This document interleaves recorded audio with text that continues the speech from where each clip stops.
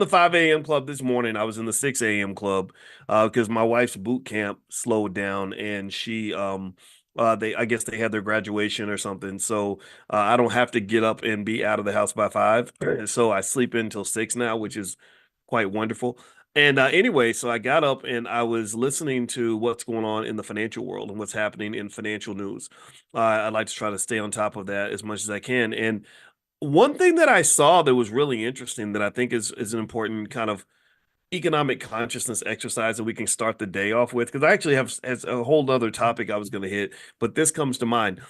How many of you have heard about the population issue? Has anybody, give me a yes if you've seen the discussions that have occurred about basically the world's population is not growing fast enough.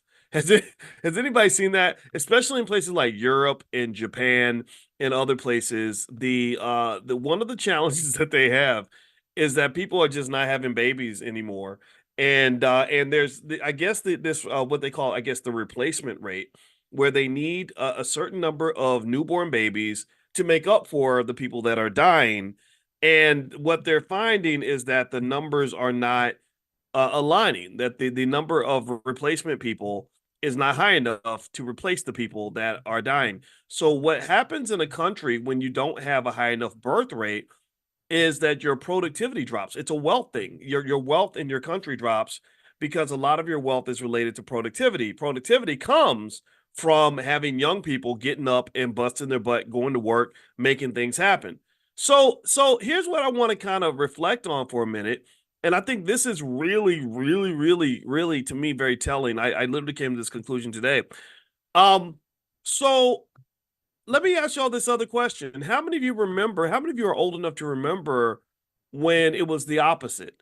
When all of the discussion was in the other direction, where they weren't talking about not having enough people, they were saying that we have too many. Anybody remember that? You only got to go back like 20 years to find a time where the whole conversation was completely different. The discussion was not, how do we replace people? We don't have enough humans. Oh my God. It was, oh, the population's growing too much. It's going to explode. We can't feed everybody. And then you have people like Bill Gates, going around, and they were like going to African countries and trying to convince African people to have fewer kids. And they were introducing, and it was mostly sort of, it had a little bit of a feminist angle to kind of tell the women, like, hey, you don't have to have kids. Like, you can be in the factory working. You can be next to Massa all day, like making a minimum wage instead of actually being with your children. And, uh, and I really fell for it. I was listening to that and I was hearing them tell us how we were going to have too many people and that I guess people will be falling off the edge of the earth or something because maybe the earth is flat. I don't know. I'm kidding. And it would just be too much and we'd all just die from starvation. So I just find, isn't that fascinating though? I mean, let's just reflect on that for a moment. I promise this gets back to the economics, and really, I want us to go to the higher purpose of really understanding the difference between God's plan, your plan, and Massa's plan.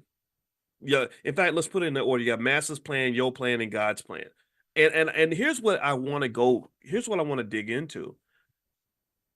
I think it's so interesting that some of the so-called smartest scientists on the earth 20 years ago were telling you that our biggest problem population-wise was that we are going to have too many people. Now those very same scientists, just a few years later, are saying the exact opposite. They're now saying that we don't have enough people. And so even in big countries like China, which there are things to admire about their leadership, things to not admire. They had that for many years. They had their biggest problem was, oh my God, people are having too many babies. There's too many Chinese babies being born. So let's impose what they called the one child rule, where they literally made it a law that you can only have one kid. So people are like, oh, okay, well, we want to help China, so we're going to have fewer children. And then suddenly they're like, "Oh my God! Whoa, wait, slow down, reverse the bus. We don't have enough babies. Oh, what are we gonna do?" Now they're going back and they're trying to convince people to start having kids again. I don't know if this is not confusing to you, then it should be because it's weird. So here's my point. Okay, so Africa has a massive advantage in this arena in terms of national productivity and economics, largely because there were a lot of Africans who did not listen when Massa showed up with a Bible and a couple of dollars in a bowl of soup and said, you need to have fewer kids. There are a lot of Africans who still kept having babies because because I think that they inherently understood that maybe God's plan is for you to have kids and for you to prosper. And again, I'm not trying to get hyper religious or anything like that. I don't even go to church. So don't may I'm very spiritual, but I'm not religious. So you ain't talking to Dr. TD Jakes. That's not who I am. I love TD. I like TD. I think TD Jakes is a wise man, but I'm not trying to be him. I can't be him. It's impossible. What I am saying though is that I think that one of the strengths that we have as Black people, by the fact that we are spiritual, is that when you are connected to the universe, to God, to the higher purpose, which really is what economic elevation is all about. That's what consciousness is all about. Sometimes you just know when something just don't add up. So, sometimes you say, they're telling me I need to do this, but it just doesn't make sense. Let me know if you know what I'm talking about. And that's an instinct. That's an instinct. I think the instinct popped out, for example, during the pandemic. I'm not telling you guys what you should have thought during the pandemic. I'm not judging whether you got the jab or not. I promise you I'm not.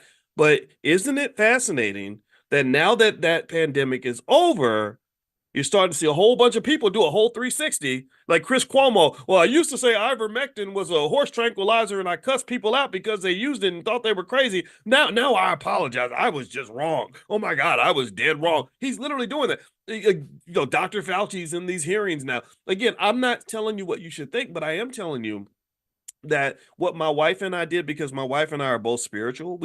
My wife lives deep in the spiritual realm. She's into metaphysics, and I go with her to that place because I respect that. We just said, okay, when the pandemic started, we said, okay, let's just sit back and watch. Let's just really try because we don't trust the government on that level. We don't hate. We're not conspiracy theorists, but I know that there are conspiracies. I mean, it's been proven. If you look throughout history, there have been many, many conspiracies where the goal is to control people. Hey, again, Massa's plan. Massa always got a plan for you. Rockefeller had a plan for the public education system. He clearly stated, he said, I don't want a whole nation full of people thinking for themselves. I need a whole nation full of people that are going to get up and go to work every day. So there are always people who operate on that higher level that are playing chess because their consciousness is different from the rest of us. They're looking down at us as a collective instead of sort of being in the trees. They're not in the trees. They're not one of us. They're up here. So they're managing the bulk of us. Do you understand? So to some extent, and this is the beast of capitalism. You become kind of a commodity. So here, let's circle back to the whole population control issue. I would argue that part of what was going on in terms of them telling people to stop having babies was probably driven in part, at least in the United States for sure, driven by this idea that said if we can get more mothers to come out of the house and come to work every day, then guess what? Our national productivity goes up, which means we make more money. Again, not to say there's anything wrong with women working. I mean, I support all of that. That's fine. But but what I really support is you doing what works for you, what makes sense for you. Because I don't think that we should just forget about our kids. Because I think that our children are a form of wealth that we often neglect because we're so busy going off and making that little tiny ass paycheck that you're getting paid at that factory. Um, and in fact, actually, in other areas where I think social movements were used to manipulate capitalist outcomes, was actually also, let's just, since we're talking about feminism or women and things like that, I do know for a fact that there was a time when they were trying to make more money and they were trying to get women to buy cigarettes. So what they did was one of the marketers, he said, I got this uncle in Germany who's struggling for money. His name is Sigmund Freud, and he understands the subconscious mind. So what he said was what Freud suggested was he said you can manipulate the subconscious mind to get women to smoke cigarettes by realizing that the cigarette can be shaped as a phallic symbol. It is a symbol of the man's power because it's kind of shaped like a penis. So if you use certain messaging, you can convince women that they're taking power from men by smoking cigarettes. That even though one has nothing to do with the other, but by smoking the cigarette, it's an act of defiance where you've taken away the power of the male by taking away his genitalia. And it worked. It worked. And what happened was they would have these big feminist marches and rallies where they would all be on the little parade thing smoking cigarettes. So the corporations, they didn't care about, women's suffrage and all the other core issues behind feminism. They just wanted to sell more cigarettes. And so to some extent, my point is to say that you really want to think about these things. And this is why I encourage you to always know the difference between your plan, God's plan, and Massa's plan. I believe that my plan definitely supersedes Massa's plan. I don't care about Massa's plan. I want to spot it and eliminate it so at least we can get to my plan. But then, really, my plan is limited because my plan can't match God's plan. Sometimes God has a plan for you that is bigger than the plan you have for yourself because you can't see on God level consciousness. God, they say God lives in the sixth dimension. I can only go up to the fifth dimension. I can't go up to the sixth dimension. So God lives and that's just me speaking mathematically. One day I'll bore you and explain what I'm saying with that. But literally, I know that God lives here and I'm sort of here and I'm trying to elevate as much as I can and connect to that. But I really do believe that God's plan is something that's greater than the plan that you can have for yourself because God lives outside of you.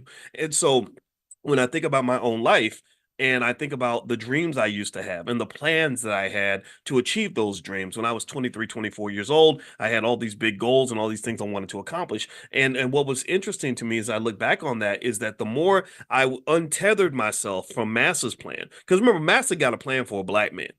Tell me if you know what I'm talking about. But Massa he has a lot of plans for black boys. They when before you're born, they already have a plan for you. The first plan is to try to abort you, right? Make sure you're not even born, and then the other plan is to miseducate you or leave you uneducated. Maybe you fill up the prison so that they can make money from you in prison, or at the very least, at the very least, they can make money off you if you fall for these NBA, NFL dreams and end up working for Massa, whatever. So you live this life of struggle where other people are benefiting economically from your existence. That's Massa's plan. I believe Massa has a plan for every black boy in America. So fortunately, I was able to break away from Massa's plan and go to my plan. But what I realized is even going to my plan was limited. I untethered from Massa's plan by sort of saying, okay, no, this is who I really want to be. I don't want to be who you want me to be. I'm going to be who I want to be, and that required an act of rebellion. But then when I became more spiritual, I realized, wait a minute, God's plan was bigger than Boyce's plan because Boyce's plan was limited by what Boyce believed he can do. It was limited by my habits and preconceived beliefs of what success even meant. I didn't even know what success was when I was planning my plan for success, right? So as I learned what success was and what was really out here, and I began to get more exposed to the possibilities that existed in this world, and then sometimes by being rejected from the things I actually thought that I wanted, I started to see, whoa, wait a minute, there's so much more out here that I didn't even know about. I couldn't plan for this because I didn't know this was even there. So if I were to go back in time and talk to myself 30 years ago, I would say, you know what, just keep working hard and doing your best. Be free, be thoughtful, and be a good person. And then you're gonna get to where you're supposed to be. You're gonna get someplace special, but it's so special, so unique, and so different from what you can even visualize that you won't know it until you see it. And so now as I've manifested or I've and I'm wherever I am right now. I really do feel that way. I didn't achieve my wildest dreams. I went beyond that to places I didn't even know existed. So what I would say to you is figure out the difference, right? Just know that Massa has a plan for you, and it involves like, go to school, get a good job, and let us barely give you enough money for you to survive until you get too old to work anymore, and then you move on. But I don't think that's really what you're meant to do. And then also the other piece beyond that is going back to the whole conversation about population. I think that the Africa is going to benefit. I know that Africa is going to benefit economically because they have population growth during the time where all these so-called smart white people were going around the world telling them to have fewer babies. And those are the people again that say, you know what, we're spiritual, we're connected to something bigger. We have these things called intuition. Maybe our melanin just makes us naturally intelligent about certain things. And there's something that just says to me in the gut of my soul, in right here in my heart, I don't know why, I can't defy it with the science, but something tells me that actually my children are an asset and that it's okay for me to want to have kids, that family is valuable. And in fact, there are very few places on earth where family is more valuable than Africa. Africa, if you study Nigerian culture and things like that, and just really any culture in most parts of Africa, you'll find that family is really, really important. Much more so than America. Americans, we kind of lose some of that. We forget how valuable our families are and how important they are. We do. And I think also, again, this is part of Massa's plan because if they can detach you from the family, then they can control you with the government and with the corporation. Just look at some of the social policies that they implemented in the black community. We don't, if you have a man in the house, then you don't get your welfare check. So the welfare check becomes the replacement for the man. And then you see what's happened with our families. And now, what happens is that when you don't have that unity of family to support you and protect you, then everybody's out here struggling on their own. Everybody's out here drowning as an individual because you would have been strong as a collective and the collective was chopped into pieces because it's much easier to exploit a detached, disconnected group of people than it is to exploit a unified group of people. Another example where they do this in the economy is labor unions. When workers are connected and defending their rights as a group and negotiating as a group and operating as a group, the capitalists have a much harder time extracting resources from that group or manipulating that group. So that's why union busting is kind of a big and a popular thing. It's happening everywhere. So in terms of if you want to know how this population thing is going, let me give you a quick assessment on this as we kind of break this down. And then I'm going to actually go into the other part of my discussion here. So right now, basically, again, the scientists are worried that we're not going to have enough babies. I think that worry is ill-conceived. I think that it's premature. I think that a few things are going to make up for that because we human beings are pretty adaptive. Assuming that we don't blow each other up with nuclear war or something, that's something that could happen. And I hate to think about that, but it's true. But one is I think that there's going to be a lot of technology that will help people live longer, and so that's going to be longer and healthier. I think that's going to happen. Number two, they said right now a lot of countries are overcoming their population issues with immigration. This helped me really understand a little more thoroughly why the United States has such a sloppy, chaotic, ridiculous immigration policy of just opening the border and letting everybody flood in. It's gonna be a problem. It's gonna cause a lot of issues. But what does occur is that your economy is stronger when you have more people. So what they're looking at really is that the good outweighs the bad, so to speak. It does not, in my opinion, benefit the average American worker if you got millions of people coming from south of the border taking your jobs. But what happens is that the capitalists, the people that own shares of stock and run corporations, are saying, great, we have a greater labor supply, which means that we can have more productivity with a lower cost of hiring these people. Right. So they're getting more for less. That's why they keep saying, oh, the immigrants are great for the economy. This is so great for the economy. It's great for the overall economy. It may not be great for you. And that's what's creating the disconnect that exists right now, where they're kind of baffled. They're like, wait, the economic numbers are really strong. Yet if you ask an average person, they keep saying that the economic numbers are bad. They keep saying that the economy's bad and that we're in a recession, but that's just not consistent with reality. And they debate this, right? And I find it hilarious they have this debate. I'm like, well, the reason that you're having this debate is not because people are just wrong or they don't know what's going on, because that's what they'll say. They'll say that maybe it's the headlines. Maybe the headlines are so negative that people think the economy's bad when it's actually good. No, it's because everybody's economy ain't the same. Everybody's economy is not the same. A rich man's economy ain't the same as a poor man's economy. The economy for people who own stock, which I'm begging you all to do, is not the same as the economy for people who work for a living. That's not y'all. We're not living the same reality. It's like we're in the same house, and the heat is on the east side of the house, and it's freezing on the west side of the house. We're in the same house, but it ain't the same temperature. So the workers in America are pretty much being sucked dry financially by the people at the top of the pile. That's what they're doing. They've got them addicted to buying things, no matter what. So people will go in debt in order to maintain the lifestyle to which they've been trained to become accustomed. And then so as they're going into debt, again, auto loan debt is at an all-time high, credit card debt's at an all-time high, student loan debt's at an all-time high. Workers' wages are not going up with the rate of inflation. So people are falling further and further behind. On top of that, when you've disconnected the family unit and you've got people thinking as individuals, then you minimize their ability to survive in an ever-changing economy where the resources become a little more spread out and thin. That's what's happening. That's why Gen Zers are getting killed. It's because nobody taught a Gen Zer how to survive in this economy. You survive in this economy by working together with other people. You survive in this economy by investing. These require levels of economic awareness that are not very popular right now. Most people are not interested in becoming economically aware.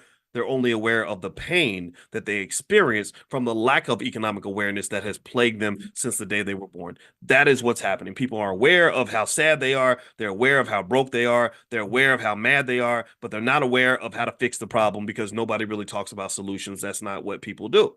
So, with that being said, the other way that they're going to overcome this whole issue with the population is robots. AI and robots is another area where, from an economic standpoint, they're going to overcome the deficiency in the population. Is they're just going to have robots everywhere and lots of AI everywhere, and that's the wave of the future. So, just as an FYI, because we're solution oriented, I do have a list of AI stocks that I sent out to a lot of you. If you haven't gotten it yet, just pull out your phone, text the word stock to the number 87948. Text stock to 87948. I'll send you the AI stocks and I'll also send you links to profit alerts. I did one this morning where I talked about an investment I'm making right now in copper. And the ticker symbol for the ETF, the copper ETF that I like is COPX, COPX. So COPX. So feel free to go take a look at Copper CopX. And if you want to really learn more about stock market investing and want to share a membership to my stock market class with your entire family, just go to drboycestockmarket.com. The first 30 days are 100% free. So you go to drboycestockmarket.com. There's hundreds of lectures, thousands of hours of material. It's easy to understand at any level. On top of that, every week I have a section called What Dr. Boyce is Buying, where I mention stocks that I particularly like based on my research. And also, you can come to class in the portfolio power plays every Tuesday and ask me any question. So feel free to go to drboycestockmarket.com if you are interested. And yes, I do teach about ETFs. Absolutely. You'll know all about ETFs when you get in there. All right. So let me hop into another quick thing I was thinking about today from an economic awareness standpoint. This is a true story, and this is something that affects me dearly. So I'm gonna try to express it without being emotional. When I grew up as a as a kid, I had an uncle named Donald who was like an older brother for me. He was 8 years older than me, and he was my earliest memories were with him because when I was born, my mother was 17 and she lived with my grandmother and my Uncle Charles and my Uncle Donald and my Aunt Valeria. Uncle Charles and Uncle Donald are both dead. Aunt Valeria is still alive. And that was my earliest life. So anyway, with that said, it was downtown Louisville, Kentucky, on this a street called Bowling Avenue, which now is kind of like a torn down neighborhood. I think I think that it's kind of fallen into significant disrepair. Not like it was a poor, it wasn't a rich neighborhood even back then, but now it's really bad. Anyway, so my uncle, I watched him struggle a lot. You know, he wasn't really able to really do well in life. I think I know that he didn't have a father figure to raise him and or train him on life and stuff like that. So he was honestly kind of a weak man. And then on top of that, he also got introduced to alcohol at an early age. You know, he was a little baby, and I guess they thought it was cute and funny. My grandmother didn't do this; it was his father that did this. So he would take him to the bar, and he thought it was adorable to watch the little baby walk around drunk. So they would give him alcohol, and he would get drunk. And unfortunately, this planted the seed for a lifelong alcohol addiction that he had later on. So if you ever want to know why I hate alcohol, that might be why, because I've seen it destroy people that I love. I've seen great men become horrible men and weak men, violent men, terrible men, embarrassing men, disgusting men because they overindulged in alcohol or drugs. Give me a yes if you've ever seen these things up close, and give me a yes if you can at least empathize and understand with why I just really think drugs and alcohol are just one of the worst things that ever happened to black people. Not judging you if you drink. I know a lot of you do drink, and it's okay. Moderation, I get that. But really, I just don't see any. It doesn't bring good things to anybody's life, and it doesn't just destroy you economically. There's so many other ways that it harms you. Now, with that said, So my uncle went to prison. So he was again, he was my role, like he was my favorite human being on the entire planet. So imagine somebody that like when I would see him, I would get excited. I followed him around, all this stuff. And so I remember when I was 11, and I remember he went back to jail. And when I was 11, I think he was about 19, and I remember just sitting in the back seat of the car, and I remember crying like when they said, yeah, Donald went to jail again, and I remember just kind of crying. And as I was crying, like nobody, I remember just kind of feeling like nobody cared. You know what I mean? Like this is another reason, another thing I'm very passionate about is mass incarceration, because I remember how hurt I was, because this person, like I loved him, and I was sitting in the back seat just kind of crying, and nobody, I felt like nobody cared, like nobody could feel what I was going through. And so anyway, I struggled in school. In like eighth grade, I remember I would sit there in the eighth grade and I would just write him letters, in jail. And anyway, so oh God, I'm so sorry, guys. I didn't damn. Uh, I didn't know I was gonna have this reaction. I apologize, but I'm gonna keep going. I'm gonna keep going. So anyway, so the year my time with him was like really mixed. And eventually there was a point where maybe about 13 or 14, it switched. I went from being the little brother to being the older brother. Like I was the one who, like, because I remember just kind of saying, okay, this guy is struggling. I can't really follow behind him. You know how you want to look up to somebody, but you can't. You can't look up to somebody who's shorter than you, so to speak. And because he was not built a certain way, and I don't know if it was his fault of his own. Like I had to kind of talk to my therapist to kind of figure out how to give him grace. But I remember in a way there was like an anger, like man, I was so disappointed in you. I needed you to be my hero, and you weren't. You couldn't be, And so anyway, I kind of became the older brother. And so in my 20s, I remember him calling me. He'd call me to borrow money and stuff like that. And it was hard. It was weird, and it was more like I got to the point where I was sort of becoming more of myself, more of the person I am now. And I have a really strong father. My father who raised me is a very like disciplined, determined. He's a veteran. He doesn't take any shit. He believes you if you want something, you go for it, you fight for it, you don't back down, you do your best. You take responsibility, and these are values that my father was giving me. He wasn't my biological father, but I love him. And anyway, so I was kind of becoming that guy, right? Whatever that guy looks like, I was becoming him. Whereas my uncle was still kind of lagging behind. And the thing about prison that really bothers me is we don't talk enough about the mental health crisis, the mental health issues of just what happens to people when they get incarcerated. We don't talk about how their children feel, when their father's being taken away. We have so much empathy and so much sympathy for everybody else's pain, but we don't have any empathy for our own. We don't talk about just how painful and traumatic. Think about this. I'm 52 years old. I'm a grown ass man. I'm sitting here crying as I'm reliving how I felt when I was 11. It's hard and it's embarrassing, by the way, to do this in front of so many people. But I'm gonna keep going because God is telling me to talk. So, as we got older, and I promise we got to circle this back to economics because I know this is about economic awareness, and this is why I brought this up. So, as he got older, there was this constant drain of him always borrowing money. I watched him not just disappoint me, I saw him disappoint his children. I saw him disappoint my grandmother, who got older and could not keep bailing him out every time he went to jail or helping him every time he struggled. And so I learned from watching this. Like I watched this behavior, I watched this dynamic as this man who never learned how to become a man, right? He was always a little boy. And it's not so much his fault, right? Because there was no man to really show him how to be a man, right?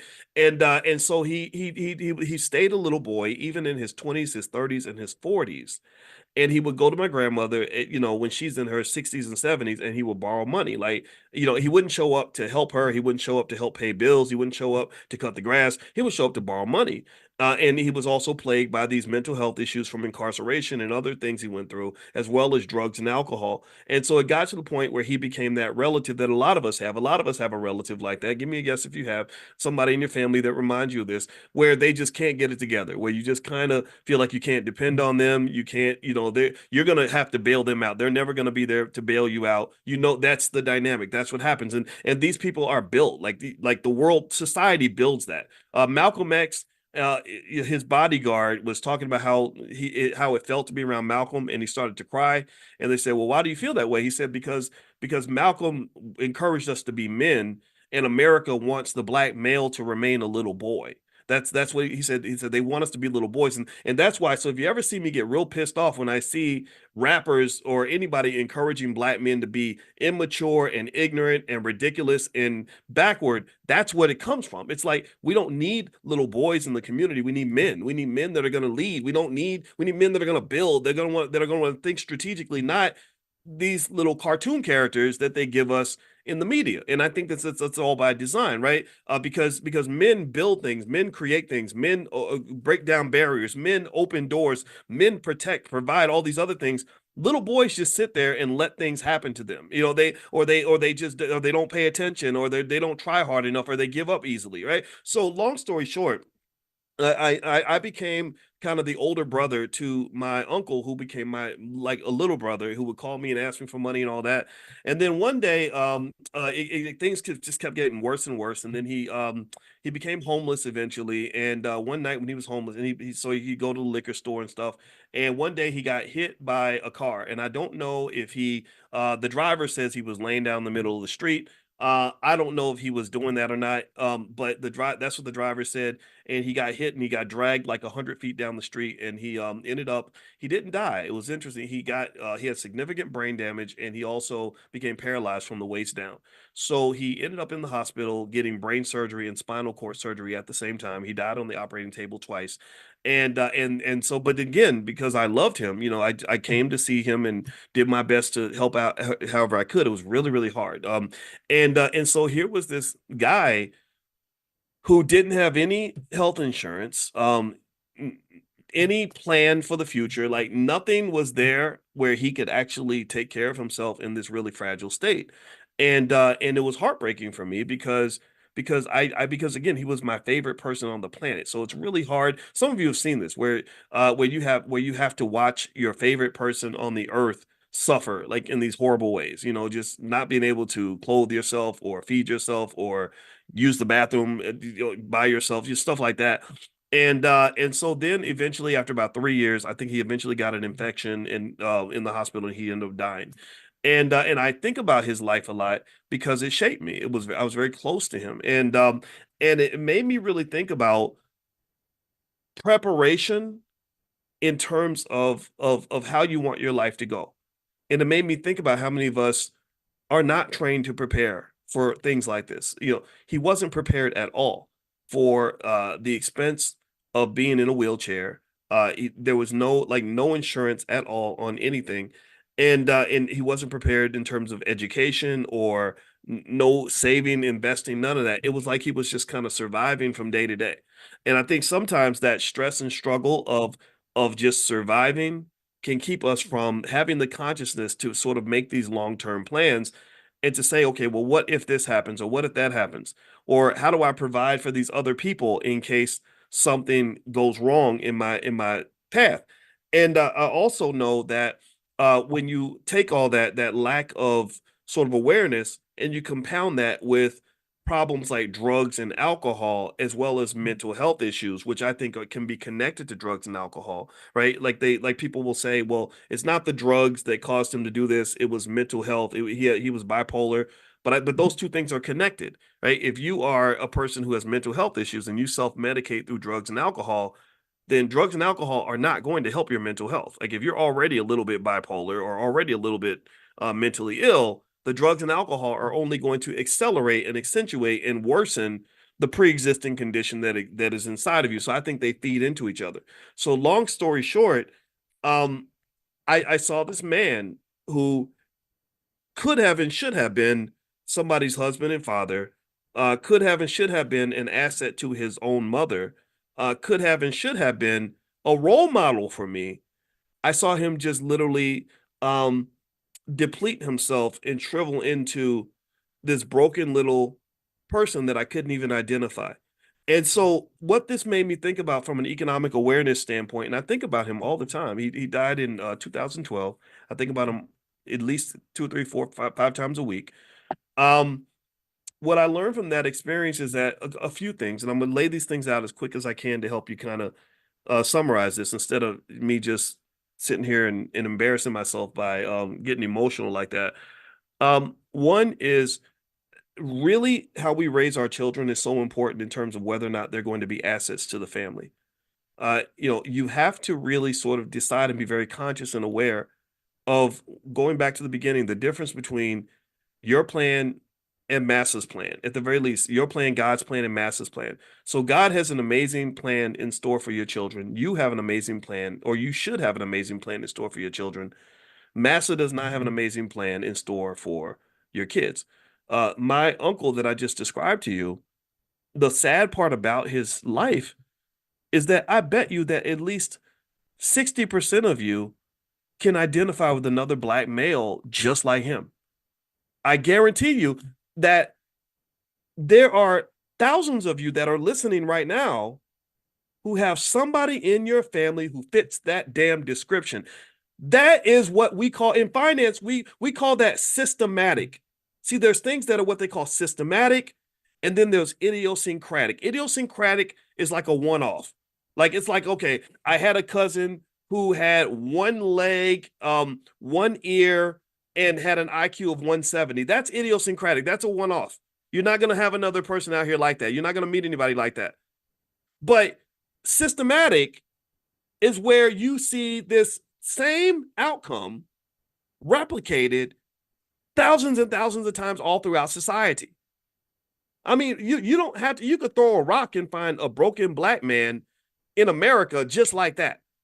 I'm talking about baby daddy, got a bunch of kids, can't afford to take care of the kids, no education, no preparation, no economic security, and kind of and unfortunately been put in a position where they become a liability to the family when that liability should have been an asset.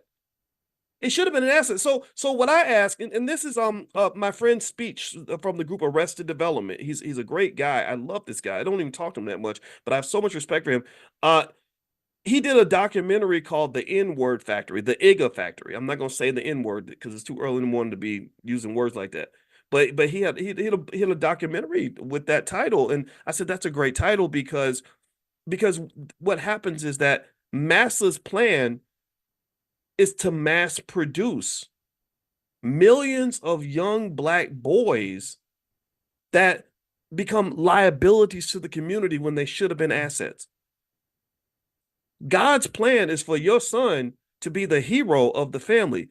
God's plan is for your son to be strong. God's plan is for your son to be intelligent. God's plan is for your son to be a leader. God's plan is for your son to break us out of this stuff. God's plan is for your son to be a soldier. God's plan is for your son to be a winner. God's plan is for your son to be a builder. But Massa's plan is for that little black boy to be a liability and a drain on everybody else in the family. That's what Massa's plan is. Massa's plan, and this does go to economics, but this is consciousness. This is what I'm talking about, economic consciousness. This is costing you trillions. Do you understand? We've talked extensively in my book, The 10 Commandments of Black Economic Power. I talk extensively about trillions of dollars in black wealth that is lost when that son who should have been an asset to you is trained to be led to believe that he's going to be nothing but a liability, ain't taking care of his kids, doesn't want to read a damn book, wants to be a thug and a igga and a gangster or an NFL player, and doesn't spend any energy wanting to be anything that's beneficial to anybody but himself. So this guy in his 20s, 30s, and 40s, who's quicker to pick up the liquor bottle than he is to pick up a book, who doesn't want to take responsibility for anything that he creates in his life, that is a massive drain of wealth in the black community. And that is social engineering. That is by design. That is not accidental. That is not what God intended for your son. That was not God's plan. That so as hell shouldn't have been your plan. That was Massa's plan. And the reason Massa's plan won, I need y'all to listen to me. I need y'all to pay attention. The reason that Massa's plan overrides your plan and God's plan It's because Massa's plan is intentional. Massa's plan is deliberate. Massa's plan was done with the highest level of economic consciousness. He planned, he thought about it. He sat down and wrote it out. They said, okay, this is how we're going to take over hip hop music so that we can control the minds of millions of black males and get them to fill up the penitentiaries and to go out here and do all these other things that will fulfill every stereotype we have of them, keep them ignorant, blind, deaf, dumb, and stupid, and destroy and manage the black community. His plan was intentional and deliberate and specific. Was your plan equally intentional? Were you equally intentional about saying to myself, I know Massa got a plan for my son. I'm going to make sure my plan is different. Let me tell you about my mama real quick.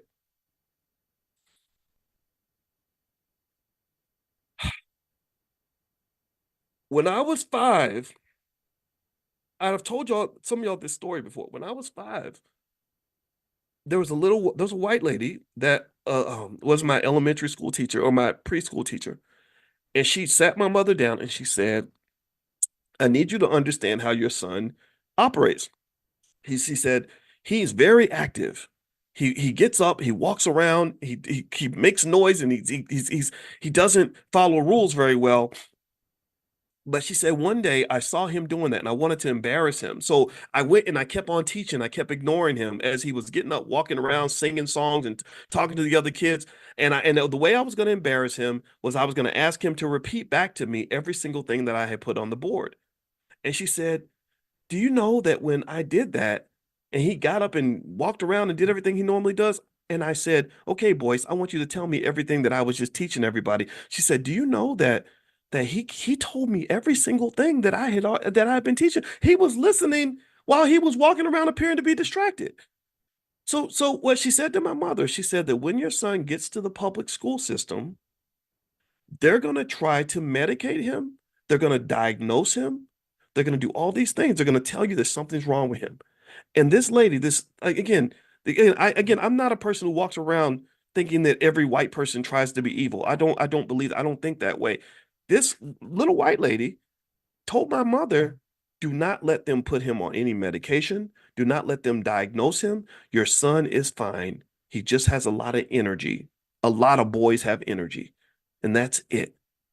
And do you understand how critical that was when my mother years later intentionally, specifically, and really vehemently defended me when they tried to diagnose me or put me in special classes and do all these other things that would have derailed me? If my mother had not been specific and clear and intentional about pursuing her plan for me over Massa's plan for me, I would not be standing here talking to you right now. I would not be the man that I am right now.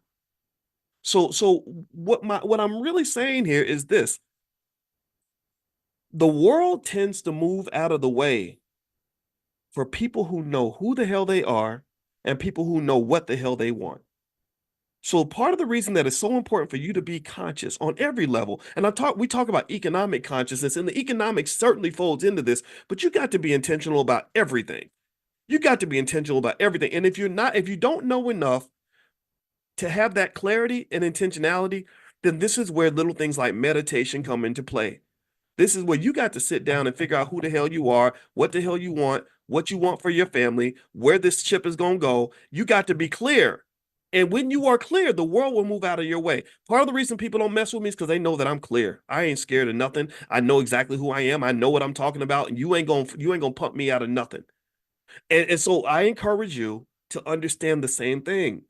Because when you're not clear, what you do is you say, well, I don't really know what to do with my kids educationally. So you just hand them over to these other people and you trust these other people who don't have your child's best interests at heart. They don't have your best interests at heart.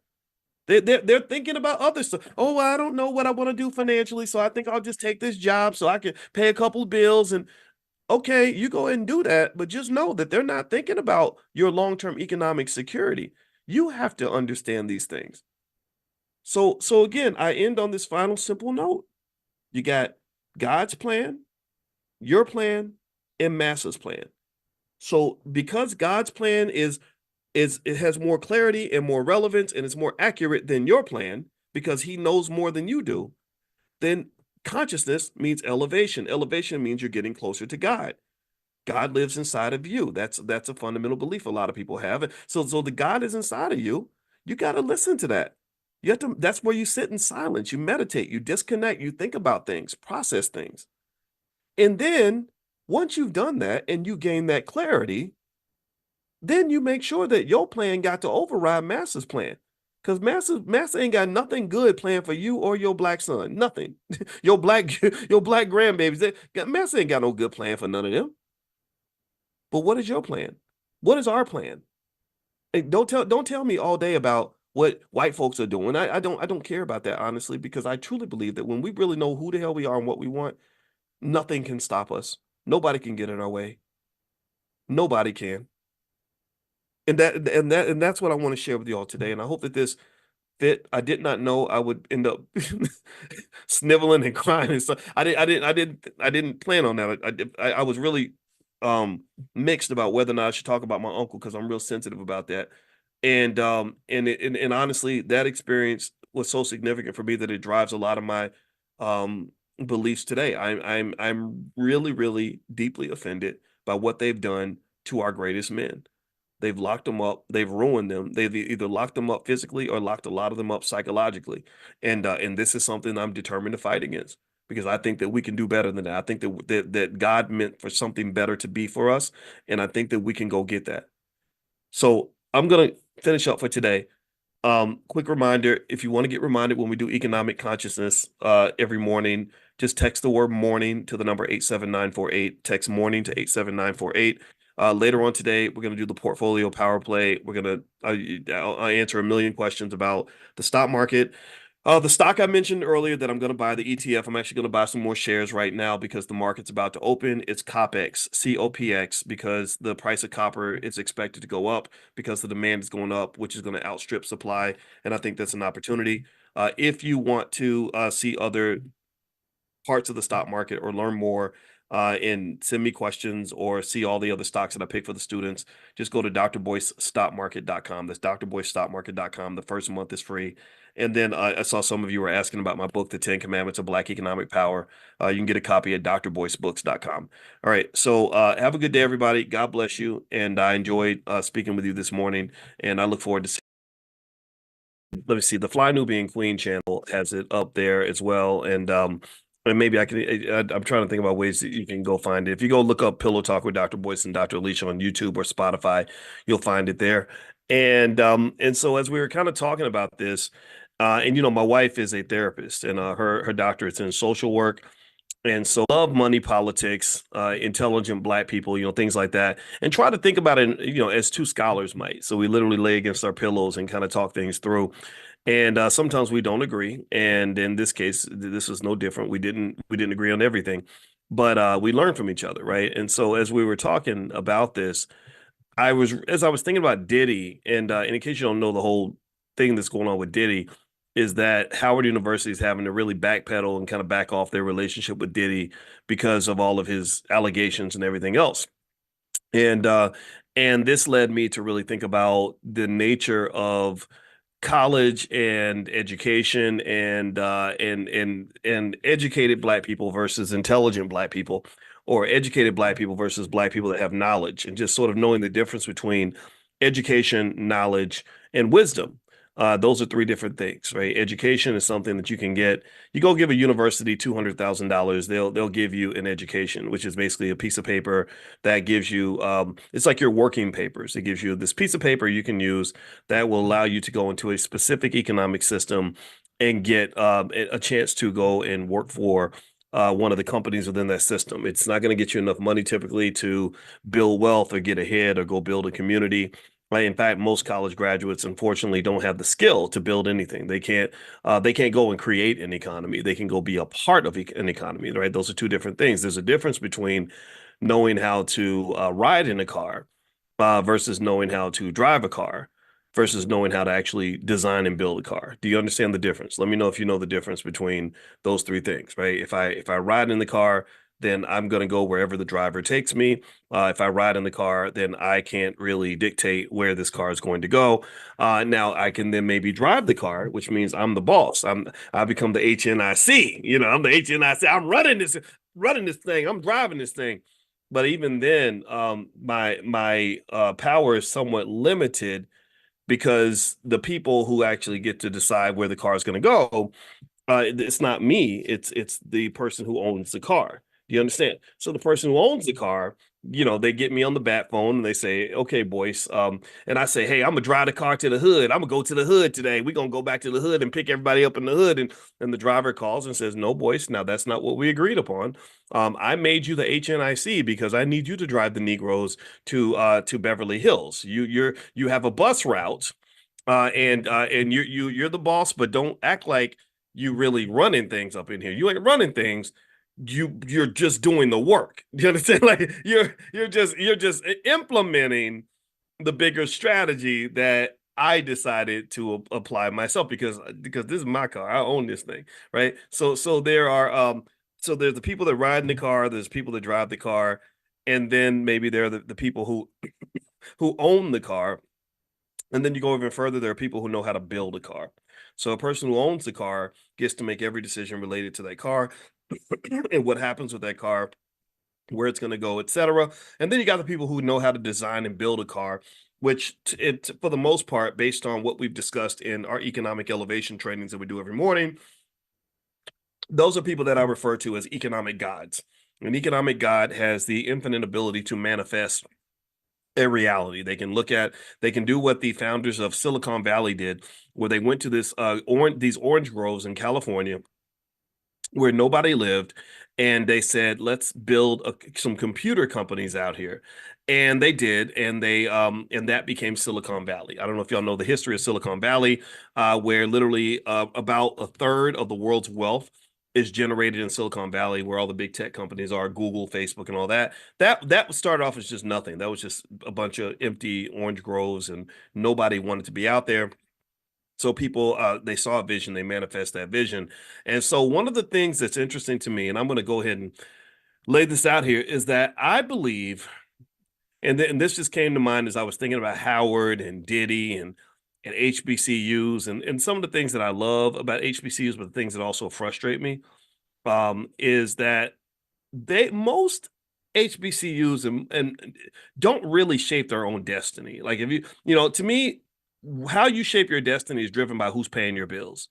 And when I look at the donors of HBCUs lately, most of the biggest donors are white people for the most part. And that doesn't mean, I mean, I'm not saying you shouldn't take the white man's money ever. Sometimes that money's fine and it can help. But most independent, liberated communities that have strong institutional infrastructure do not depend on another group to sustain themselves economically. They don't. If I go to Notre Dame, I bet you there are not a lot of people who are donating millions of dollars to Notre Dame who are anti-Catholicism, right? That's a Catholic school, and although I'm sure that they take money from people who are non-Catholics, they're not going to let somebody come in there and say, "Ah, nope, nope, nope. You're up here talking about the Pope, and we don't like this Pope. So because we gave you so much money, we're going to require you to not mention this guy because that's our policy." However, if you go to a lot of HBCUs and if Howard University says our commencement speaker this year is going to be the Honorable Minister Louis Farrakhan, what do you think is going to happen? I'm not telling you have to be a fan of Farrakhan. I'm a big fan. I know the minister. I lived around the corner from him. I like him a lot. He's great to sit with. He's authentic in terms of what he believes. I love sitting with Minister Farrakhan. But you don't have to love him. But what do you think is going to happen if Howard University announced their commencement speaker was Louis Farrakhan? What do you think? You think it's just going to fly through and everybody's going to say, "Oh, that's wonderful"? I mean, this man, look at the Nation of Islam. I mean, we care about the black community, so we want black people to have healthy, happy lives. We want them to be educated. We want them to be wealthy. We want them to have strong families. The Nation of Islam can do all of these things. The Nation of Islam, when I speak to members of the nation, like my good friends like Brother Nuri Muhammad, I spoke to Brother Enoch yesterday. I just so many other great brothers and sisters associated with the nation. They are in alignment and willing to fight and die. They're one of the few institutions in America, by the way, that's willing to fight and die to defend and to elevate and to liberate Black people. They just are. I mean, they're doing they're kind of willing to do those things that would make most of the HNICs very uncomfortable. Like they're willing to go into the bad neighborhoods to help work with gang members. They can do things with Black men out of prison that nobody else can do. They can take a man. I've never seen an institution that can take a man that's on drugs and make him into one of the most solid, upstanding human beings that you've ever met. Tell me if you've seen this. I mean, this is admirable. This is extraordinary. You can't name another institution anywhere that can do that. Nobody else can do that. Okay. And why is that important? See, what I want you to understand, this connects to your economics. You got to realize that your community will only go as far as its men. It'll only elevate as far as its women too. And I mean, the women matter too, right? Because women are the mothers. You give life, right? You know, we know how important the women are and the mothers are. But if your men are down here, if your men are, 3 feet tall, intellectually speaking, and mentally speaking, psychologically speaking, spiritually speaking, if your men are trained to be 3 feet tall, then your community can only be 3 feet tall. Your community will never be a giant, strong community if your men are kind of kept at this very low baseline level. And so my point is circling back, given that the Nation of Islam is one of the few institutions in America that really understands these things and understands how important it is to build strong, sturdy, quality men of substance that you can build a community on, who will fight and defend, stand up for things, follow through on things, etc. Um, I want you to really process why it is that HBCUs are not allowed to affiliate with people like that. However, if you go back to 2014 and you looked up who Howard University's commencement speaker was in 2014, it was a guy named Diddy. Now, Diddy, again, we know he has this recent controversy, and everyone has this selective outrage about, his past, even though a lot of that was already out there. A lot of us that follow hip hop know that Diddy was, under some suspicion ever since Tupac got killed. Like this goes back to the 90s. This ain't nothing new. Some of y'all act like you just found out that some shady stuff was going on in 2023. No, it was go back 25 years. Come on. But putting that to the side, um, even in 2014, when they announced that Diddy was their commencement speaker, I thought it was kind of strange, and some of the students did too. Some of the students were feeling this instinct, but it wasn't confirmed or validated by anybody. There was no adult willing to sit there and say, you're right, you've got a good point. Because some of the students were asking basic questions, like they were like, why did but our commencement speaker, he dropped out of college, and we don't know if we want a commencement speaker who's going to tell us that our degrees are worthless. Now, I don't think that's what Diddy said. And also, there are plenty of successful people who never went to college. We've explored the critique of college, what it does and does not do for you. But that was a good point. That's a good point. It's kind of like, and then if you go deeper, and this would have been my issue, because again, in 2014, I was in my 40s, so I saw it differently from a 20-something-year-old. And I said, okay, so is this the best you got? Like, is this the best you can provide when it comes to Black men? Because Diddy is not so much of a man of substance. He's very flashy. He's very loud. He hasn't built a lot of infrastructure.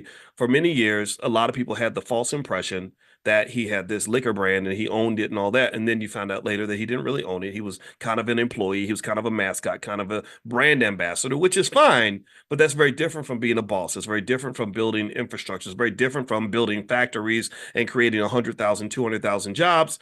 And so what has occurred, and I want you to pay attention here because this is cultural. In my book, The 10 Commandments of Black Economic Power, I explain that your economics is failing because you have bad economic culture. Part of the source of your bad economic culture is that you've been trained to really listen to the rappers. You've been trained to really pay attention to people who've learned a long time ago that it's much easier to say I did something than it is to actually do something.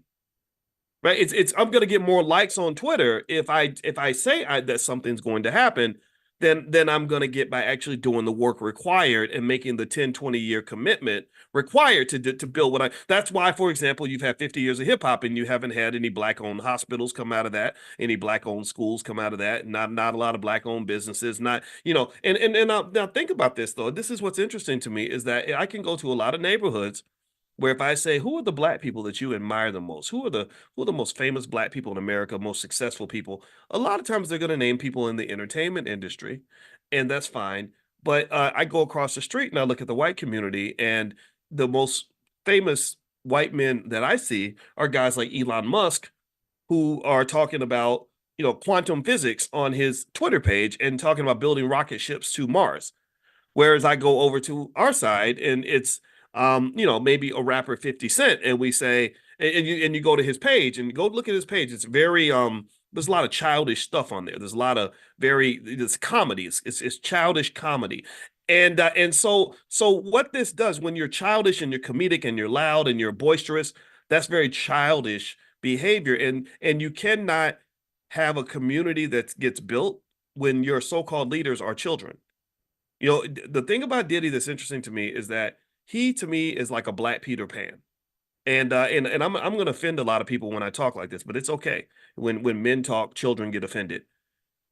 He's a Peter Pan because if you look at his behavior in 2024 and the things he did to be cool and popular in 2024, it was very, very similar to what he did in 1998. I saw this man for 20 something years and I said, this man has not changed. I've changed. I got older. You get in the 40s, your knees start creaking, you get a little gray in your beard. I finished my doctorate. I became I traveled around the world and became a scholar and started doing other things and tried to partner with other people to grow. I got married, raised kids. This guy kind of just was always dancing a lot. He was always dancing. And I was like, man, it must be hard to do all that dancing when you're like 55 years old. What are you going to do when you're 60? And so what I'm saying, and this comes out, it always comes out the wrong way. It comes out the wrong way because I think that we've been trained to think the wrong way for so long. If you've been trained to drive 100 miles an hour to the north, it's going to be real. It's going to jolt you when somebody turns the car around and says, let's go south, right? It's going to be very confusing. It's going to twist your neck. You're not going to get it. You're going to be mad about it. And I get it. Some people will get mad about it. But I really think that you have to really process and consider the fact that there is a connection between broken Black economics and who you're actually looking up to for economic guidance. Remember, Howard University is an institution that's really, it's a great institution in the sense that there are great people affiliated with Howard. I know some of them. But it's interesting that you would choose a Diddy for your commencement speaker when right down the street you have the greatest economic thinker in the 20th century, Dr. Claude Anderson, right down the block, the author of Powernomics, and you've never invited him to your campus once because you're not allowed to. You're allowed to bring the clowns to campus. You're allowed to bring misguided Negroes who are going to guide Black people into a ditch, who are going to encourage us to drink more liquor, beat up women, behave like rappers, and be goofballs. But you're not interested in bringing the man who's going to have a serious conversation about the fact that if you don't learn how to own something, they are going to kick you in your ass. If you never grow up, and especially the men, if you don't grow up and grow some balls and learn how to start creating things, building things, creating jobs, developing industry, building infrastructure, you will never find your way out of slavery. You will not. Free liberation for Black people does not come through a donation from Mackenzie Bezos. I'm not saying that Mackenzie, that's the wife of the founder of Amazon, Jeff Bezos. She's given lots of money to lots of people, and I love her. Bless her heart for that. I love her, the fact that she's doing this. But that ain't gonna give you liberation. That's welfare. That's welfare. And again, it's not bad. It doesn't mean you shouldn't keep taking it. Free money is okay. But the problem is in economics, there's a saying that says there's no such thing as a free lunch. There's no such thing as a free lunch. So when you have your strongest, supposedly strongest institutions that are sitting and waiting for a white man or white woman to write a check, what you don't understand about money, now remember, money is my thing. My PhD is in money. What you have yet to understand fully, and this is what I want you to be conscious about. This is our consciousness exercise for today, is to understand that sometimes when you get that check and you think that it's making your life better and making your life easier, you're being handed a blanket that is filled with smallpox. It is a Trojan horse. If you grow up in the hood, a lot of people maybe knew like the neighborhood dope dealer, right? Who would appear to be the nice guy, and he would be somebody that stepped in maybe because you didn't have a dad or whatever. and you need lunch money, he give you a little lunch money. Here you go. And maybe he would even tell you, make sure you stay in school, boy. Make sure like that kind of street wisdom. And then next thing you know, something else happens, with your mama, or you don't have enough food. He brings by groceries and gives you a little money or whatever. Well, at some point, here's what's happening is that he's not necessarily harming you in the moment. He's not asking you for anything. He's not. He's not saying, here, I'm gonna give you this money. I need you to go smoke some crack. He's not doing that. But what he's done though is he's bought your affiliation. He's bought your loyalty. Now, no matter what he does, no matter how terrible he becomes, because he's gonna have to be terrible at some point. That's how he became the kingpin of the neighborhood. You're pretty much unable to really do anything about that. You're not, or if he does need a favor, if he does call in a favor, you better deliver. You better deliver, because if you don't, then there will be consequences. You're going to lose the support that you've been receiving, and it might be even worse than that. And to some extent, economic power operates in the same way. When those other folks, and let's particularly talk about communities that are known for being very good at economic warfare. And I'm going to go ahead and point the finger at the people that are connected to what's happening right now in the Middle East. I'm not going to say it because I don't even want to even start that kind of static, but y'all know who I'm talking about.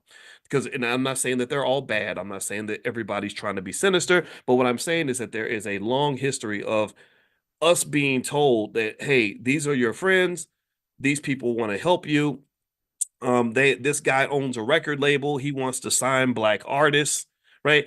Or whatever it is. Or they want to make a donation to your institution because your struggle is similar to our struggle. And then what always occurs, inevitably this occurs, at some point, the rubber meets the road, right? At some point, a situation presents itself that becomes a conflict of interest. At some point, you as a black person says, no, we need to go this way. But then what happens? You get that little phone call. Hello, president of such and such university. This is Mr. Big Donor who gave you $100 million to build your stadium. And I really think you might want to reconsider inviting Farrakhan to speak at your graduation, because he's anti-Semitic, and it's proven. And you say, well, why is what made him anti-Semitic? How did he become that? Well, because we said so, and because we wrote the damn check, and because you better do what the hell we say, or we're gonna break your plate. That's what it comes down to. That's what it just boils down to. It boils down to the fact that throughout most of history, I can't think of a single time. In fact, there is no time that any group of people has ever been able to be liberated and so-called free who could not pay their own bills. Let me tell me if you can understand. Tell me if you agree with this. Not just on an aggregate level. We don't have to talk about the big picture, like politically and nationally. Let's talk about individually. Do you think that a man or woman can truly be free if they never ever learn how to pay their own bills? Like, you got a lot of y'all got kids in the house. We got kids in the house that think that they grown. They think that they can do whatever they want. They think they running things. And sometimes we let them think that they're running things. We sit back passively and we allow them to just exist and to live. And we don't intervene unless we have to. But when the rubber meets the road and you get to the point where you want to do something that is not in alignment with our vision for this family, that's when I pull out the trump card on you. That's when I'm slamming the big joker on the table. That's when I'm stepping in and saying, "Oh, wait, you thought that because we didn't bother you that you actually pay bills up in here. You really thought that was your room?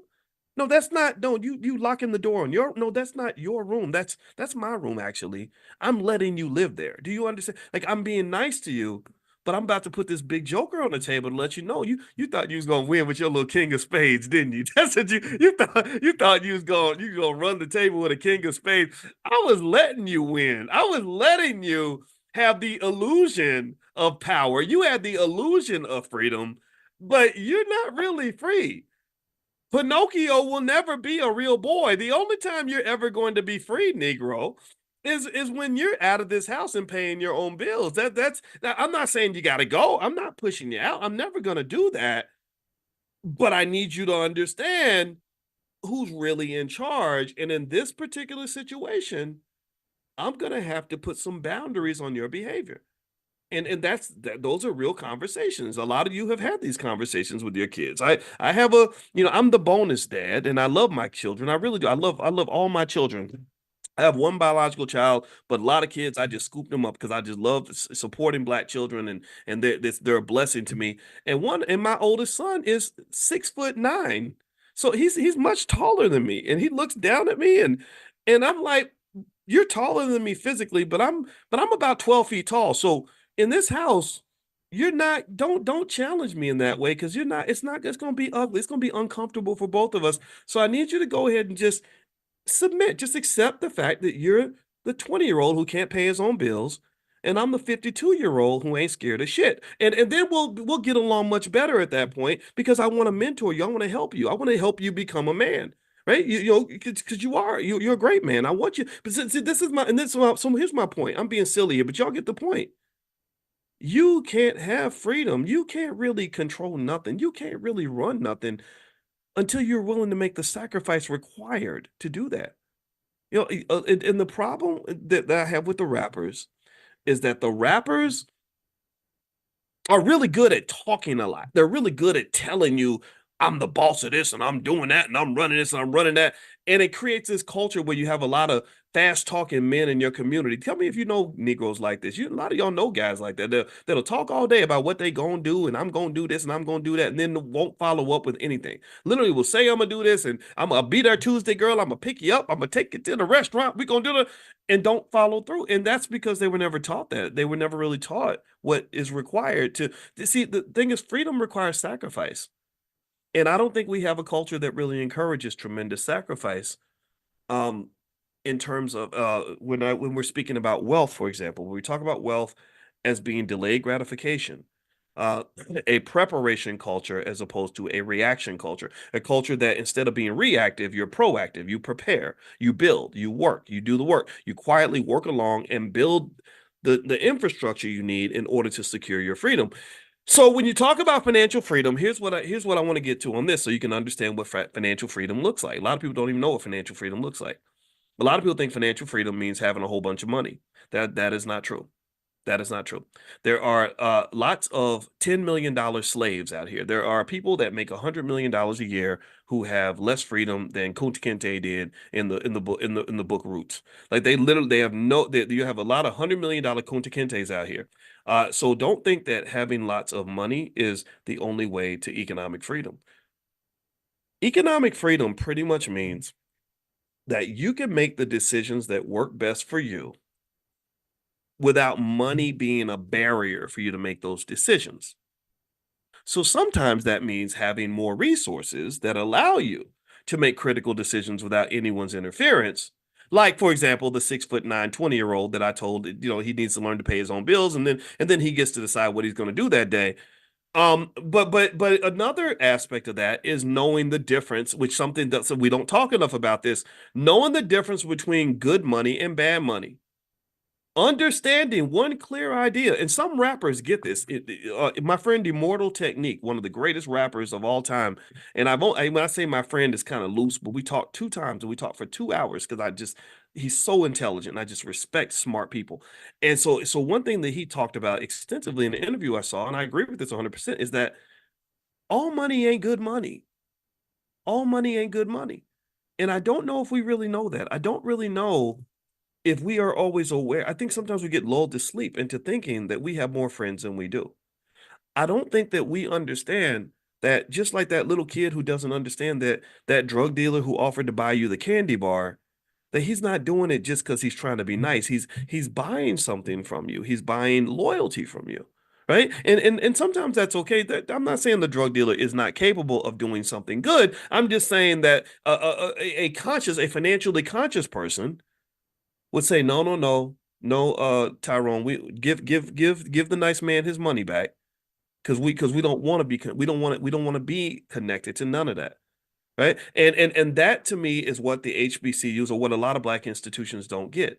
They will take this money, and because it appears to have no strings attached, but they don't understand that most people, when they give you $100 million, they may not ask for anything explicitly, but they're definitely expecting that you're not going to do something that they vehemently disagree with. So that might mean something political. It might mean if I'm Mackenzie Bezos and I give you $100 million and I'm pro choice and you happen to be pro life, no, you can't be pro life now. You can't. You what? You wait. You're bringing this speaker to your campus who's going to talk about the millions of black babies that get aborted every year. Oh, that's not acceptable. That's not acceptable. But and then you say, but wait, you told us that the money came with no strings attached. Pay attention. And then she says, no. I'm not saying that the money is that I'm using the money to control your behavior.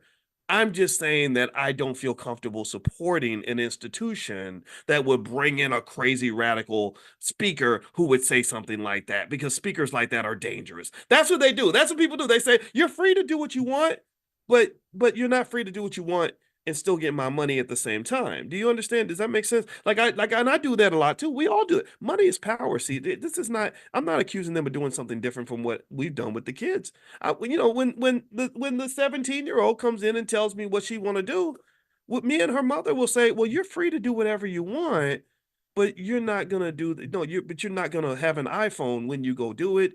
And also you're gonna be grounded after it's done. But you go and do you girl, do you girl. Just don't ask me for no money because I'm not gonna support that. Do you understand? So this is my point. My point is to say that Black economics and those who understand what economic power looks like, books like Powernomics needs to be required reading at every HBCU in America. Any Black person that wants to be free, that wants to understand what freedom looks like, needs to read books like Powernomics. Because all this stuff, you have so many, do you know how many educated Negroes there are who are miserable? Do you know how many Black people that went to school, got all the fancy degrees and all the credentials, and even got the good job, are coming home every day and having to drink themselves to sleep because they're so stressed out? I mean, really, do you know how many people like literally are like, wait, I'm supposed to be living the dream. I'm successful. I'm supposed, but I don't feel successful. Well, you need to start listening to yourself. That pain in your gut that you're ignoring because people are telling you that it's not real, that pain in your gut comes from the fact that you know something's off balance, something ain't right. That recipe, like you got a recipe for what was supposed to be delicious chicken parmesan or something, and but you're like, this doesn't taste good. It tastes like nasty. Like that's because somebody put rat poison in the damn recipe. But you going along eating the rat poison, thinking that is health food, because you're not listening to yourself. You're not listening to the universe. The universe tells you what freedom feels like. The universe tells you what God will tell you everything you need to know about what it means to be a liberated Black person. I kid you not. Some of y'all don't listen to the universe, you don't listen to yourself, you don't listen to God, and all that's inside of you.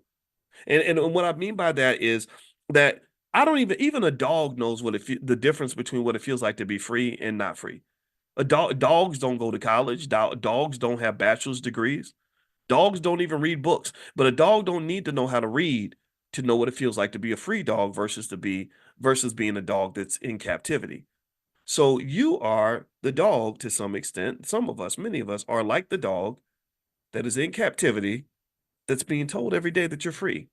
Just like when we go vote, you know how we vote and they tell you that you're in a free democracy and all that. And then, but you're like, if I'm free, then how come I only got two choices? How come you're giving me like one old crusty man against another old crusty man? That's not the choice I would want to make. I don't like either one of these people, but they're like, no, but you have freedom. You have to exercise your freedom. We're going to require you, we're going to pressure you to exercise your freedom to vote, right? So you're so free that everybody's pressuring you to go and do something that you may not feel comfortable doing. Well, that's not freedom. And some of you are aware of that. And then maybe some people aren't. I don't know. But I'm telling you that freedom, financial freedom, could either come from having the resources to make the decisions that you need to make without resources being a constraint, and then two, having the discipline to not take resources from people that are going to have an agenda that is different from your own, or being able to walk away from money. The ability to walk away from money in financial consciousness is just as important as the ability to go find it. Let me say that again. When we talk about every day, this is what we do: economic elevation, financial consciousness training. We do this every single morning.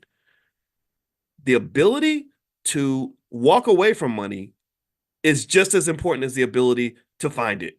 Do you understand? When you talk about freedom, you talk about economic consciousness, the ability to walk away from money is just as important as the ability to find it. Just like eating food, the ability to find food is not the only thing you should be thinking about when you're talking about how to eat enough to be healthy. You also have to know which food you don't want to eat. You have to know which food is going to poison you.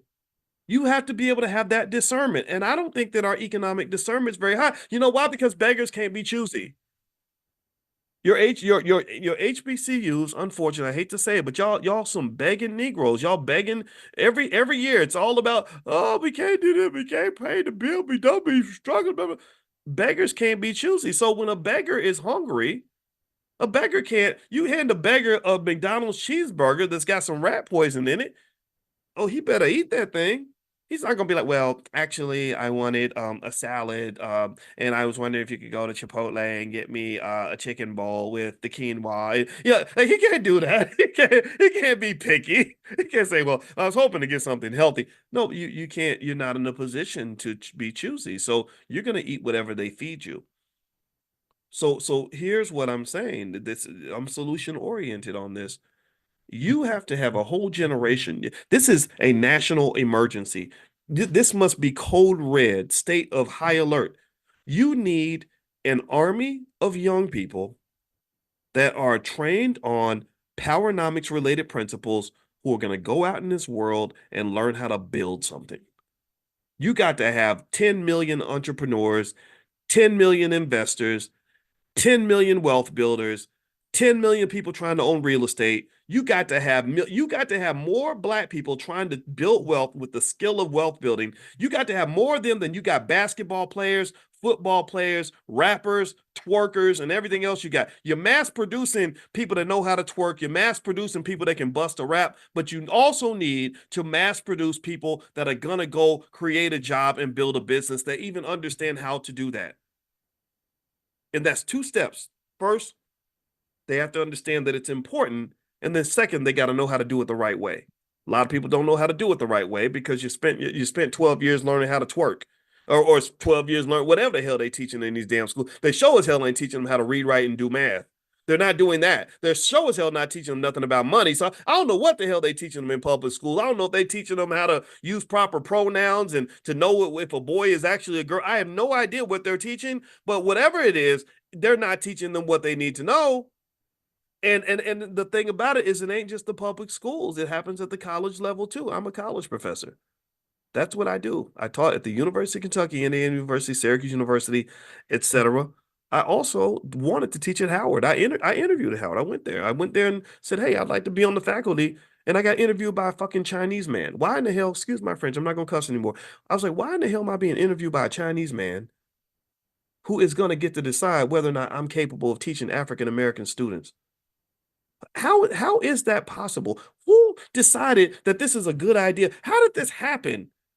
But this is what backward thinking does. It makes us think up is down and down is up. Because I guarantee you this. Give me a yes or no. Give me a yes or no. Do you think that I could go to China? China's a big country, billions of people, thousands of universities, thousands. Do you think I could find one university in China where an African American man or woman gets to decide if a Chinese scholar is capable of teaching Chinese youth? You answer that for me. What do you think? Do you think I can find one? I'm talking about, I don't know how many universities there are in China. I want to Google it now because I'm really curious. Let's Google that real quick. Let's dig into this. Is going to show you how backward we are, how crazy we've become. Let me see here. Let me ask AI. Let me see. How many universities are in China? This is gonna be fun. Let's just do this is a consciousness exercise. So let's see what we can find here. I'm looking it up right now. All right, so at recent data, there are 3,113 colleges and universities in China. So do you think that out of 3,013 colleges in China, do you think I can find just one? I don't need to find 10 or 100 or 1,000, just one where I can find a black man who gets to decide whether or not Chinese scholars are capable of teaching Chinese children. Now, mind you, most of these universities have 10, 20, 30 departments. So literally out of these, 60, 70,000 academic departments, do you think I can find one? No, you know that I can't. Y'all know the answer to that question. So what's wrong with you? What's wrong? Who twisted your brain backward to make you think that that makes any damn sense? I'm not bragging, but I put what we've done in the Black Business School toe to toe with anybody on the planet. We have taught wealth to more African Americans than probably anybody on the planet I can think of, and definitely for this amount of time. Nobody else I can think of has taught wealth to thousands of African Americans every single year for the last 15 years. Nobody, I don't know. Maybe there is somebody out there, and I'm not saying I'm the best and the only, none of that. I'm not here to put myself on a pedestal, but literally, I am definitely one of the most effective teachers of wealth to the Black community ever, right? Right. I'm just saying this, right? Not bragging, just saying it as a fact. So how in the hell is it that the Chinese man that they have at Howard that's gatekeeping the finance department says, this guy's not a good fit. You know, I'm not, and again, I'm not here to. I don't care. I don't care about the job. I don't. So don't call me Howard and offer me a job. I'm not hireable anymore by anybody. But it bothers me.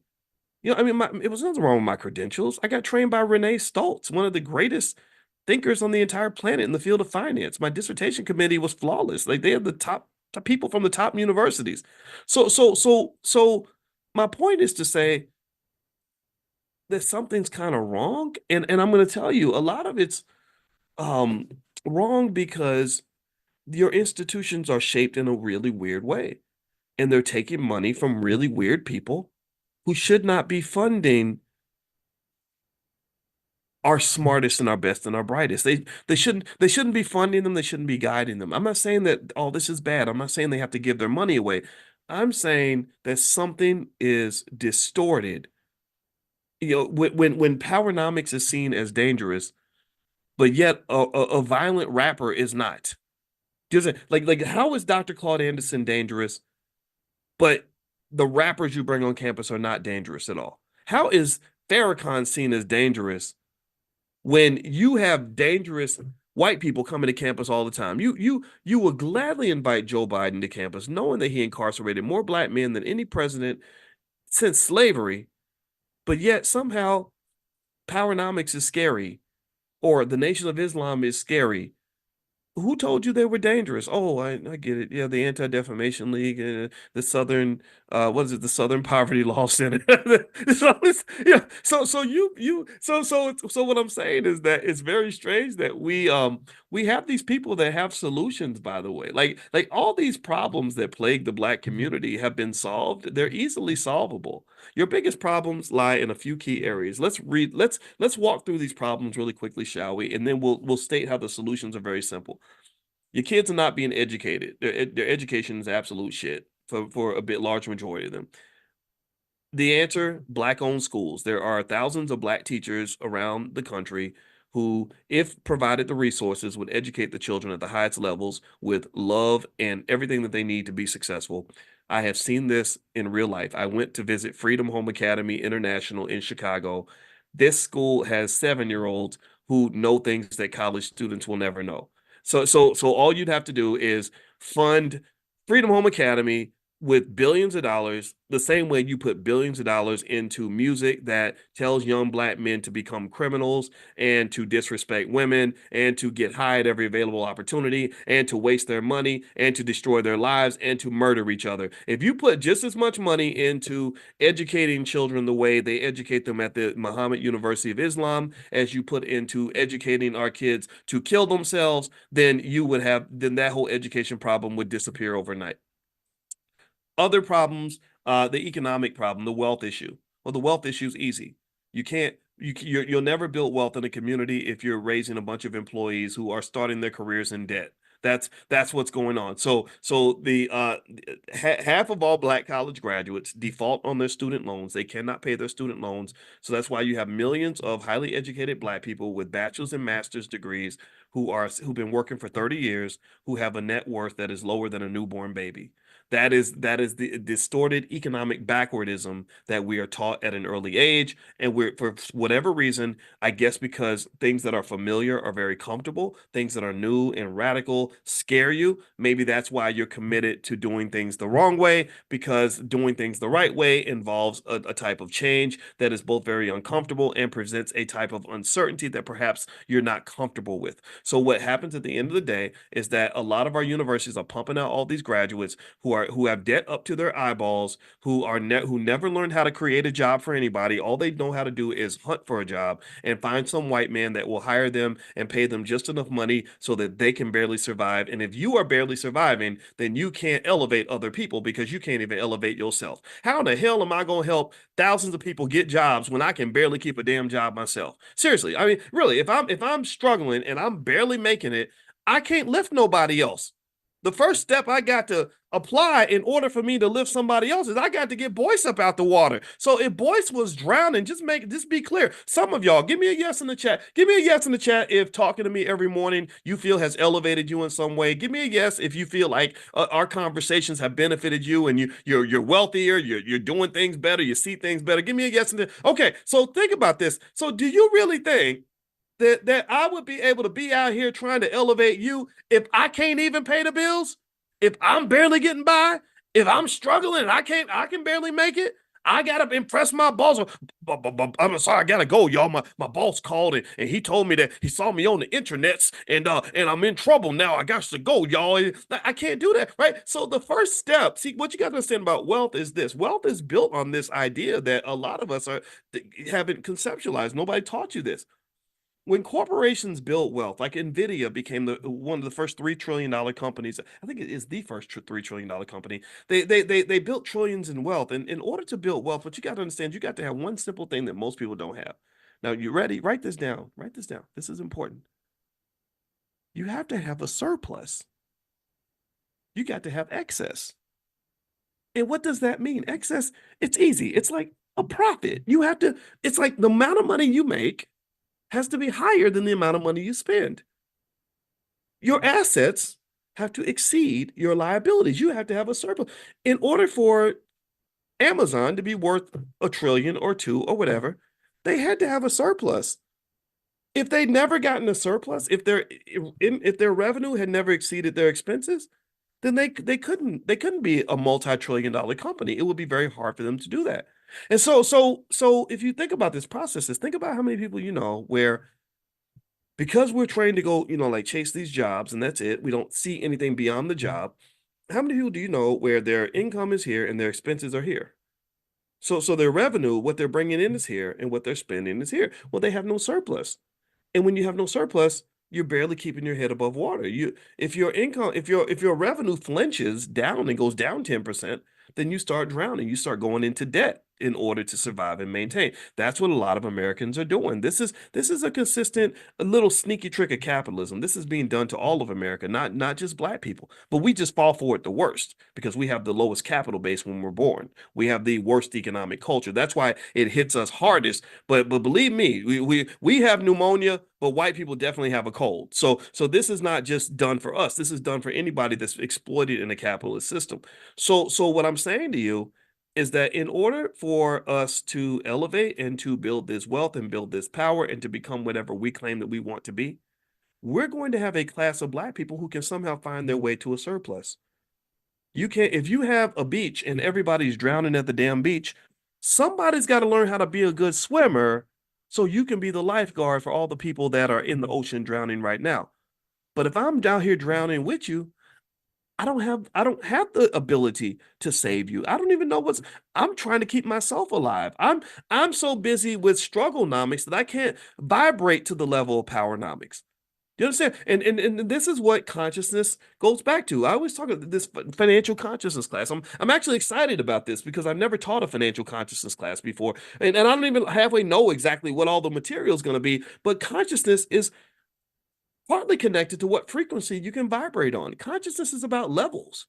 It's about levels. So look, if you have a culture that is always encouraging you to vibrate on the lowest spiritual level, then you will never have the consciousness to elevate. You'll never have a surplus. If you are encouraged constantly by the culture to vibrate on the lowest economic level, the struggle level, then you'll never vibrate on the prosperity level. You'll never vibrate on the level where you can actually help other people. If you're vibrating constantly on the scarcity level, then you will never be at the abundance level. The abundance level is where you say, okay, I'm good now. I got what I need. My people are good. My family's good. My money's good. Let me go see if I can help him and her and her and him and her. Right? Let me develop a system where I can create a school where I can educate thousands of kids. Maybe let me start a business where I can create a few dozen jobs so that other people can win too as I win. And this is a mindset, people. This is what I'm saying. This is a mindset. So the whole like go to school, get a job framework that we've been taught, that's not built for any level of higher vibration. That's not built or there's nothing. Think about this. Look at how many people we look at and we say, oh, that's a really successful black person, but that person is doing nothing for anyone but themselves. They're not capable of doing anything for anybody but themselves. So I'm not saying that they're not successful. I'm not saying that getting a good job and doing well for yourself is not admirable. It is, but there's another level to this thing. There's another frequency you can vibrate on. And that's, the Jeff Bezos frequency. Jeff Bezos didn't just do well for himself. He created 1 million jobs with Amazon. And here's the thing. When you talk about, let's circle back to HBCUs and who's funding them and all this other stuff. Well, if you look at most institutions, the people who write the checks that are big enough to really make those institutions financially strong, they are not employees most of the time. They are wealth builders. They are empire builders. They have built companies. Jensen Huang just went back to Taiwan and he celebrated like a superhero. He runs Nvidia, and I own Nvidia stock. So me and my wife made $100,000 just from participating in that company. So I like the guy. He goes back to Taiwan, and if you look at the history of Nvidia, I will say this. I bet you that if Jensen Huang had been African American, Nvidia would not exist. If Jensen Huang had been an African American graduating from a white university or an HBCU, Nvidia wouldn't exist. You know why Nvidia wouldn't exist? Because Jensen Huang would be somebody's superstar employee. Jensen Huang would be somebody's HNIC making $250,000 a year because he's the best computer programmer on the team. He's driving a Ferrari, living in a nice white neighborhood, and he thinks he's the king of the damn hill. So in that parallel universe where Jensen Huang is an African American male, he's not the guy running a $3 trillion company. He's the guy that makes $250,000 a year who's still trying to pay off his fucking student loans. That's what Jensen Huang becomes when he becomes black. So what I need you to be able to see from a consciousness standpoint is how much wealth you kill because we kill dreams before they are even born. We don't even give the dream a chance to be born. We don't even encourage our young kids to start at the top and work their way down. We tell them to start at the bottom and work their way up because everybody started at the bottom. Now we here. I don't want to start at the bottom and get there. I'm starting at the top, damn it. I want what the white man got. I want what the power brokers have. I want what he's got over there. I don't want the Negro package. I'm not settling for the Negro success agenda. I want the real success. I want the real power. And so what we get is we get things that are so artificial. We don't get real power. We get proximity to power. You get close to people with power. So you think that you have power because you're close to it. You don't have any power. We get the illusion of power. We get rappers rapping about power. They ain't got no real power. Who's got the real power in hip hop? It's the people who's running these damn record labels. They have the power, not the loudmouth rapper. So what I'm saying to you is at the end of the day, we've got to understand what power looks like, and we have to raise children to position them to pursue power. So I want to raise a bunch of little damn CEOs. I want to raise some little wealth builders that are already thinking at a high level systematic framework. I want to see those kids who might still go to college. They might still go to Howard and other great institutions. There's nothing wrong with that, but they're going to come in and they're not going to be they're not just going to be the guy who takes classes in the business school hoping he can get a job at Goldman Sachs. He's going to be the guy taking classes in business school, preparing to create a black version of a Goldman Sachs. Sharif Abdul Malik, who runs a company called We Buy Black. We Buy Black is a multi-million dollar company. He's a graduate from Howard University. And one thing Sharif told me, I love Sharif, by the way. He's a great guy. He's a responsible, intelligent black man. I think he's also Muslim. I don't know if it's Nation of Islam or something else, but he's very disciplined. He's been married since he was probably 23, 24 years old, and he's just a super smart guy, and he's really done amazing things. His company's worth millions of dollars. I remember him telling me that he was in I think he was studying social work at Howard, and he was building his business, trying to build this company that he has now that's worth millions of dollars. And he went to the business school to because he's thinking if I go to the business school, they can teach me more about running my business. And he said that one of his challenges, his critiques of the business school was he said, "Man, it seemed like everybody over here was learning how to work for a business." They were all being prepared to work for other people. And I didn't want to work for anybody. I was trying to prepare to get employees and to build my and raise capital. That's what he was thinking about. So he was vibrating on the owner frequency. And he felt, at least based on his experience, that most of the students were being trained to vibrate on the employee frequency. And what you got to understand is that in America, and the way capitalism works, employees don't have power in this country. I'm not saying that it's bad to become one. I'm not shaming anybody who does that. I'm not saying that at all. But I am saying this. Number one, if you ever want to have real power, you got to produce people that want to actually accumulate power, which is going to require risk taking, sacrifice, and discipline, which are three things that are not really encouraged in the culture. Number two, if you are still an employee, which is perfectly fine, you must still understand the fundamentals of financial security and institution building. So, just the same way Howard University is an institution and our HBCUs are institutions that still have tremendous value, but some of that value has been a little bit diluted. You also have other institutions that have been deliberately disrupted in the Black community, and that institution is called the family. The family is just as important of an institution as that company that you work for or that job that you have or whatever. The family is a critically important institution for at least one reason.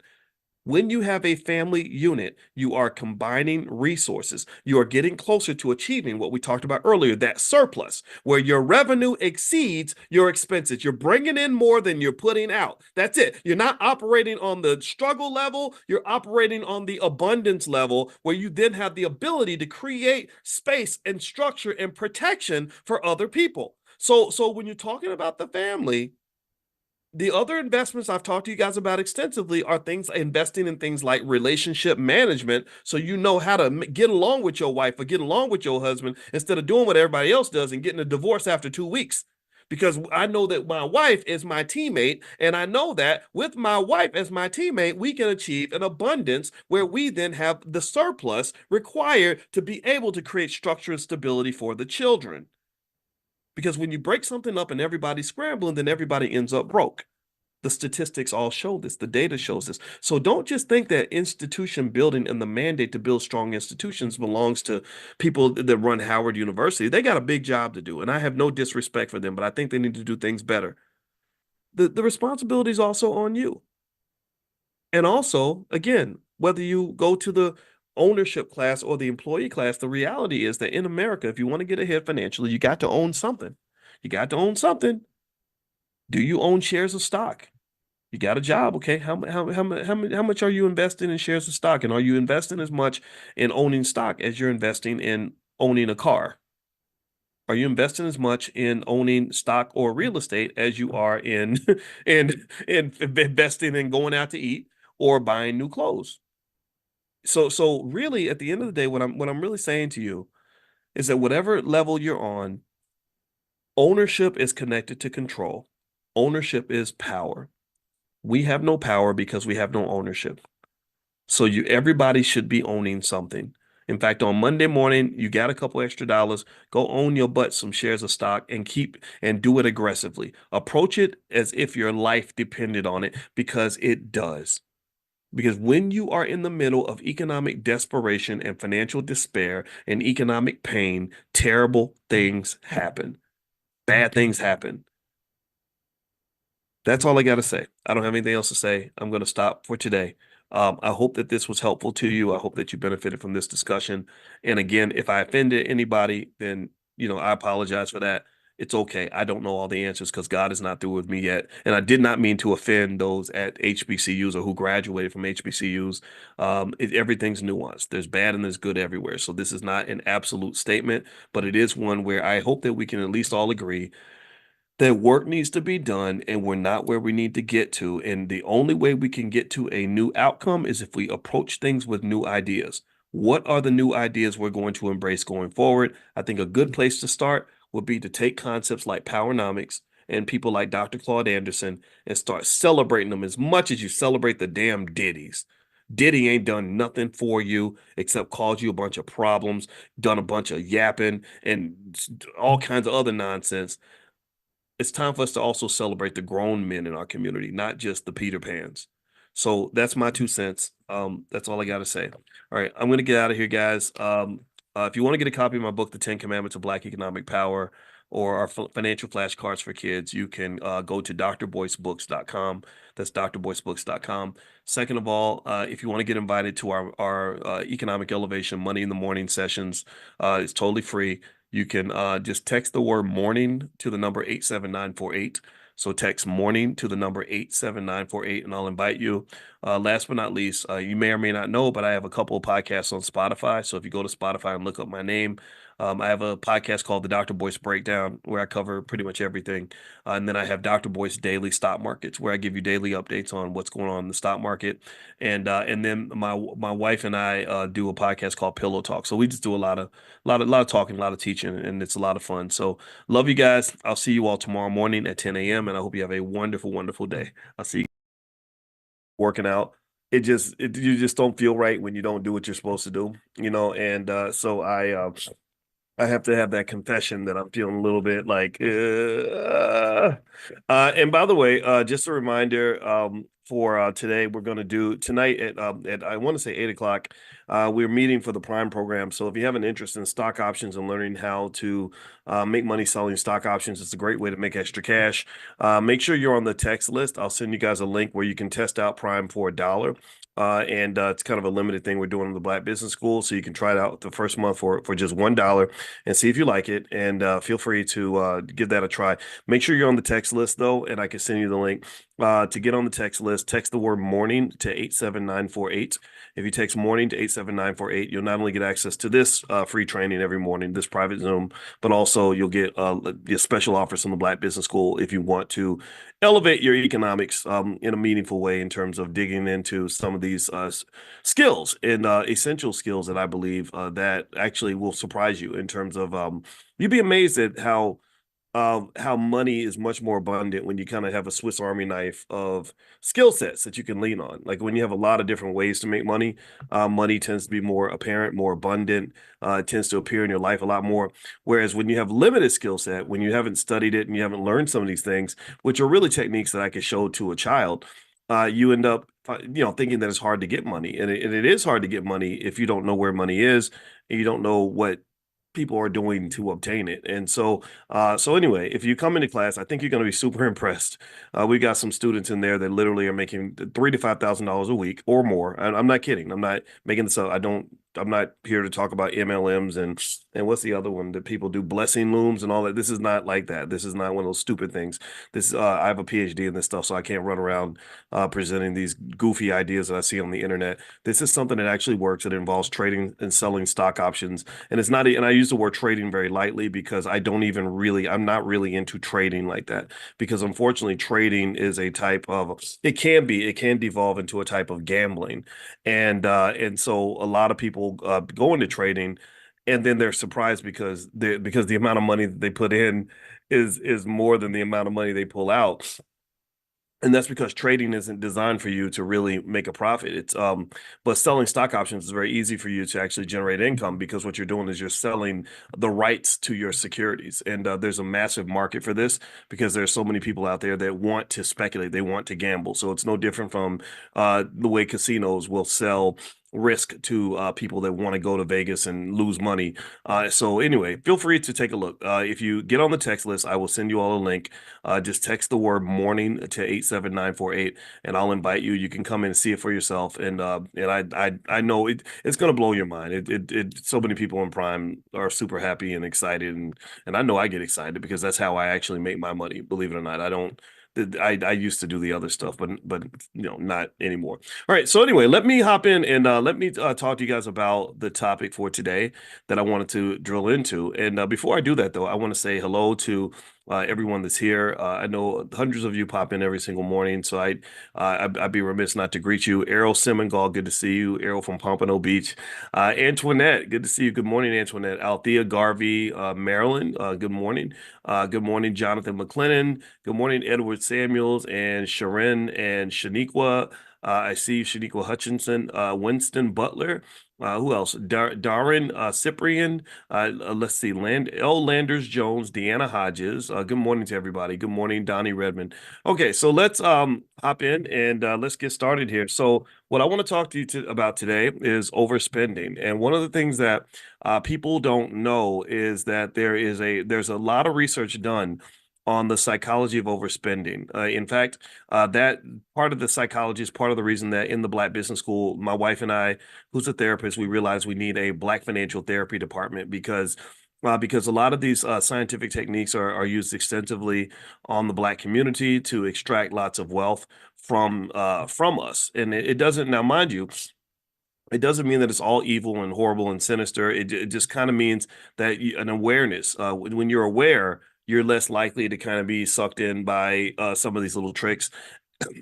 And if you study how products are sold to the Black community, and if you study the Black community, period, you'll notice that Black people, we tend to consume more media than anyone else. There are very few groups. There's no ethnic group, I don't think, in America that watches more television or does more internet, like social media, than we do. And what media kind of does, unfortunately, is it lowers your consciousness level. It lowers your awareness level. It reduces your critical thinking skill. So effectively, when they get you in that zombie state, it's very easy for them to offer you things and sell you things, especially things that are addictive. Like sex can become very addictive. So sex always sells. Gambling. We talked about gambling yesterday. Gambling is sold extensively throughout sports now. So you're in the middle of the Cowboys game or whatever, and you get all excited and pumped up watching your favorite team, and then this commercial comes on, and they will present a Black person typically. Give me a yes if you notice this. So give me a yes. Has anybody noticed that most of the sports gambling ads feature a Black man? How many of y'all notice that? Give me a yes if you notice. Give me some names. Was it Kevin Hart? I saw one with Kevin Hart. I saw another one with Jamie Foxx. I saw JB Smoove. I think it's Smooth with a V. Did I miss any names? Are there any names that out there that I forgot about? And isn't that interesting? Queen Latifah was in one. I didn't know that. Yeah, isn't that interesting though? Kevin Garnett. Wow, I didn't know that. Yeah, I just wonder because I don't see that as many ads with white guys. I just don't. Maybe they're only targeting me with the Black people ads, but literally most of the ads for sports books and sports betting feature a Black guy, and a lot of that. And if you also notice, if you watch ESPN, sort of this overwhelming number of Black males that are even doing commentary on the sports networks, TNT and all that. It's like a bunch of Black dudes. And what someone said to me, and again, I don't know how true this is or not, but he works for ESPN. I have a friend that works for ESPN who told me, and he's a commentator, a very prominent commentator, or maybe it's Fox Sports. I get them mixed. I don't watch any of them, to be honest with you. And he said that what they actually were thinking years ago, like I'm talking about like 10, 12 years ago, was they said, wait, Black male unemployment is higher than any other group. So there's millions of Black men sitting at home with nowhere to go. They don't have jobs. So we're going to so we can have men. If we have Black men on TV, then these Black men are going to become part of our primary audience. And if you watch a lot of the sports shows, they cater a lot of it to Black male culture. And I get it. I understand the culture. Like because I'm part of I love sports. I can sit and talk about the teams and all that with you all day long. But at the same time, though, there's a point where I turn the TV off because I got to go handle my business. I'm not trying to go and be overly obsessed with whether or not Jerry Jones wins the Super Bowl, because Jerry Jones is not going to send me or my family any money if he wins the Super Bowl. I'm not going to get a check if the Cowboys win again. So I'll watch and I'll enjoy it, but then I realize I've got a bigger game to play, and the bigger, more important game is called the game of life. And so that's where I'm trying to win the Super Bowl. I don't really care that much if the Cowboys win or whatever. And so one thing that's interesting though is that with sports being one of those distractions that minimizes our consciousness level and keeps us investing in others more than we invest in ourselves. I never forget this story. This is a true story. I got invited one time to speak at this university, and it was one of those small schools that you never heard of. If I said the name of the school, you wouldn't know, you wouldn't even know this school. And I spoke to they had me because I was their black speaker, they had me speak to their black students. Most of their black students were athletes. They pretty much primarily only recruited black students to play sports. So the three guys I was sitting and talking to, they were all on the football team, and we were just sitting at a table. It's like me and I think three guys. And there was a young black woman who was my tour guide who was showing me around the campus, who was sitting to the side as I was talking to these guys, and we're having guy talk, and I'm just getting to know them and trying to find out what they're interested in and all that. Well, all they did was they kept talking about sports, right? And that's cool. Like I was chopping it up with them too, and I was really fascinated by how these young men, I think, oh, maybe one, one was a junior, one was a sophomore, one was a senior, something like that. I was really fascinated by the way the conversation flowed. It was literally like a tennis match. Like one guy would hit the ball to the other one, the other one hit the ball back. So it's like, no, the Giants gonna kill the Cowboys. Well, no, the Cowboys, they don't have the offensive line. Well, the Giants just signed so and so to 2.5 million. They didn't give him 2.5 million. They gave him 7 million. No, but they're gonna trade so and so. Like they were really not just talking about which team is better, my team will beat your team. They were talking about the specifics of the business of sports. Do you understand what I'm saying? Like they were talking about contract extensions and the options to extend contracts and what different teams need and who they're going to draft next year and the trades they made to up their stock in the next draft. Just all these really specific nuanced things that you really get from watching hundreds, maybe thousands of hours of Sports Center, right? Are you following me? Do you know what I'm saying? Do you understand why I was really intrigued by this? Like I was really, like they sounded like scientists and they were with this analysis. And so I was like, okay.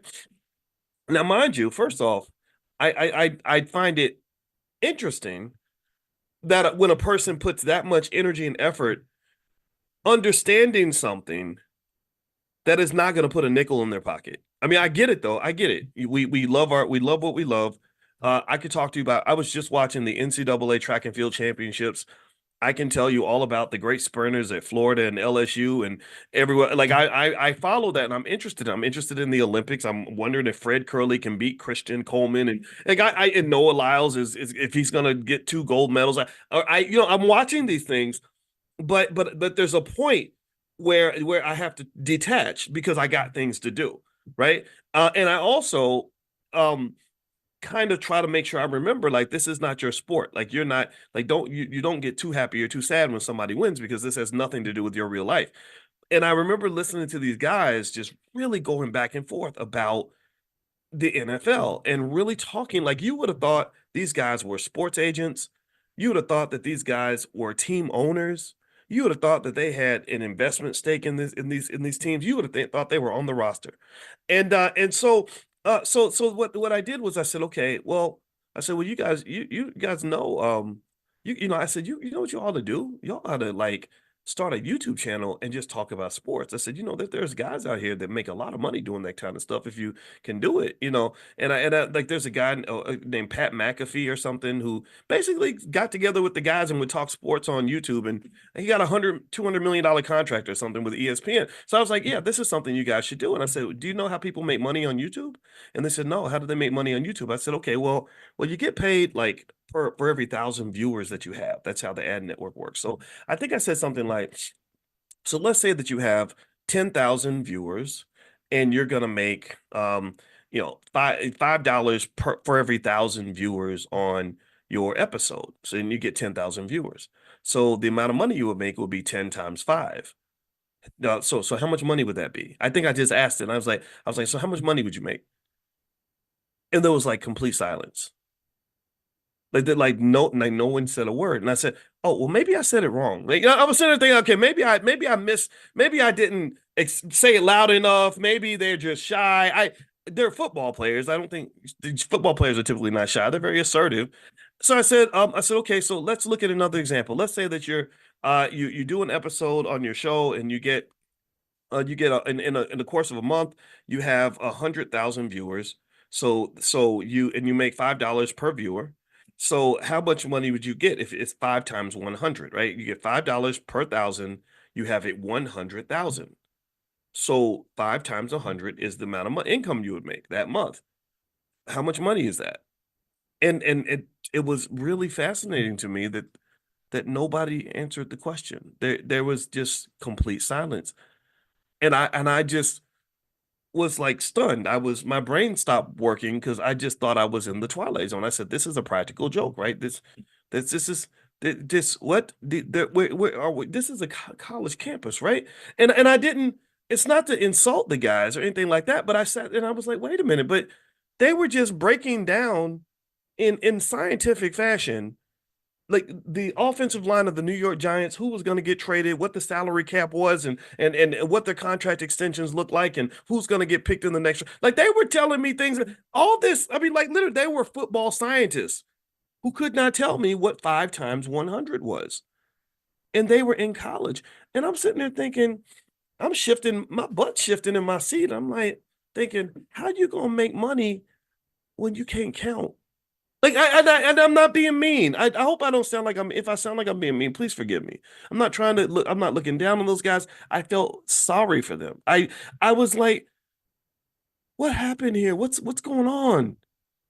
And so I remember after it was over, I had to go to the airport, and I was talking to the young lady that was with me, that was giving me the tour, and I said, did you hear that conversation? And she goes, yeah, I heard it. And I said, was my question not clear? She said, no, it was clear. She said, I was gonna blurt out the answer, but I knew that wasn't my conversation.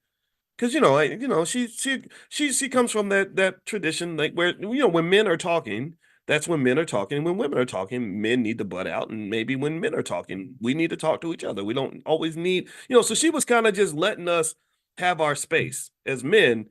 And but she said, I wanted to answer the question. It was 500. So what I really think about is I pray for like us and think about our kids. And I think that we don't understand the urgency that exists when you have millions of kids that can't tell you what, you know, 20 plus 10 is. Or if they do a business deal and they're going to get 10% of the profit, and you say, okay, if you make $1,000 and you get 10% of $1,000, how much money do you get? And then they guess, and then their answer is like $322. Like just something that doesn't even show like the basic understanding of mathematical fundamentals.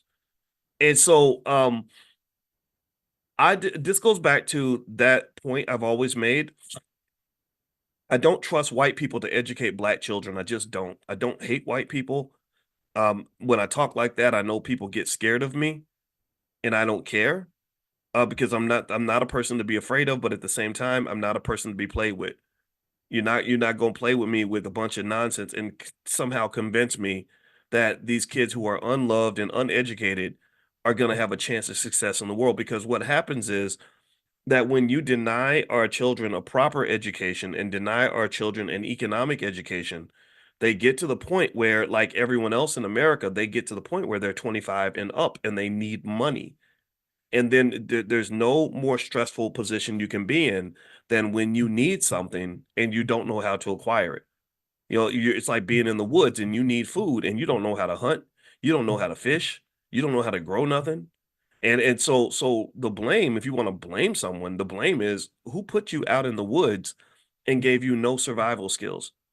Well, maybe your parents did that. Maybe they handed you over to someone who promised to give you survival skills who did not do the job. Maybe we're passing the ball to somebody who plans to throw the ball out of bounds, so to speak. Maybe we're handing our children over to someone who's going to molest their minds and psychologically abuse them and lie to them and leave them severely unprepared for the world. I mean, this is what's going on.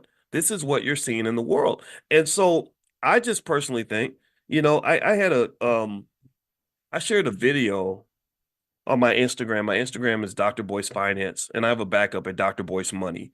My Instagram, my big one got taken down because I say things about white people, and that makes people nervous. So I had 600,000 people, and they're gone. So if you're one of the 600,000 from before, you can follow me at Dr. Boyce Finance and Dr. Boyce Money as a backup, just so in case they eliminate me.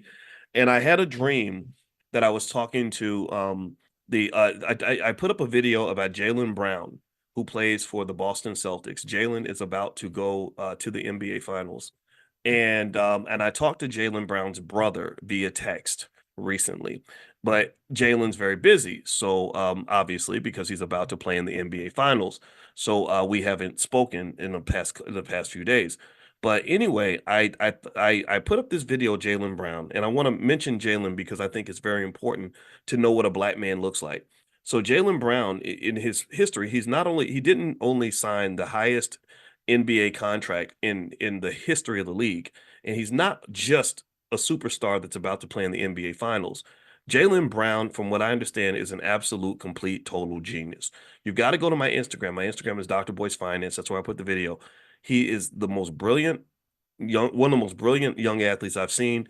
He reminds me of Dr. Myron Rolle, who's another friend of mine who was so brilliant that he chose not to go right to the NFL because he wanted to go and pursue a Rhodes Scholarship or something. He's now a doctor at Harvard, from what I understand. And what's interesting is in the case of Dr. Roll, the NFL started to question his commitment to sports because he was so smart. Somehow they believe that a black man who's intelligent cannot also be athletic. That if you're committed to your academic achievement and your intellectual development, then that means you're not dumb enough or zombified enough to follow our orders and our instructions, right? That's what their false belief was, but it wasn't true. Dr. Roll went to the NFL and had a great career after he took care of himself. He was B1 in the sense that, or maybe it's maybe B1 or at least me one, meaning that he said, I'm more important than your little NFL team. My future, my family is more important than whatever you got going on with this organization. So I'm going to come and work with you, but I'm also going to make sure that I work for myself and work for my family first. So now Dr. Roll has a wife and some beautiful children. He's a Harvard educated doctor. He's going to have a great career beyond football. And I just think that's quite admirable. Well, Jaylen Brown reminds me of Dr. Roll. Jaylen Brown, his whole life has been this genius straight A student who's, the guy who joins the chess club and took graduate level classes when he went to college. And I just was so inspired by what I saw. I said, this is what a black man looks like. It reminds me of myself at that age. Just I wasn't as athletic as him. I love sports probably as much as he did, but I wasn't 6 foot whatever. I was too short to play basketball. But if I was tall enough, I probably would have been playing for the Celtics too. But the point of the matter is to say that this was the kind of thing that I think really exemplifies the excellence that our children are capable of. Most of the men and women I know who play sports at a high level are very disciplined, hardworking people. They're strategic, they're intelligent, they have more discipline than most regular people because it's very hard to play sports at a high level, at a college or professional level. If you've ever seen the day-to-day workout routine of a college athlete, you would know these are not amateurs, these are professionals. And that's why for many, many years I've always advocated that the athletes be paid like professionals. Now universities are being forced to pay them, and they should have been paying them 50 years ago. So to me, when I see Jaylen Brown, I don't see an exception. I see a guy who represents which should be the rule. Because if our young men spent as much energy and as much time on their intellectual development as we spend on our athletic development, we will be the intellectual leaders of the entire freaking earth. Give me a yes if you agree with this. Let me know if you understand the correlation here. I need you to understand the connection. You're getting up every day at 6 a.m., busting your butt, working your ass off, getting pushed to your absolute limits. And for some reason, somebody told you that you're not supposed to also do that in everything that you do. You're supposed to be if you're a superstar on the court, you should be a superstar in the classroom. You should be a superstar on the street. You should be a superstar in everything you do. If you're a hardworking man in your sport, how can you claim to be super hardworking over here, but you become a lazy, backward ass Negro over there? That doesn't make any sense. That's brainwashing. And I had a hard conversation like that. I had a student in my class when I was teaching at Syracuse who was an all Big East wide receiver, and it was embarrassing. The class was full of white people, and he's the only black guy, and he was getting the lowest score in every test. And so I sat and talked to him. I said, "Man, this is embarrassing, dude. Like I see you. I see how good you are. I see how hard you work. You're the only person in the classroom who can go into a stadium with 50,000 people and play on national TV and catch passes and score touchdowns and all this other stuff. But yet somehow you think you can't pass these a finance test? Like these tests are easy compared to what you have to do. You should be great at everything you do. Greatness should be in your blood. Greatness should be part of your culture. I was talking to him about culture. I was talking to him about mindset. I was saying, look, if you're going to be great, if you're going to be a great man, be a great man. Just be great at everything. Just all you got to, I'm not asking you to change a single thing about who you are. I'm not asking you to go from being the cool guy to being the nerd. No, I'm just asking you, if you're going to be great, be great. If that's what you are, then be it. Stop turning your greatness off when it comes time for you to invest in your future, but then somehow you become great when it's time for white people to cheer you on the football field. These people don't give a damn about you. They don't care if you go out there and get brain damage or you get paralyzed. They just want to cheer because they like to see a Negro run and jump and catch balls. That's what they like to see. So what I'm saying is the reason I was so I put this video of Jaylen Brown up. And I was so inspired. I said, man, I'm so proud of this dude. This is impressive. And then he's also the guy. He also actually, when he got his contract, they said, well, what are you going to do with the money? He said, I want to build a Black Wall Street. I said, Lord, this is awesome. This is so great. And it's so, but even my excitement is depressing because everybody should be doing this. Like there should be 1,000 athletes saying the same thing. Like it's weird. We live in the twilight zone because it's very weird that we have like just one or two. That it's very rare to find somebody who is at the heights of society who actually remembers where the hell they came from and who ain't scared to invest in and support their own people and their own community and build their own families. That do you understand how deep the brainwashing has to be for you to think that any of that all makes sense? It doesn't make any sense. So with Jaylen Brown, I was very proud of him, and it's really weird because I think I went to sleep thinking about that video, and in my dream I was talking to him and some other people in the Boston Celtics like extensively about this stuff, like about economic consciousness and about this is how weird I am. I think about this so much I dream about it, and we were having this conversation, and it felt so good because I'm like, finally we're going where we need to go, and because what we really need long term is we need infrastructure. I really believe one game changer for the black community would be if you had some serious people get together and raise a few $1 billion to build very simple little schools all around the country, just like the Jewish people have Hebrew school. We need black people school. We need black economic school. We need powernomics training, whatever you want to call it. And this was the vision I laid out to Kanye West. He did not see it. He's in another place. Um, but this is something that is easy to do. It's been done before by other communities that wanted to take self-accountability, and it is something that would make a massive difference that would last for the next 500 years.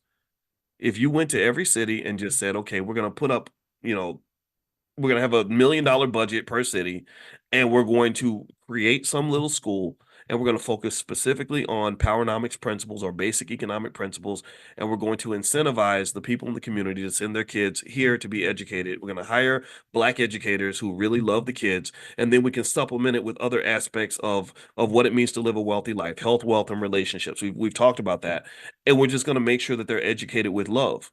See, y'all don't understand that love is $1 trillion commodity right there. Love is $1 trillion commodity. Black love is $1 trillion commodity. And what do I mean by that? Well, when your children go to school in an environment where nobody loves them, that white lady from the suburbs, she's only there for a paycheck. except for a few exceptions. There's some good people out here. I'm not saying that all white people are bad. I don't get into all that. But literally, the kids are being devoid of love. They're not loved in these systems. The school systems are built just like little penitentiaries. They're penitentiaries on training wheels. And so, because there's no love, the children don't connect to the teachers. The educational process does not work. And so, as because the educational process does not work, you have this young person who could have been anything who goes out into the world unprepared, uneducated, or miseducated, and literally all their potential is kind of thrown down the toilet. So if you take that same process of miseducating kids, leaving them uneducated, and putting them out into a world where that's very competitive from an economic standpoint, then what's going to happen is that you're literally losing trillions of dollars every generation from a loss of human capital. You can, according to financial models, value human capital or value a human being's economic potential based on various factors like education, work ethic, where they're focusing their energy, things like that. You can do that. So I can literally write down an equation for you right now. I'm not going to do it because there's no need to, but I could give you an equation that will tell you what a human being is worth from a purely economic standpoint. So when you educate, so this is what the reason I say black love is a $1 trillion commodity is because if you imagine another scenario, imagine if our children were educated with love. Imagine if every morning the kid wakes up and he's going to a space with black men and black women who really love him, who really are passionately committed to seeing him succeed, who really care if he ate breakfast that morning, who care if he's happy or sad, who care that he's having good relationships with the other children in school.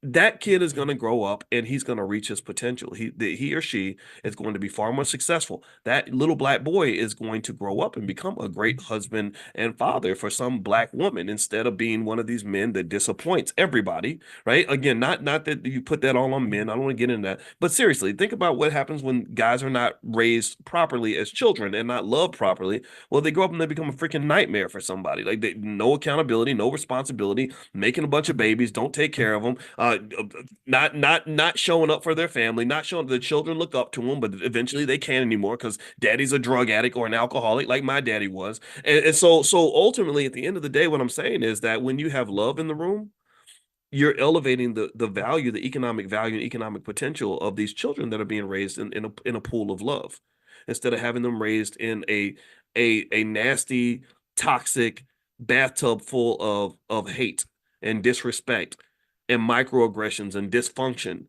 This is what I'm saying. So ultimately, everything comes back to love. And I would say that if we love our children, we will invest in our children.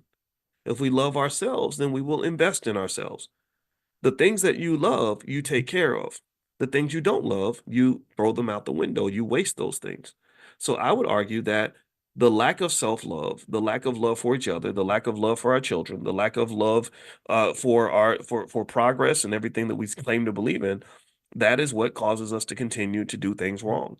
So when I just to summarize on that point, when I saw that video on Jalen, I was super excited, and I said, "Man, this would be so great." Imagine if we had schools where all they did, like literally, do you know, simple ideas? I promise you, simple ideas will change everything with Black economics. If Jalen simply, let's say Jalen was an egomaniac who said, "I just want to create 1,000 schools where we're going to produce, 100,000 kids a year that are just replicas of me." That are going to do exactly what they're going to play basketball, but they're also going to be great at chess and mathematics and and hardworking students and whatever else I believe in. Like literally, imagine if you had 100 or several 100,000 Black men who think just like Jalen Brown, who sought educational excellence, who were disciplined, who were hardworking, who still love sports. Remember, sports is cool. I like sports. I played every sport. It was fun. I wish I'd learned more about baseball. My father was a good baseball player, but he was never around, so he never taught me. But I think I would have been good at baseball. I would have been good at golf, because golf, I wasn't tall, so maybe I needed a sport that didn't require me to be big and tall.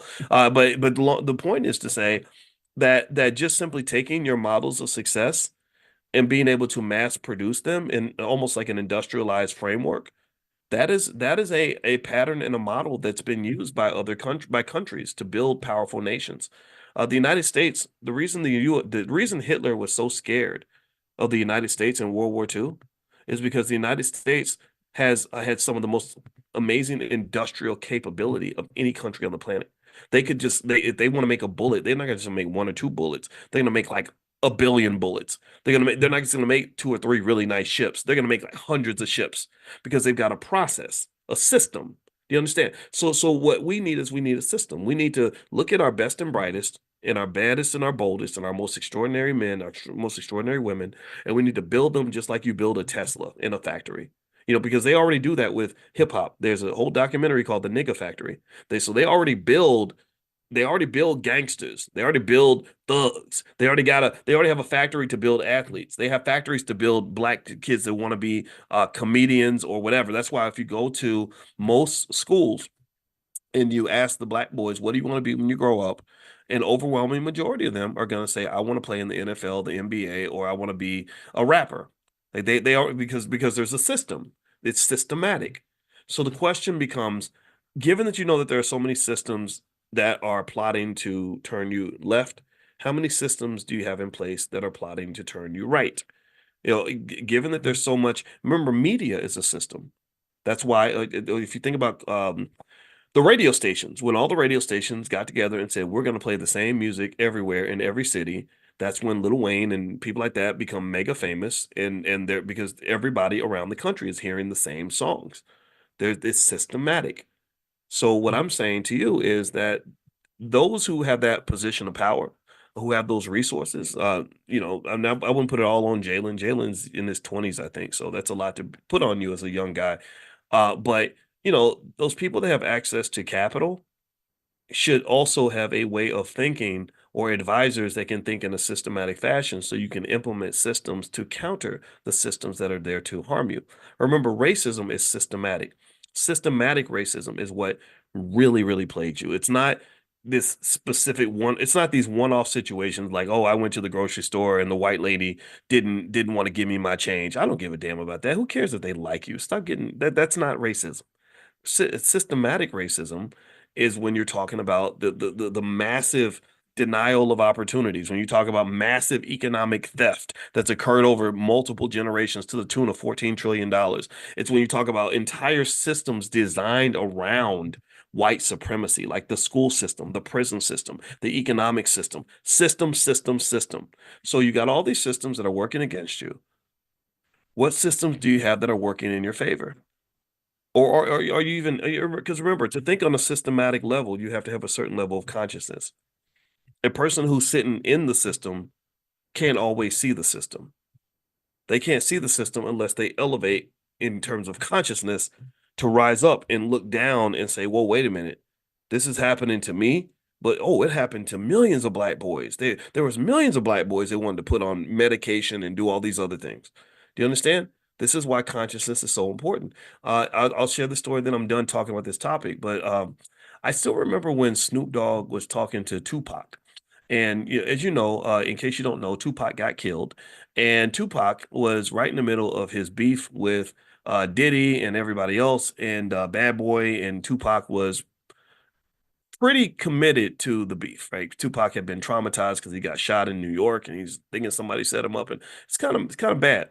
So he's really mad at Snoop Dogg. He was mad at Snoop Dogg because Snoop Dogg had a different level of consciousness than Tupac. I hope I didn't offend anybody by saying this, but Snoop Dogg's consciousness was just different in my view because Snoop Dogg was like, Tupac was like, I'm gonna kill him or F those dudes or whatever, right? My fofo, make sure all your kids don't grow. Like he's really in it. He's really in the moment. And Snoop is like, let's take a step back here and let's think about this. So to me, Snoop, so his approach was more like, this moment will pass. One day I want to be a grandfather or something. I want to be alive in the year 2010 and 2020 and get gray hair and whatever and do oldies concerts with Mick Jagger and stuff. Like I don't know if I really want my last experience on this earth to be like 1996, right? So what was interesting was Pac got really, really mad at Snoop because from what I understand, I'm not an expert on this. So anybody who's a hip hop head, if I'm wrong about something, just let's not, I don't want to debate that all day. And so Snoop goes to New York, and they asked him on the radio. They said, "How do you feel about Puffy and everybody else?" Because he was Puffy back then. You know, he changed his name every like once a week. And he was like, "Man, I'm cool with all of them. I like all them dudes, man. They all right." You know, so Snoop was trying to like be friends with people and just say, "Look, I'm not trying to escalate this conflict. I don't really want this to get out of hand." Whereas Tupac was like, no, that's the enemy. And remember, in his song, "Hit 'Em Up," one of the greatest diss songs of all time, he says something like something that was really interesting to me, where he says, um, F Bad Boy, F blah blah blah, as a whole record label and as a whole crew. And then he says, if you're down with Bad Boy, then F you too. So he's spraying a nuclear bomb, basically saying that not only am I talking about my enemy, but anybody who's even affiliated with my enemy is also my enemy. So by Snoop Dogg simply saying, and I promise you that there's a point to this. So by Snoop Dogg simply saying, look, I don't want to fight them. That's between y'all. That made Snoop into the enemy. And so what Snoop told as a story, which was interesting to me, that made me think that okay, this guy has a level of consciousness about him. And consciousness is vision. It's the ability to kind of see long term. It's the ability to see wide, to see the bigger picture, and not get caught up inside the trees. You can see the whole forest. Is so he says, yeah, yeah, me and Pac were talking, and Pac was saying, man, Death Row, we the I'm gonna say it like Snoop said it, so cover your ears if you don't like profanity. He said, Pac was like, we the motherfuckers, we the ones, we the sinners. They can't nobody mess with us, can't nobody mess, right? And what Snoop said was really interesting. Cuz, he said they make us everywhere. He said they make gangsters everywhere. And what he was talking about in my mind, and my maybe this was my interpretation, was he's talking about the systematic replication of a mindset, the systematic replication of a certain outcome, the mass industrialization of certain types of black males all throughout the country, so that I could go to I could go to Seattle and I could find that guy in Seattle. I could go to Chicago and find the same guy in Chicago. I could go to New York and find the same guy in New York. I could go to Texas and find the same guy in Texas. And so to me, that is kind of what I end up seeing when you're talking about the outcomes with our kids, is that these are systems that are spitting out kind of the same person, the same outcome. When I can tell you a story about something that a black man did, or that a black woman did, and I say, does anybody know somebody who's like that? And everybody says, oh yeah, I know someone. Oh, I got a cousin like that. I got a sibling like that. Or when I say, how many of you have had a family member go to prison? Everybody raises their hand, because the prison, the mass incarceration, the systematic racism was very broadly done. It was systematically done like a machine. And so that industrialization, that systematic thinking, the consciousness required to even think as a system, is something that has been used to harm you. It's been used to harm you in a very, very terrible way.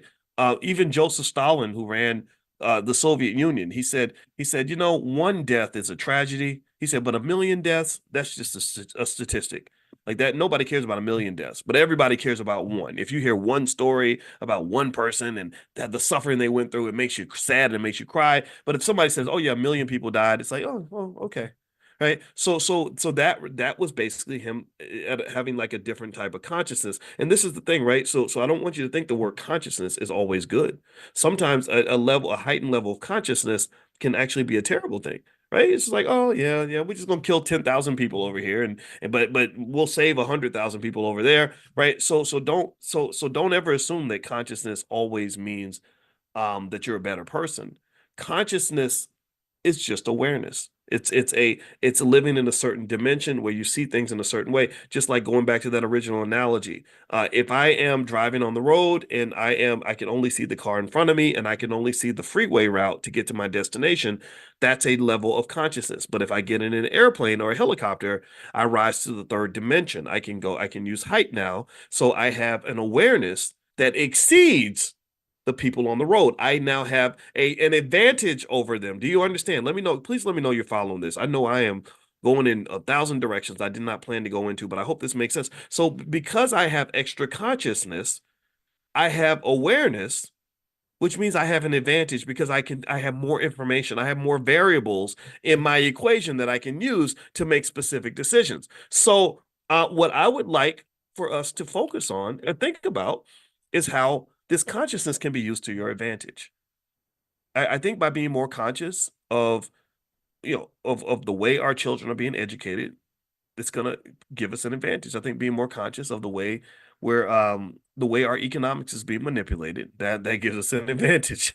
When I bring variables into the equation that maybe you didn't think about, that gives you an advantage. You can say, oh, well, the reason this is happening is because of this and this and this. It's not some mysterious thing that's coming from some parallel universe that you're not aware of. Oh, you've been there. Because you're conscious and you've traveled to those other dimensions to say, oh, this is what's really happening. And here's the other thing, though, when you learn the value of consciousness and you commit to being conscious, then you can then translate that consciousness to the development of systems and processes that can be implemented that allow you to use that consciousness to your advantage. Like when I know that being above the traffic allows me to see further down the road than being in the traffic, then what I do is I go build me a helicopter and I apply that knowledge. And now I'm in the helicopter and now I'm winning. Now there's no traffic. I can see further than everybody else. I have more information than everybody else. It's going to be harder for you to get me into a car accident if I'm in a fucking helicopter. And that's really what a conscious person does. A conscious person isn't necessarily always going to fight you because they done rose above the fight. They're on another vibration, another frequency. They don't even know that the fight's happening. And that's what happens. Think about it. Think about people who are just low vibrational people. They sitting around, they jealous, they petty, they mad. They're thinking in a scarcity mindset. They're mad at you about stuff that you don't even know happened. You're not even thinking about it. Why? Because you're focused on something bigger. Your vision is out there, whereas their vision is right here. Because nobody ever taught them how to be conscious. People only taught them how to be petty, small-minded, and low vibration. So rise up, raise your consciousness. In fact, I'm gonna tell you the truth. If I'm ever in a fight and I take a moment to close my eyes and meditate, I win the fight, not by winning the fight. I realize that I can win the fight by rising above the fight. And I even do that with my wife. Don't tell her I said this. But if my wife is really mad at me over something stupid, something simple, something petty, I'll literally close my eyes and say, will this matter in 5 years? And if the answer is no, then you know what I do? I let it go. I do. I just say, I just say, okay, yeah, all right, yeah, whatever you say. Yeah, you're right. Yeah, that's true. Because at that point, I'm not even talking about, like, Boyce is not really talking to you anymore. Like the Boyce from the future is looking at it saying, this is silly. So consciousness can be your asset in a multitude of ways. Financial consciousness will make you a financial genius. It will make you financially successful. But remember, consciousness can be applied to everything that you do. So this is why, I encourage you to consider that those people that believe in things like meditation and all that, that's really important because when you can really sort of understand what's going on, you can really position yourself in a way that's going to benefit you. So anyway, I totally flubbed this whole conversation. I told y'all I was going to talk about reasons why people overspend. So what I'm going to do is I'm going to read that list. I made a whole list. I didn't plan on talking about Jalen Brown and all that, but y'all know what it is. That's what I do in economic consciousness. I just do a stream of consciousness, and whatever comes to mind, I trust it, and then present it in a way that hopefully adds value to your thinking. But I am going to read this because I did make that promise. So I apologize for those of you that are sitting here like confused. And by the way, so quickly, just a reminder, tonight we are going to meet for the Prime program, which stands for Passive Recurring Income Machine, where we're going to talk about making money by selling stock options. It's a pretty cool way to make money. There are risks in all investing for sure, but a lot of people really enjoy it. So if you'd like to do a $1 trial, I'm going to send that link out right after we get done today. So make sure you're on the text list. Text the word morning, MORNING, to 87948, and you can try the program for $1 for the first month. And also that'll give you the chance to attend our session called Prime 101 next week, where we literally do a whole introduction. Now tonight I'm gonna do a Q&A. I'm gonna answer questions from the students that are already in the program, but those that are beginners, we're gonna do a Prime 101, and you get a chance to come in here. You come in for free or come in for $1. So text the word morning, MORNING, to 87948, and I'll send you that link. And also, I wanted to remind you, don't forget the All Black National Convention is happening October 25th through the 27th, and that's going to be in Lombard, Illinois, right outside Chicago. It is an amazing, amazing place, and the convention is an amazing experience. This is our ninth one, and so we're really excited about this. It was a convention I created because I don't like other conventions typically. I mean, some of them I can enjoy, but the black ones, unfortunately, are a little bit too politically driven and they have too much corporate sponsorship. So I never really enjoy going to conventions that were either controlled by a political party or controlled by corporations because I don't feel like that allows us to really solve our problems in a meaningful and authentic way. So we paid the bills for this thing, and it's really it's successful and exciting. I know you guys are going to love it. So feel free to go to allblacknationalconvention.com if you're interested. That's allblacknationalconvention.com. All right, so let me give you the list, and I'm going to come back to this tomorrow because I feel like I won't get a chance to really cover it as much as I want to. But let me give you 5 quick reasons why people tend to overspend. Okay, so the first reason, this is all based on research, what the academic research says. So if you have an issue with overspending and your money's leaving your pocket and you don't know why, let me give you some financial consciousness that will help you to at least know why you spent all your money. It doesn't mean it's not going to happen. It just means that you won't be confused and you won't sort of be rope-a-doped out of your resources.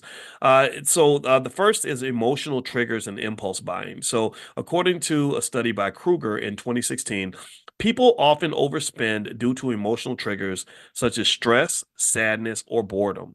So retail therapy is pretty common. It's a common coping mechanism for negative emotions. So give me a yes if you've ever gone through that where you were feeling bored, stressed, or sad, and shopping just made you feel better. Let me know if you've gone through that. And the study was called The Influence of Emotions on Compulsive Buying, and it explored how emotional states can drive compulsive buying behaviors and the temporary relief it produces. So it's no different from being stressed out and wanting to have sex, or being stressed out and wanting to go hit the crack pipe or hit the liquor bottle, or just something that's going to release those endorphins and that dopamine is going to, and the thing about it though is that there are healthy ways to do that too. Like some people get stressed out and they go exercise, because you release endorphins when you exercise. Some people get stressed out and they take a nap or they meditate or they go do something that's not going to, cause them to lose their money or gain a bunch of weight or become a drug addict or catch an STD, right? So to me, everybody has coping mechanisms. I think it's a matter of finding coping mechanisms that are going to benefit you as opposed to those that harm you. Like for example, I would say being addicted to exercise is far more beneficial than being addicted to drugs or even being addicted to work, even though, being a workaholic comes with its ups and downs and its pluses and minuses. At least if you're addicted to work, at least you're going to be very productive as opposed to being addicted to alcohol or gambling or something like that. The second reason that people overspend is social pressure and social influence. Now, there's a study that was done by Bearden and Etzel in 1982. The study was called Social Influences on Consumer Behavior, the Impact of Reference Groups and Peer Pressure. And in this study, they basically found that social pressure and the desire to conform to group norms can lead individuals to make purchases they wouldn't have made otherwise, often resulting in overspending. This is one that I believe Black people have to be really careful about because for Black people, it's all, we talk a lot about being part of the culture, and there's a lot of, there seems to be just a lot of pressure to fit in. Like I have people that will criticize me and say, you don't fit in, you're not part of the culture, you don't relate, so and so doesn't relate to you, or these people don't relate to you. They don't know I don't give a damn. I'm not trying to relate to anybody except for God and myself and the purpose, right? That's what I want to relate to. I want to relate to my wife. I want to relate to my kids. I don't want to relate to what's trendy on the internet. So no, I'm not interested in doing TikTok dances. I'm not trying to just do things because they're cool. And we are sort of the leaders of cool. Right, we are the leaders in terms of setting trends when it comes to fashion and style and slang, and so there's all this pressure, I think, to kind of fit in. Like you're not really Black, you're not gonna get invited to the barbecue, you're not really, that kind of thing. And I personally think that that's silly because unfortunately that can cause you, let's talk, if you talk specifically about the financial side, it can cause you to overspend on things that you don't really want. So social pressure is a big deal. I think social pressure really hits hard for people that don't know who they are or don't have high self-esteem. And I think that there's something about being black that impacts your self-esteem from birth. Like a lot of us are raised to believe that you're really nothing until white people acknowledge you. Let me know if you get what I'm saying. There are a lot of us who are trained to believe that if if the world and white folks don't validate you in some way, you're not as important as the people who have been validated by white folks. Look at how many of our so-called heroes are simply black people that white people put on TV. They're seriously, there are people that are seen as heroes in the black community, and I think about it, and I would say to my wife, I'd say, what would we think about this guy if some white guy had not chosen to put him on television? People love this lady or this person because they know who they are and they've heard their album or seen their TV show or saw them get a Grammy or an Oscar or a Pulitzer or something. But if you strip all that away, there's nothing left. There's nothing there. So it is that consciousness that exists within those who seek to kind of manage the black community and develop systems around managing the black community that causes them to really get to decide who our heroes are going to be, who we're going to look up to. If they could take any random person on the street, like a sexy red or something, boost her up, make her one of the most famous people in America, put a whole lot of money in her pocket, and there will be a segment of the black community that will look up to that person, that will say, "Oh, wow, you're my hero. I want to be like you when I grow up." Or you could take that same person. You could take it's Sexy Red as this rapper. You don't go look her up. It's gonna make you vomit. But anyway, they could take Sexy Red. Pay attention now. They could take her to any elementary school in the hood right now, and the kids would start screaming. They would be excited to see her in the gymnasium, and they wouldn't be excited if you say brought I don't know, the greatest black surgeon on the planet, right? Especially if it's somebody like Dr. Ben Carson who happens to be a Republican, like, oh, boo, you're bad, yeah. Or we don't know who you are, or you seem like a nerd, right? But so it's kind of interesting how that's done. Right? If you see it the way I see it, it's like, oh, I get it. Because you've invested billions of dollars, that's money. See, money controls all this, by the way. This is every time we talk, we're always having a financial conversation. I want you to know this because money is like the little demon kind of lurking in the background, this rubbing his hands like Birdman, just controlling everything that's happening in your mind, your body, your community, right? So they put billions of dollars into developing this infrastructure in this thing called media. And so they get their television signals in everybody's home, and then they say, okay, we're going to take this person, we're going to put them in everybody's house, and we're going to put them in everyone's consciousness, and this person's going to be the new it guy for the black community, and that's what they do. So anyway, so social pressure, I think, is one of those things that really harms us economically. And in fact, studies show that black people worship celebrities. So Nielsen, when they wrote their report on how to sell things to black people, they said it's easy. Just put a celebrity in the ad, and black people will buy it. When I went to a party, I went to the NBA All-Star Weekend, and there was a party. I got invited by the guy who ran the Air Jordan brand, and me and my wife went in there, and it was really nice, really fancy, and they had all these really cool places you could grab food and stuff. And so I sat down. I mean, this was good, like good food. It's like I got like a little version of a steak dinner. So I sat down at this little place, and I was sitting next to this guy, and I knew he was important because he's like a real weird looking European guy. And I said, "Well, what do you do?" And he said, I created the Beats by Dre headphones." And I said, "Wow." I said, "You guys did a really great job with the marketing on that." And he said, "Thank you." And I guess he didn't care what I did, and I didn't care to tell him. But really, when I said you guys did a great job on the marketing, I was really thinking, wow, you really did a great job of manipulating black people's addiction to celebrities and the addiction to sort of fitting in and following the crowd. Because what you did was you took some pretty mediocre headphones and you ran a campaign where you had all their favorite celebrities wearing those headphones. So you used symbolism to really connect to the conscious and subconscious mind of mostly black people to basically say, if you have this symbol, this little Beats by Dre symbol in your ear with these headphones, you're gonna be similar to Serena. You're gonna be similar to Lil Wayne. You're gonna be similar to LeBron, right? And that's kind of what I see when they talk about peer pressure and social influence. I think social influence is really something that if you're going to allow social influence to impact you, then put yourself in an environment where you're going to be influenced by people that are going to make you do the things that you want to do. So if you want to lose weight, get into a group of people that are into losing weight. If you want to be intellectual, make your peer group other intellectuals. Don't try to be an intellectual person when you're surrounded by a group of ignorant people. Like being that's going to frustrate you, and you're going to be mad, and you're going to be punching at the air, and it's terrible. Like literally the most torturous conversations I have is when I try to have a deep conversation with people who ain't trying to be deep. In those conversations, I just need to sit back and just listen and study. I feel like the guy who used to go in the wilderness and study the animals and stuff, and I would just study human nature, and I would just be like, wow, this really ignorant conversation is really interesting to these people, and they're talking about stuff that just doesn't make any sense. And I know the reason you believe that is because you watch too much Fox News, and you believe that because you watch MSNBC, and you believe that because you watch BET.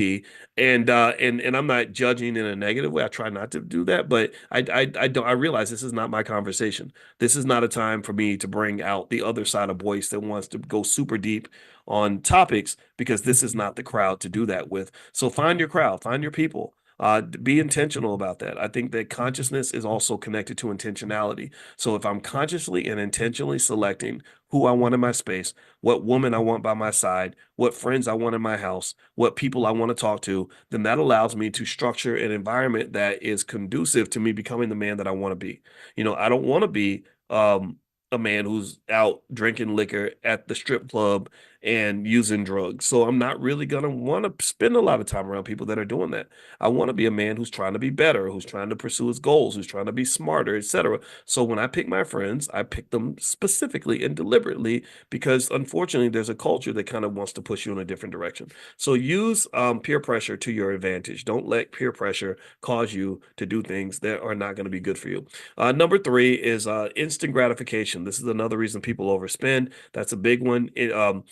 So the study was done by Frederick Lowenstein and Donahue in 2002. The research paper was called Delayed Discounting in Economic Decision Making, a meta-analysis. So they said that the tendency to prioritize immediate rewards over long-term benefits, known as delayed discounting, meaning that if something's delayed in your mind, you discount it. You just kind of like, it's not as meaningful because I got to wait 6 months or whatever. This can lead to overspending. People often choose to buy now rather than save for future needs. So instant gratification is a big, big problem. And unfortunately, instant gratification is encouraged everywhere. Everywhere, all people talk about is the present, and all they're worried about is right now. The politicians do it. The politicians have screwed up our government financially, because every politician is thinking about getting reelected in 2 or 3 years. They're not thinking about what the country is going to look like 50 years from now. Therefore, in 50 years, the country is going to be a mess. Number four, marketing and advertising tactics. Marketing strategies such as limited time offers and flashy advertisements create a sense of urgency and excitement that can trigger impulsive buying and overspending. This research study was done by Kotler, and it said it's called The Effectiveness of Marketing Strategies in Influencing Consumer Behavior. And then so marketing and just kind of pushing different buttons like buy now. If you don't get it by such and such, then whatever. Like these tactics are used regularly when it comes to offering various products and items. And in fact, actually, when they talk about selling luxury goods, one thing that they do is they train them to pretend like they don't really want your business, because they know that people tend to want things that they can't have. You see this sometimes maybe in dating. Like, has anybody ever seen somebody who stops liking a person because that person likes them so much, right? Like at first you're interested in that woman, and then she shows a lot of interest in you, and then you're like, okay, you're not, I don't want you anymore because you're not a challenge. Like there are people that do that, or I've seen women do that too, right? You only like the guys who don't want you, and the guy who wants you, you see that as a weakness, or there's something wrong with him. And I think this is something that's just ingrained in a lot of us. And I had to tell people, I said, I didn't chase my wife. I did. She didn't play hard to get. I told her, I said, I like you. She said, I like you too. And then we said, great, there's a match. That's it. It wasn't like, I like you. Well, no, I'm not interested. And if she had played hard to get, then she wouldn't have got. I just say I said my wife had played hard to get. I don't I didn't play those games. No, it's like either you like me or you don't. And if you tell me you don't like me, then that means you don't like me. And I'm not gonna. Why would I like somebody who doesn't like me? That don't even make no damn sense. That's weird. That's very weird. And because there was another woman years ago. I'm not gonna say her name because in case she watches or something. But I kid you not, and she was I was attracted to her. She was smart. I like the smart women. I don't ladies, don't ever let men make you feel bad about being educated and stuff. Smart women are awesome, and men, don't be intimidated by smart women. If she's a good woman, then she'll make you smarter. Like don't be intimidated by that. There's nothing to be intimidated by. Just treat each other with respect. And remember, everybody can learn from everybody.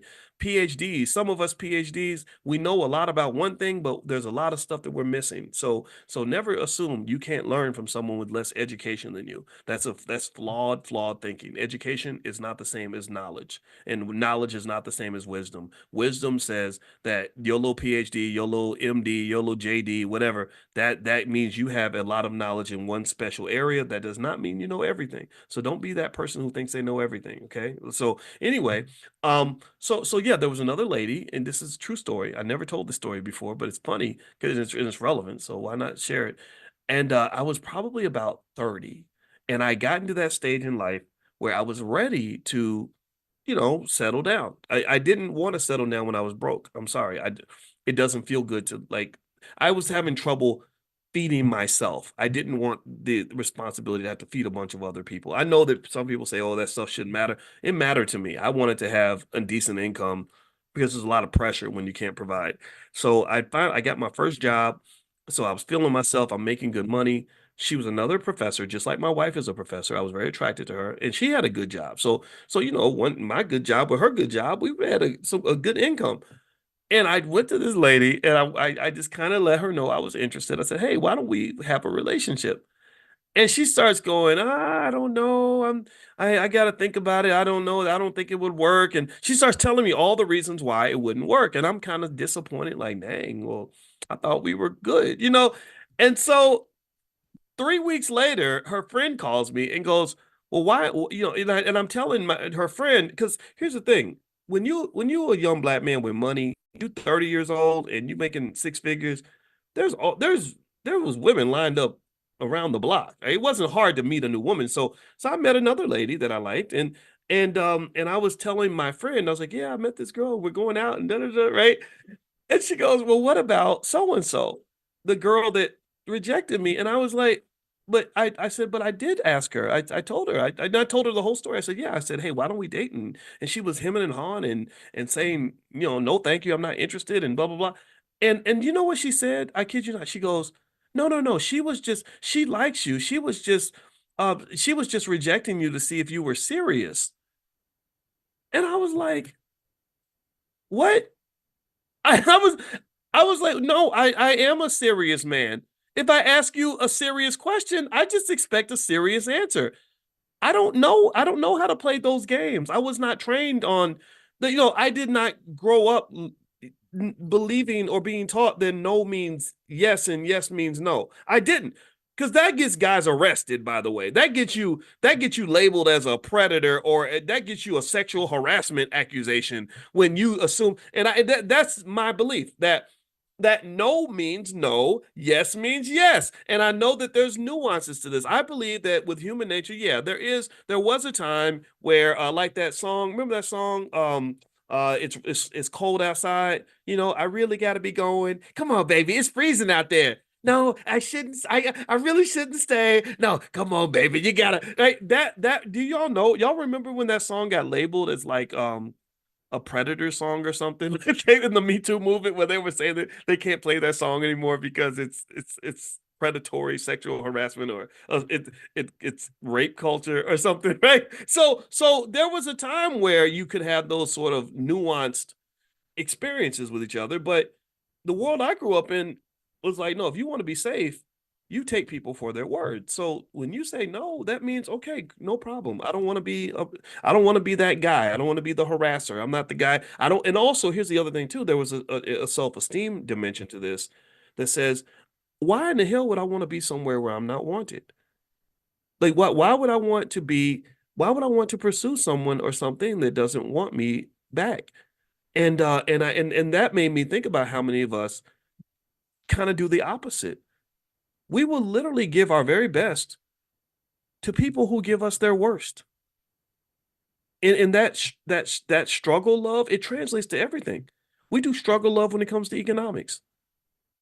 I believe collectively, white America's kind of shown, not that white people are all bad, but systematically, they don't give a damn about you. They don't like you. They're not going to give you any of that money back. They don't respect you. They're not going to support your reparations or anything. But yet you will be so quick to seek out their validation. You will be so quick to give them your money. You will give them your time. You will sell them your children. You will sell your children to the corporate plantation and say, go serve that white man over there. He gonna pay you, he gonna pay you enough money to pay your rent. Not to get rich. He's gonna give you enough money just to get by. We do that. We are really deeply committed to people, places, and things that are not equally committed to us. And I argue that that is a psychological problem. That is a self-esteem issue. So the same way when I talk about my wife, and I don't play when it comes to that type of stuff. I make it 100% clear. When I told my wife I was interested in her, and she replied and said, "I'm interested in you too," that let us know that there was a match. If one of us had played this goofy game of like, I'm gonna pretend like I don't like you to make you like me more, that to me is not a healthy game, nor is it a safe game to play for me as a black man for sure. I'm not here to harass my way into your life or to beg my way into your life or to wear you down until you finally agree to let me in, because then I'm setting this terrible standard. I'm gonna have to always meet this standard, and I'm always on thin ice because the minute I mess up, you're gonna kick me to the curb. No, I have value. She has value. I see her value, she sees mine. And we're clear about that. That's what grown-ups do. And I think the same thing should be true in any area of your life. When you're talking about spending money, let me tell you, one way that they sell luxury items is they act like they don't like you and they don't care if you're there and they really don't even want you around.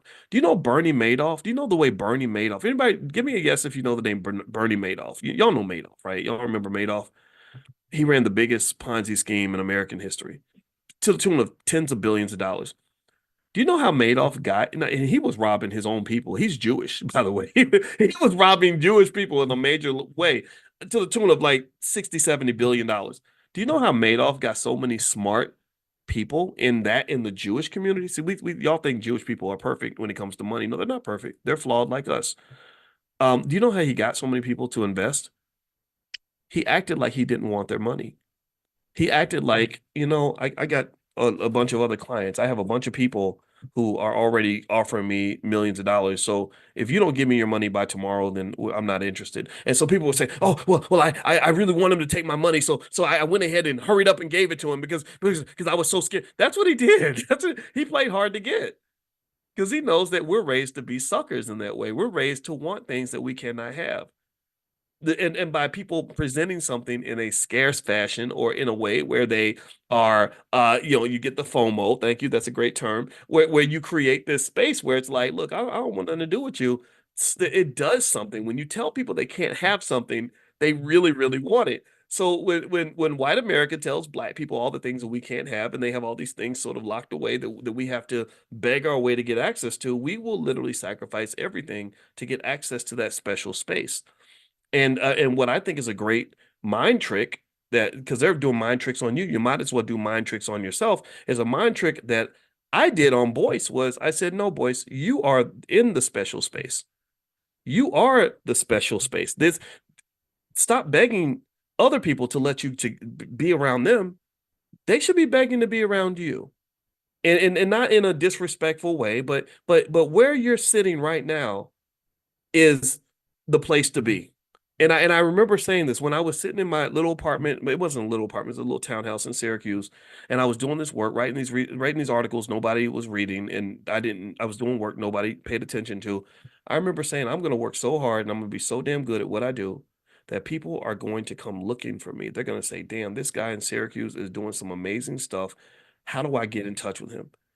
And years later, one day, my assistant calls me and says, "Tyler Perry wants to talk to you." And then I get another call. Farrakhan is on the phone. And then I get another call. Cornell West. wants to speak to you. Like, so all these people that I admired, that I looked up to, and I was respectful. I didn't want, I was never arrogant toward them because I love all these people actually. Um, they saw what I was doing. They saw that yeah, there's value over here too. And so what I'm saying to you, and this is a good point to close on, is that you are valuable right where you are. You are as precious as you choose to be. Your community, in my view, our community, that's the sweet spot, man. That's where the gold is buried. The gold is buried in your backyard. You ain't got to pack your bags and go searching the world, looking for love in all the wrong places, chasing people down, begging people to acknowledge you, begging people to tell you that Black Lives Matter, begging people to let you into their institutions. You've got the juice already. You've got that. You just have to see it. You have to see it and you have to refine it. Just the things you don't invest in are the things that will never grow. So we get so busy when you talk about Black economics, we get so busy watering everybody else's garden that we forget that we've got a garden in our own backyard that isn't getting any water at all. You leave your community every day to go work for other people in other people's businesses and do stuff for other folks and buy stuff from other people. And then when you finally get home, your community's in shambles, your family done fell apart, and everything that could have been amazing in your life has died because you've been trained to invest in everything except for yourself.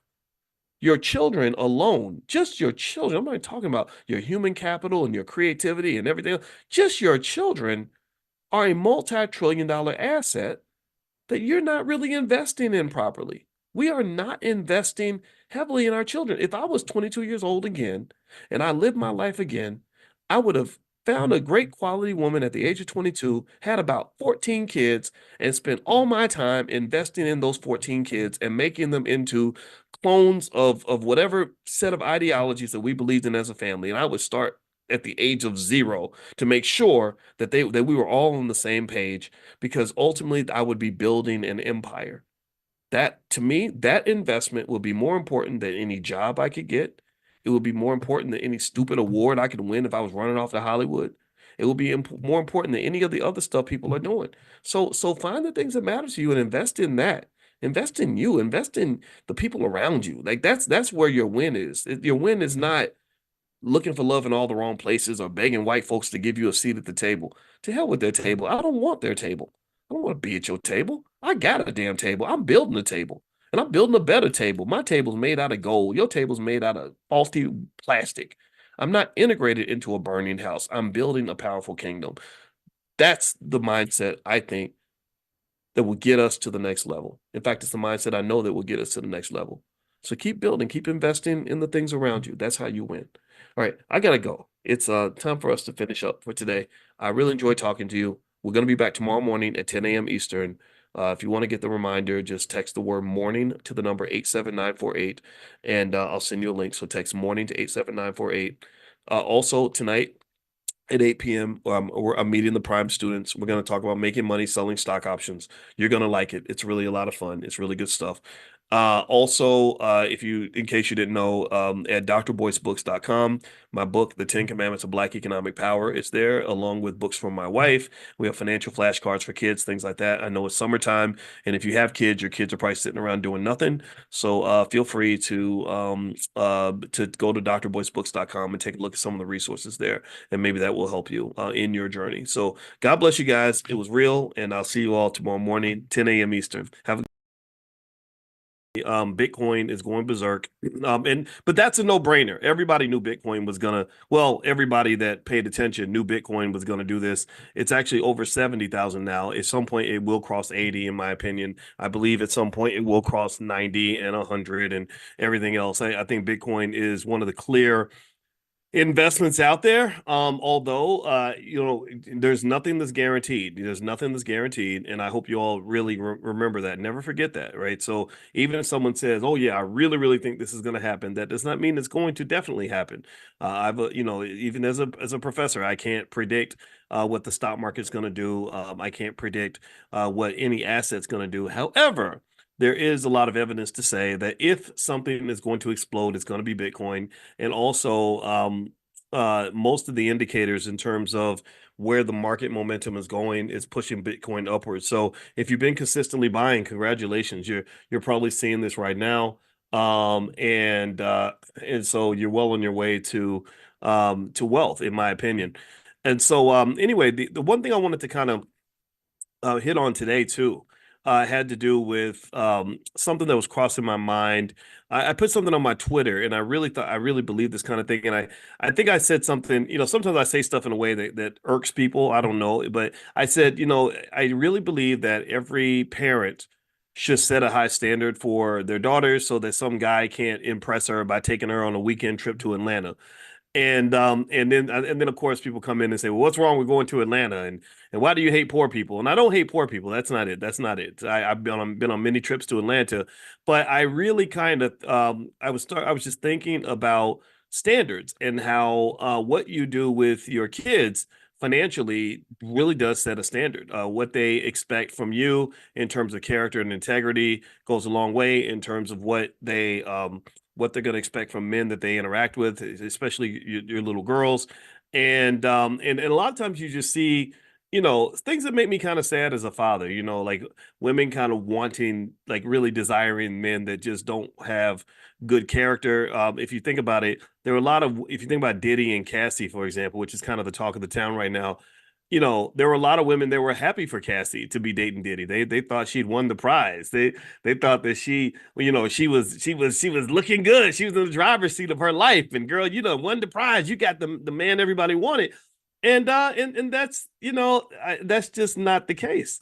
A lot of in economics we call that the winner's curse. There's something in economics called the winner's curse. And what the winner's curse is the winner's curse is where you think you won, but really you lost. And it's when you compete for something that you're dreaming about, but actually you kind of have the wrong dream.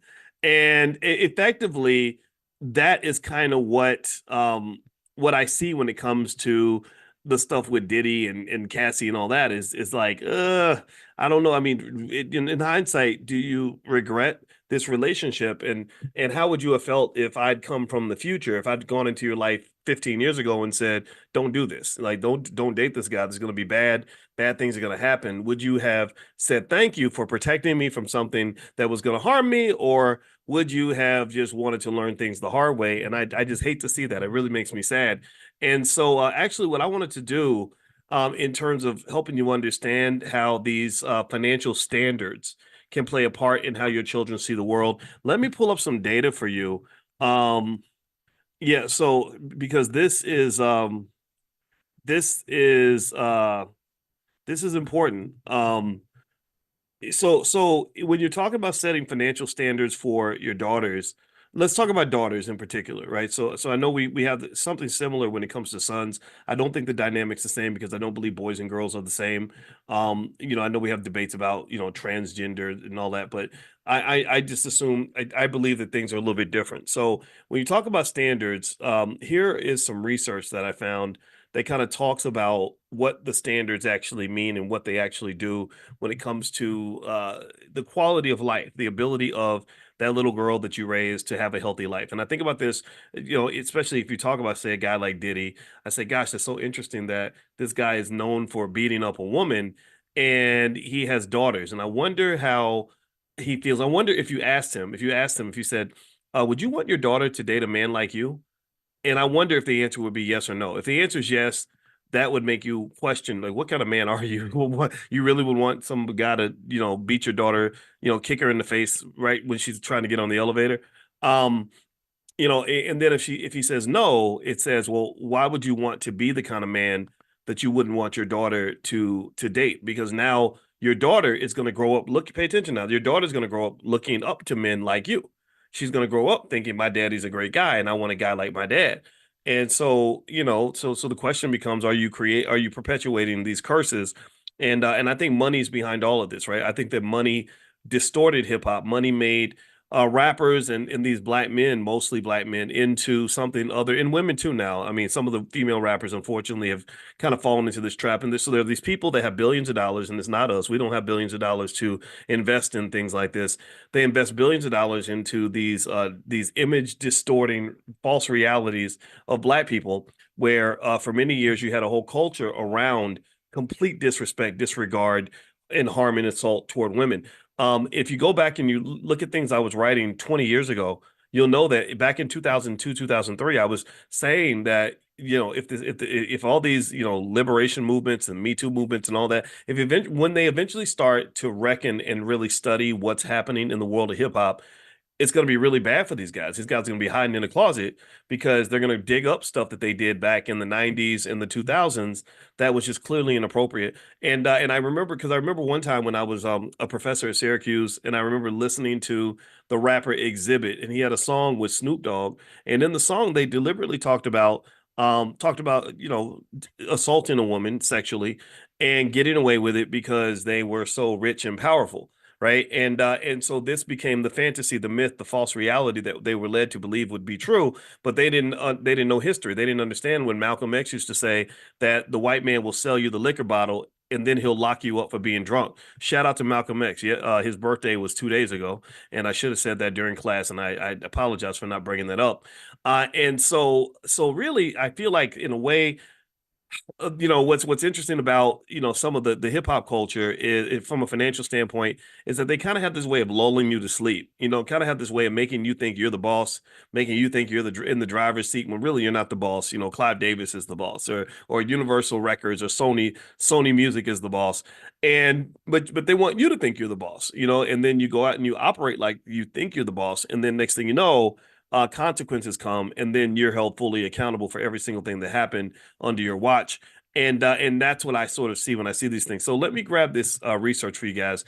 So one thing that they say that happens when you don't set a good standard for your daughter. Let's talk about us in terms of us being the kinds of parents that we want our children to admire in terms of, and let's start financially, right? In terms of setting those standards and why that's important. So they said that number one, when you talk specifically about the father-daughter relationship, there's a study that says that daughters who have a strong relationship with their father have an easier time with emotional health and stress management.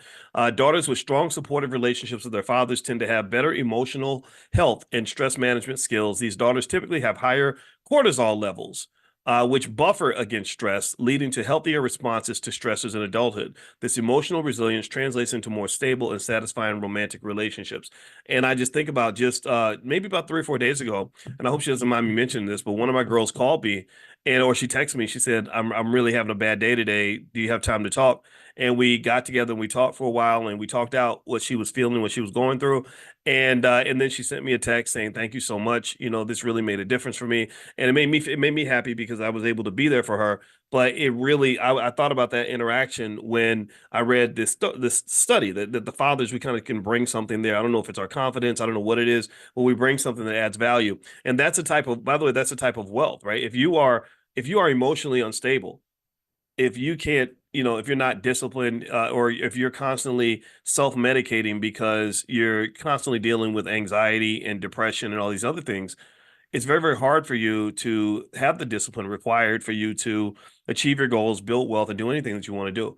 And in fact, when we study in our Black financial therapy department in the Black Business School, what we realize is that emotionally unstable people just have a hard time building wealth because there are too many leaky buckets of pockets that can drain their wealth. Because if you're self-medicating, well, medicine costs money. If you're self-medicating through wine bottles and liquor costs money. If you're self-medicating through drugs, drugs cost money. If you're self-medicating through sex, well, bad relationships and dirty, short-term, temporary, nasty, worthless relationships with people that you're just trying to have sex with, that can cost you money.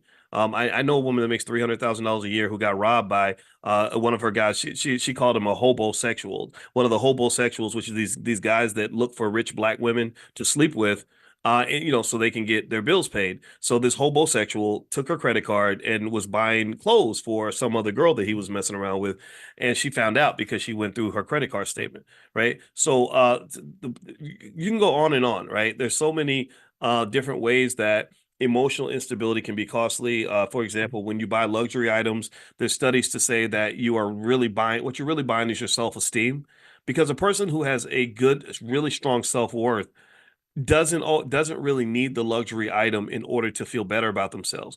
Now, I'm not saying that everybody who buys a luxury item is bad or not smart or making a mistake or emotionally unbalanced. What I'm saying is that if you're emotionally unbalanced, it's easier to sell you the luxury item because basically what I'm doing is I'm saying, you're nobody, you're nobody now. You're a regular old nobody right now.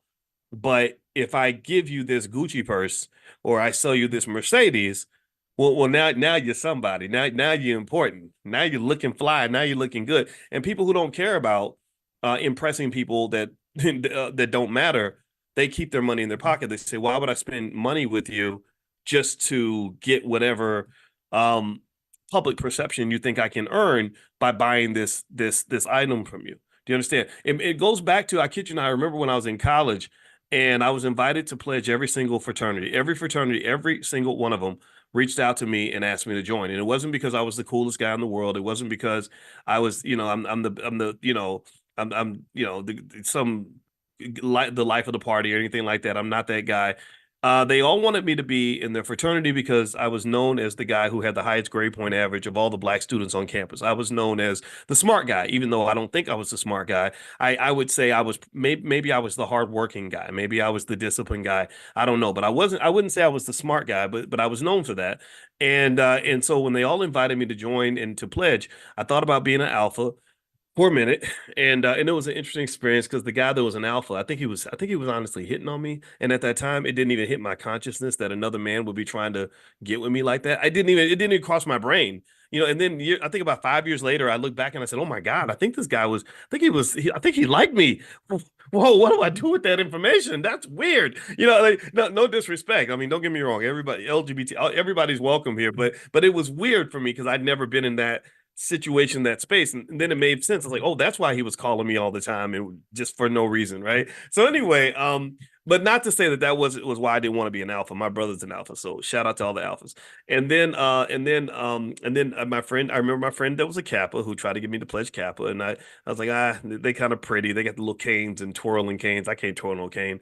And then there was another one. The blue, they wear the blue. I forgot with the I can't Phi Beta Sigma. That's right. Yeah, I remember and I thought about that, because I liked the guy who invited me. His name was Daryl Van Meter. He died of a heart attack at 19 years old on the basketball court. It was crazy. I used to play basketball with Daryl, and I wasn't there that day, but one day he just died of like on the basketball court of a heart attack. 19 years old. It was, ooh, I remember that day. But anyway, and then I think I decided to pledge Q, and I was gonna become a Q dog.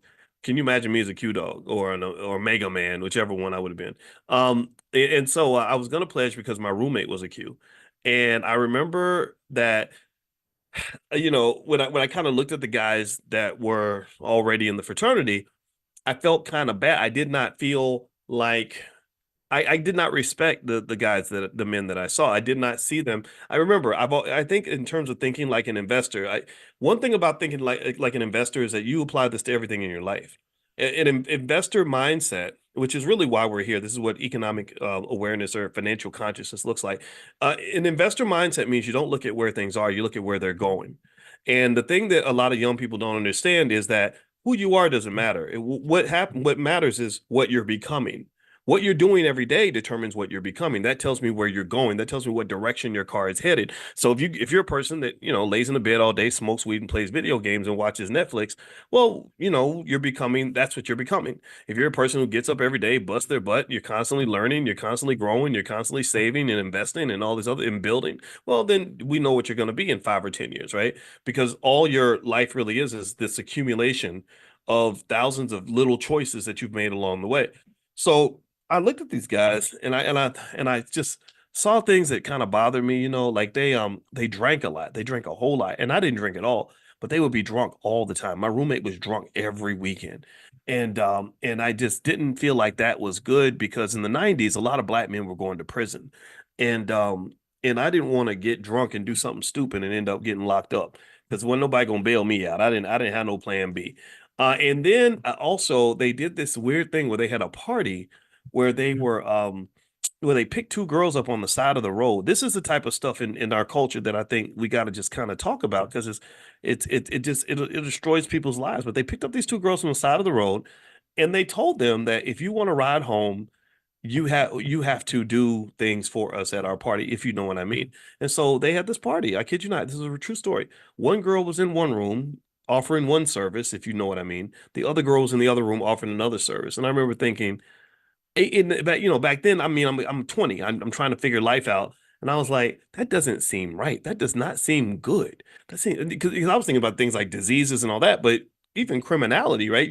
Somebody can come back 10 years later and say, oh, well, you assaulted me, and now you're going to prison for 30 years, or now whatever, right? So, long story short, I remember just thinking, I see a whole lot of drinking, a whole lot of whoring and a whole lot of partying, but I don't see a whole lot of studying. I don't see a whole lot of hard work. I don't see a whole lot of building here, right? And I remember, so that was the thing that kind of got me to say, I don't think this is the right move. And again, this is that part of the culture. I believe other people put this on us, and I think we have to address that because it's very anti-wealth, it's very anti-family. Remember, anti-family is anti-wealth. Anti-family is anti-wealth, and it's also anti-black. So if you want to destroy black wealth, just keep destroying black families. If you want to destroy black families, keep destroying black culture. If you want to destroy black culture, keep destroying the black male. And that's kind of what's been happening. They've been destroying the black male systematically in a lot of ways. Even back in the 60s, Dan Rather, I was watching a documentary about Dan Rather, the great newsman, and he talked about how Vietnam War, most of the guys in the platoon were mostly black, a lot of black males. And so I just think it just goes way back, just in terms of what people have kind of done to us. So long story short, I remember just going back to the self-esteem thing. I remember the deal was like I was supposed to pay a bunch of money. Again, I'm a very logical thinker, right? I'm a mathematician, so 2 plus 2 is always going to be 4 to me. So the deal was you pay us $600 or $700, which is more money than I had at the time. I did not have a lot of money to burn like that, and they're like, pay us a bunch of money, and then for 6 weeks we're going to make your life a living hell, and then when you're done, and I was like, well, what do I get when I'm done? They're like, well, you get to be one of us. And I'm like, so I get accepted. So I'm paying you money and letting you torture me, letting you ruin my life and my grade point average and only God knows what. For what? For the esteem of knowing that I can be part of your group? Well, yeah, yeah, yeah, yeah. You get to be one, you get to be a Q dog or an alpha or whatever, right? No disrespect to the fraternities, but it did not compute to me. And I was like, wait, so I get to be your friend, but I'm already your friend. I already know you. I see you. I say hi to you. I don't need to wear the same colors as you for us to be cool. Like we don't have to wear the same colors. I don't, and I really don't even really want to see you much more than I already do. So where's the benefit? Where's the win? Where's the ROI? I saw no ROI. The only ROI I saw was you get to wear the jacket and be part of the group. And I saw that more as a self-esteem thing. And what I really found was interesting was I was able to save a lot of money because my self-esteem was already pretty much intact. Sure, I didn't have everything figured out. There were some things I had fears like everyone else. I had, challenges and hurdles and hills I had to climb, but I was very comfortable being by myself and very comfortable being who I was. Yeah, I know I'm not the coolest guy in the party, but I don't want to be the coolest guy in the party because the coolest guy in the party looks stupid to me sometimes. You're acting stupid so that you can be the coolest guy in the party, and that's still true. It doesn't matter. Even now, 30 years later, the internet is just a big high school where people want to be the coolest instead of being instead of actually being the person that has the most substance. People want to impress you by likes and shares and clicks and views, and they do really embarrassing things, really humiliating things, degrading things, goofball, idiotic things to get likes and shares and views. And that, it to me, is not a win for you. In my opinion, a win is when, if I want to impress you, maybe I impress you with my substance. I want to impress you with what's in my brain to say, look at how well I know finance. Let me help you. Or I want to impress you by helping change your life or say something that's really profound for you that's going to benefit you. That's meaningful to me. Me getting you to pay attention to me because I did the best TikTok dance, or if I'm a woman, I'm showing lots of booty and I get lots of likes and shares for that. That to me is indicative of a deeper self-esteem problem that's very, very costly to you.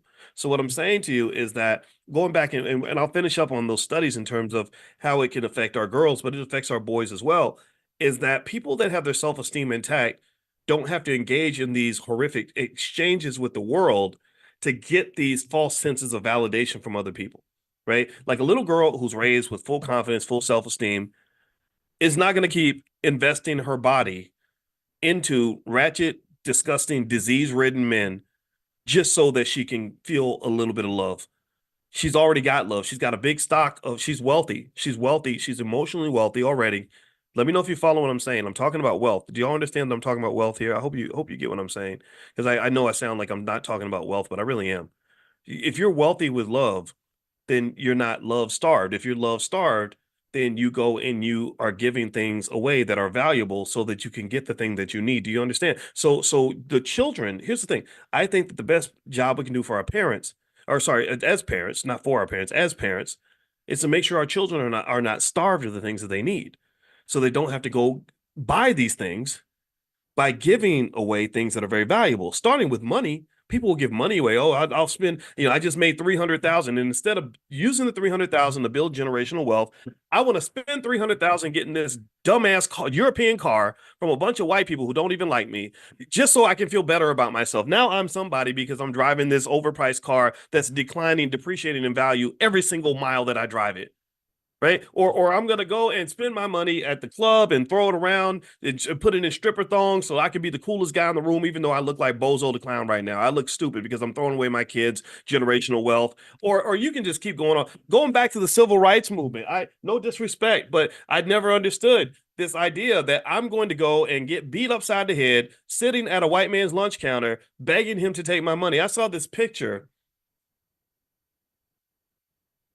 of the great James Baldwin, and he was standing in front of an ice cream shop that was owned by a white guy, and the white guy was peeking out the window, like, "Who is this Negro in front of my ice cream shop, and why is he taking a picture here?"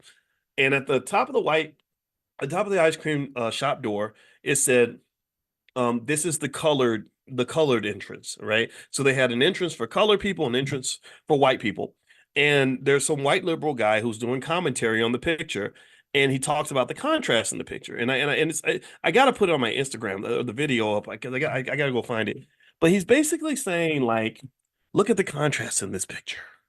He says, here we have James Baldwin, one of the great literary minds of his generation, who is being dehumanized because he's standing in front of this sign where they won't let him in because of the color of his skin. Right? It was something like that. Like here's this great man, this giant of a man, James Baldwin, and he's being dehumanized by the fact that this ice cream shop has a colored only door and a whites only door. And I was like, no, he's not being dehumanized. Why does he have to go eat the white man's ice cream anyway when he's probably going to spit in it? What would make you think how in the hell did I get did does he's if he's so powerful, what in the world makes us think that he would hand over his humanity, his the right to dehumanize him to a person who clearly is not his friend? There is nothing beneficial about him being allowed to walk through the front door of another man's ice cream shop and give him all his money. In my view, the sign didn't dehumanize him. It only dehumanizes you if something inside of you makes you feel that in order for you to be a complete human being, you have to go inside this bigot's ice cream shop. I don't want to go in his ice cream shop. I don't. I don't. He can't take nothing away from me because I don't even want what he got. In order for somebody to take something from you, you have to give it to them in the first place. In order for them to take something from you, they have to at least have something that you desire. And when you desire things, you have to understand, why do I desire these things? And let me tell you, there's a trap. It's a trap. It's a trap. When you desire things, that makes you beholden to the people or the entities that control the thing that you desire. So that's why the Buddhists are among the smartest people on the planet, because if you know anything about Buddhism, which I don't know very much, but one thing I do know is that they do have one principle that pretty much says you should desire nothing. That desiring nothing is one of the keys to freedom. So I'm not saying you shouldn't desire anything. That's your choice, but you got to be real careful about falling in this trap of hungering for something, lusting for something, wanting something, especially when the thing that you want is coming from people who are gonna extract a high rent in order for you to have that thing. So you either A, have to train yourself not to want it, or B, if you do want it, you better get your own supply. So that little girl, she either, if she feels like she needs to be loved by a thug in order to feel complete, In order for her self-esteem to be intact, I need to be one of Future's 18, the rapper Future. I need to be one of his 18 babies mamas in order for me to feel loved and complete. And the Future says, sure, just let me inject my dirty penis in your body and give you every disease I have and then abandon you and your child and traumatize the both of you. Sure, I'll give you that in exchange for your self-esteem. If she feels that way, that's a problem. That's a deficit. That's a deficiency. And that is so to me, that deficiency will be resolved by either A, having plenty of love, a stockpile of love and support from somebody that really cares about her, like her dad. Your dad is, the dads are so important. I mean, we're supposed to be that one man that loves you and will die for you and isn't asking for something from you. So you either have a stockpile of that love and support, or she's got to be in a position where she's convinced herself, no, I don't want what you got. I don't need that. I don't need that thing from you. If I need it, I don't need it from you. So if James Baldwin needs ice cream that bad, that he's got to go into a racist man's ice cream shop just to feel like a human being or just to have ice cream, that would be a psychological deficiency on his part. That's a self-esteem issue. If I'm talking to James Baldwin, I say, let's go get some ice cream somewhere else. There's a black-owned ice cream shop down the block. Or maybe, ice cream is really gonna make us fat. So maybe we should go eat a salad instead. Right? That's what I'm thinking. Right. And I really encourage you to sort of process these things because that those emotional deficiencies, those psychological shortcomings that we're raised with, that self-esteem issue, that drives a lot of people being able to take things from Black people. Like I can point to 1,000 examples. I'm gonna try not to point to too many because my brain will explode. I'll start talking all day. But even when I look at guys, I see guys that go on. Anybody seen Vlad TV? You know Vlad TV, right? How many of y'all know about Vlad TV? I've been on Vlad TV several times. I've talked to Vlad on the phone. I did all that, right? And I really am fascinated by how many of these poor little desperate men, who maybe were rappers from the 90s or people that that the world's kind of forgotten about, and they're so desperate for attention that they'll go on Vlad TV's show and they literally they will admit to crimes they committed 25 years ago. Like they'll literally be like, yeah, me and Diddy was in the club and we decided to grab a couple of hoes and go and rape them both that night. No, no, I'm playing, but no, really, like, or I shot him. I died. Well, how many people did you kill? I don't know, probably about 15, 20. I shot, I don't know, I shot so many. I probably shot Pac. I just forgot that I did it. Just literally, and they incriminate themselves. And I'm like, wow. So prison, that's a pretty high price to pay for you to get your internet clout. Like that's what that is. That's an emotional deficiency that's being fed at a very high price to you. So remember, when you're paying a price, you're not just paying with money. That's what I want you to understand. Sometimes you pay a price with something that money can't buy. And really, one of the things I think I might have done right is I don't let people waste my most valuable commodities. I'm not talking about my money. My money's not the most valuable thing I have. I have 1,000 things that are more valuable than money, but just things like time. I don't, if someone important wants to talk to me and someone thinks I'm supposed to talk to this person because they're so important or they're on, they're mainstream famous or something, my question is like, well, why would I want to talk to that person? Well, because he was on the hit TV show, blah blah. I'm like, yeah, so this person's important because white people put him on TV. No, that because what I'm doing over here is the most important work I could be doing anywhere. Like talking to my people about wealth and building our families and our communities for the future. That's really what's important.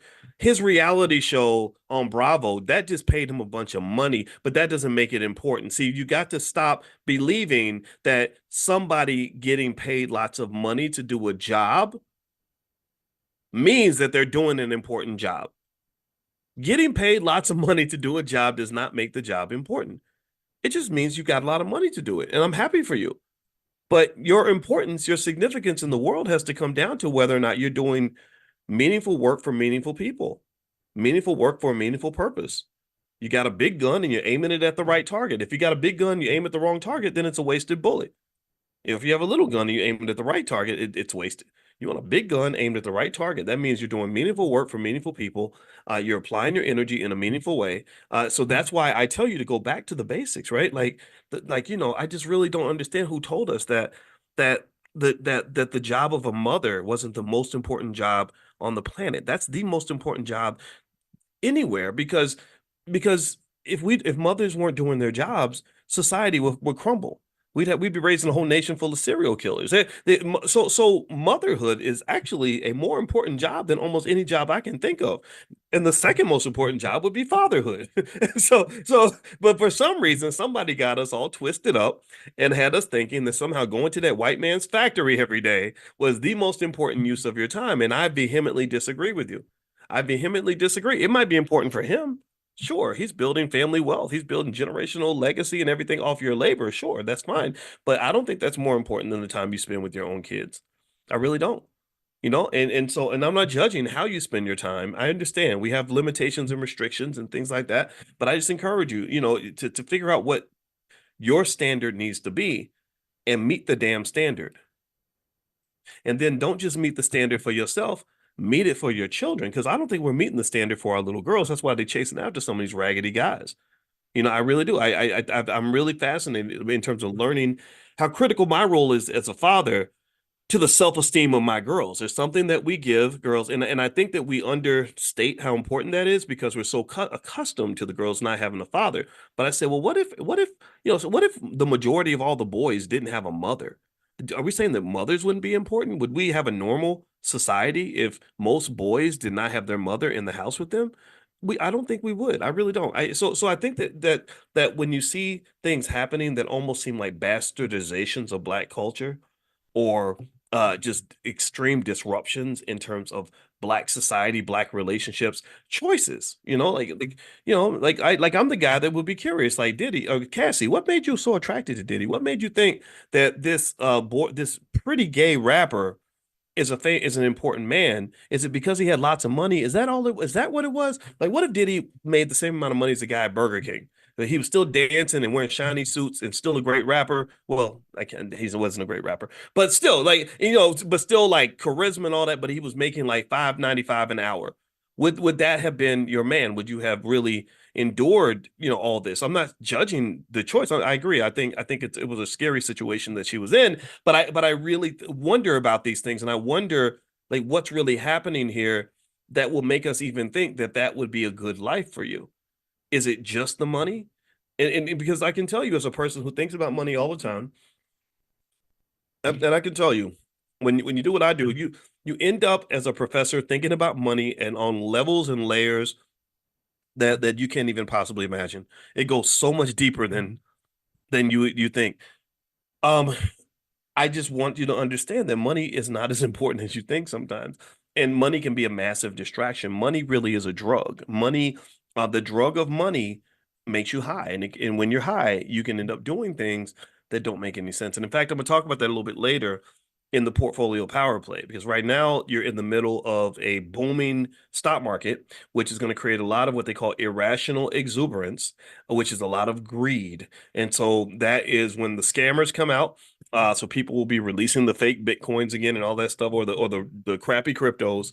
There's going to be a lot of IPOs of companies that are not worth what they're worth. During the previous boom, you had these things called SPACs, special purpose acquisition companies, which weren't worth what they were pretending to be, and people were paying money for these SPACs. So this changes the dynamics of the entire economy when everyone's sort of feeling excited, because right now everyone's getting FOMO because they're reading all the headlines about the Dow hitting record highs and Bitcoin hitting another record high and all these other things, and they don't want to miss out. So they jump in and they don't know what they're doing and they end up getting burned. So that's what we're going to talk about later on today. If you want to join us for the portfolio power play, here is a link to the private Zoom. I'll put it inside here. And if you're not invited to Money in the Morning yet, our economic awareness training, just get on the text list, text the word morning to 87948. So you can text morning to the number 87948, and I'll send you an invitation. And the portfolio power play, I'm going to put the link right here in the chat if you guys want to join me later on today at 1 p.m. Eastern. So let me see here. Let me pop this in the chat really quick. And then what I'll do is I'm gonna go ahead and finish this up in a second, because today's my anniversary and I shouldn't be like Mr. Workaholic on the day I got married. So, and then my wife's birthday is right after that. So I got Mother's Day, my daughter's birthday, my wife's birthday, and my wedding anniversary all in the same month. So, sorry, I got two daughter birthdays, right? So I got so much crap that happens in the month. It's in May. It's crazy. So it's really hard. I have a hard time keeping up with names and dates, or like anniversaries and stuff. So pray for me. All right. So anyway, let me finish reading these studies in terms of how that setting that standard can make a big difference. Okay. Yeah, did I switch the portfolio power play to one? Yeah, it's 1 p.m. Eastern, Natasha. I think I had to move it back to one because the other time, for whatever reason, didn't work. But there's the link right there. And you can click on that and you can join. All right, so a couple more things I want to mention before we bounce out. And again, we'll be back tomorrow morning at 10 a.m. Eastern. So feel free to join us. Just text the word morning to 87948. One thing that they say, surprise, surprise, is according to this study by the Institute for Family Studies, they said a father's involvement can set high standards for how a daughter expects to be treated in relationships. Research shows that daughters who have close communicative relationships with their fathers are less likely to engage in risky sexual behavior and are more likely to have fulfilling, long-lasting marriages. These daughters often have higher self-esteem and body image satisfaction, which are crucial for healthy relationships. Also, in terms of academic and career choices, fathers play a crucial role in their daughters' academic and career decisions. Studies indicate that daughters who receive mentoring and support from their fathers are more likely to pursue ambitious career paths and are often influenced positively by their father's career choices. This support fosters independence and confidence, which are beneficial in all areas of life, including relationships. Also, in terms of negative outcomes, they said the absence of a father figure or a poor father-daughter relationship can lead to adverse outcomes such as depression, anxiety, and early sexual activity. Conversely, daughters with positive father figures are less likely to face these issues and more likely to develop healthy, supportive relationships with their partners. So, shout out to and by the way, if you don't see that link to join the Portfolio Power Play, one other way you can get access, I'll send this out in a little bit.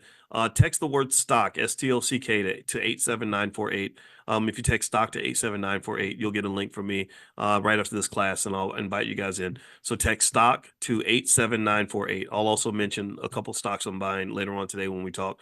All right. So what I really see here is, first off, I want to applaud fathers that are setting a standard for their kids, period, and their daughters especially.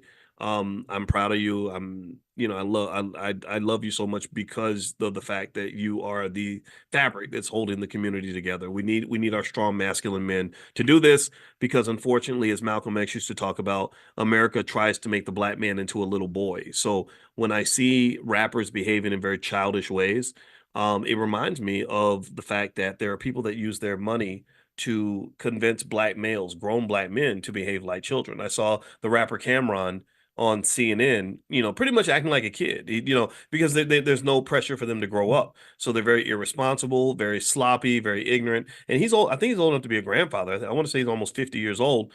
Diddy is over 50, right? And engaged in the same shenanigans that he was engaged in when he was 25 years old. A 52-year-old is not supposed to behave like a 25-year-old. That's not culturally normal, but it seems normal because we financially reward it. So sometimes when things are financially incentivized, that makes us automatically and unfairly and incorrectly believe that that is the right way to approach life, that that's the right way to exist. And it's not. So thank you to the men that understand that. And then also, I want to say thanks to all the mothers that really help facilitate that child-father relationship.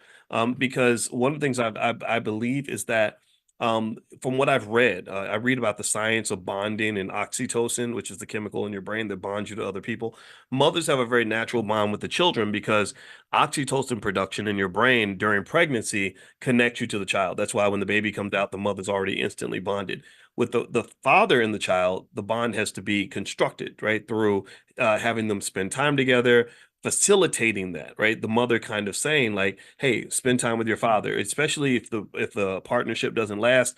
You have to kind of push that and have them spend time together and do things together, and then they'll naturally become more connected. If the mother is resistant, or if the mother is has issues with the father or is disrespectful of the father, it's very hard for the father to step in and form a relationship with the child. Because I don't know about y'all. Tell me if you agree. Give me a yes or no. Anybody my mother didn't respect ain't gonna get wasn't gonna get my respect. Tell me if you get that. Tell me if you agree with that. Anybody, if my mama, if I was gonna meet some man and my mother's like, he ain't nothing, he ain't nothing but a dirty liar. He a damn fool. He's an idiot. I'm not, and I'm 9 years old. I'm loyal to my mother 100%, period. So you bring this guy in front of me and you've been talking crazy about him, or even if you're subtly doing it, even if it's subconscious, right? Like, or somebody says his name and you go, yeah, we'll see what he does. Oh, that's a cue. That's a clue. And I want y'all to understand this. Pay attention now. My mother did not do this, but it happened. It's a true story. I met my father, my biological father, for the first time when I was 14 years old. So my uncle took me to his house. My parents did not know that I was being taken to my biological father's house. I come to the door. He's standing there, and I looked at him, and it was really shocking because I'd never seen another man who looked like me like that. He looked a lot. I said, "Wow." So he gave me a hug, and it was one of those real heavy hugs, like, "Son, oh my God, good to see you, son," that kind of thing. And I didn't hug him with the same intensity because I'm 14 and I didn't feel the same, I didn't feel the same way. Hadn't spent years away from my son. I was just a 14-year-old, a freshman. So I'm sitting there in the living room and I'm talking to my grandmother, which was his mother, was sitting in there. I had an uncle sitting in there who was the brother of my father, and then my father sitting there. And this was actually, and now that I think about it, I think it was like I think he got there like a little bit later. That's what because when I first got there, I think he wasn't there. And I remember they were talking about him and they said something real subtle. They said, yeah, well, one day his name was Boyce, like mine. They said, yeah, but Boyce will get it together one day. And when they said that, that said to me, okay, so that means my father does not have it together. It was that one little slick little sentence, right? And then we were sitting there, and then my father's sitting there, and he says, "Yeah, one day I'm gonna get me a Maserati."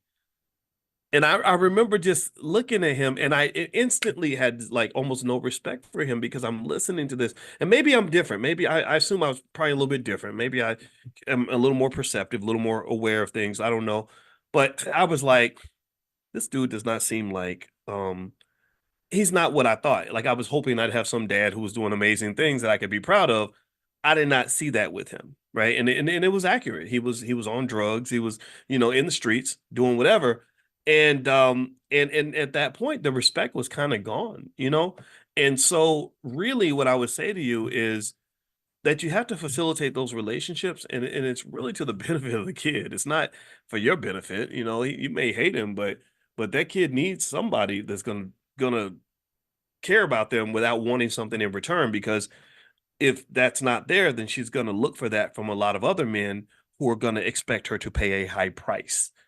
Okay. And they're going to drain her of things that money should not be able to buy, if you know what I mean.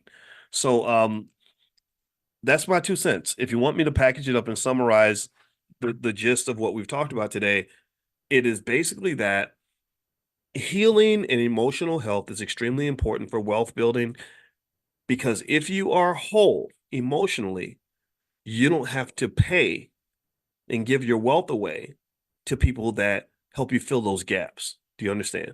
Right? You don't have to pay to fill the loneliness gap. Like think about it, like a man who's lonely, maybe he pays women for sex because he doesn't know how to not be lonely, right? Or a woman whose self-esteem is low. She's giving her body away to men, right? Which is more valuable than money, right? Or maybe you're giving your time and your energy to things that are not beneficial to you. And I know white folks, I believe that with racism, if you read Dr. Claude Anderson books like Black Labor, White Wealth, which everybody should really read, it explains how during slavery that the number one goal of the slave master was to keep the slave's self-esteem really low. They wanted to make sure that you were hardworking and very loyal, but they did not want you to have a lot of confidence in yourself. Because if you have too much confidence in yourself, then you, by God, might gasp, actually try to compete with white people. And they did not want you competing with the white man, but they wanted you to serve him. Right. So ultimately, I believe you can compete with anybody. I believe you should serve your family first, and then serve your community after your family, and then serve yourself after you serve your community, serve your family, serve yourself. Take care of all three. And I think that will get you to where you are able to build wealth, because you're not giving it all away to other people who are doing things for you that you don't actually need in the first place. So anyway, All right. So, couple quick things. So today we're gonna do the portfolio power play at one. I'll mention some stocks that I'm buying during that time. Also, I mentioned to you all that I wanted to, since you had asked me about other specialized topics like estate planning, stock options, real estate, stuff like that. I wanted to do it in a way where you could form healthy economic habits. That's the goal. That's the goal of economic awareness training. That's why we do it 7 days a week, is because I want you to get in the habit every day of thinking about your economics. So, what I wanted to create in addition to money in the morning was something called money in a minute. And that's literally where it's if you want to learn, for example, estate planning, I would send you out via text message like some sort of short lesson that you can learn in less than 2 minutes on estate planning. And then you would get one of those every single day for maybe 30, 45 days. And then by the time you're done, you would have a basic understanding of estate planning. And then there would be options for you to do more if that's what you want to do. Same thing with stock options, stock market investing, real estate. We can go on and on and on and pretty much, sort of create whatever you want. So that's almost done, and I'll reach out to you guys about that. There will be a fee, but we'll discount it substantially for those of you that are in our economic awareness training, and that should be ready probably by the end of the week. Okay, so I'll let you guys know when that's ready. And if you're not already on the text list for Money in the Morning or economic awareness training, make sure you text the word morning, MORNING, to 87948. And also, the book that we were covering for a big part of this class is my book, The 10 Commandments of Black Economic Power, which you can get a copy at our Black Wealth Mastery store, which is at drboycebooks.com. So it's drboycebooks.com. So take care, everybody. Have a good day. Thank you so much for hanging out. It was great. And maybe I'll see you guys later on this afternoon. And thank you for your well wishes on so far. And I hope you're doing well. What's my largest holding? Great question, Errol. Errol's so smart. I love talking to Errol. Errol, you're one of my favorite people, period. I just want you to know that. That, you know what? I'm not 100% sure, but I believe it's Amazon. I got to double check, but I think Amazon is where I have my biggest holding. I got to look. I can't remember. I buy so much stuff. I don't always remember everything that represents my biggest holdings. But then again, it's a style, it's a preference, right? Some people invest in a way where they know exactly what they hold in every area all the time. What I do is I look for evidence that tells me that there's a possible catalyst that could push a stock price up, and I add good stocks to my portfolio. And in fact, in a little bit, I'll give you guys a couple of stocks that I identified that I like, that I bought. I just bought shares of these companies, and that can kind of help you guys. Also, if you are interested in weed, in what's going on with the weed industry, not smoking weed. I'm not going to smoke with you, but I will invest with you. I want you smoking. I want you to be smoking the kind of weed where you make your weed out of the dollar bills. You crush your dollar bills up and you smoke them. I'm joking. I'm being stupid. But anyway, that's what I'll smoke with you. And so I have a list of cannabis stocks that I pulled together. That if you did not get that list yet, let me know if you all got the list. I sent it out via text. And what I'll do is I'm going to grab the link again today and put that back in the chat so you guys can have that list of cannabis stocks. And y'all got to forgive me. I'm looking all over my computer screen. I got stuff everywhere. But yeah, I call them canna stocks. That's because I just make names up and stuff. But yeah, so the list of canna stocks, it's in here somewhere. I'm going to find it. And when I find it, I'm going to share it. Don't let me forget to share it, because in the mornings when I have all my stuff out everywhere, sometimes I get a little bit lost with stuff. All right, so with that being said, and the reason that I'm really, really interested in cannabis is because I just really believe it's going to be legalized. I don't think that the world we live in now can persist. I think that when you talk about cannabis and crypto, those are just two areas where there's too much legal ambiguity. And so I think that there will be more clarity, regulatory clarity when it comes to crypto, which will benefit a lot of cryptos. In fact, right now, there's an Ethereum ETF that is pretty much approved or close to it. And I think that that's a good reason to be invested with Ethereum. Also with Bitcoin, we've been talking about Bitcoin for a while, and I mentioned to you all that I'm a big fan of Bitcoin. And so there's a lot of opportunities out here. And so let me share this list of the cannabis stocks. I'm gonna put it in the chat, and you guys can grab that if that's of interest to you. Give me 1 second here. Hold on. All right, let's see. Here we go. Okay. Sheesh, I tell you, it's like there's so much information to keep up with. It's kind of hard to. Okay.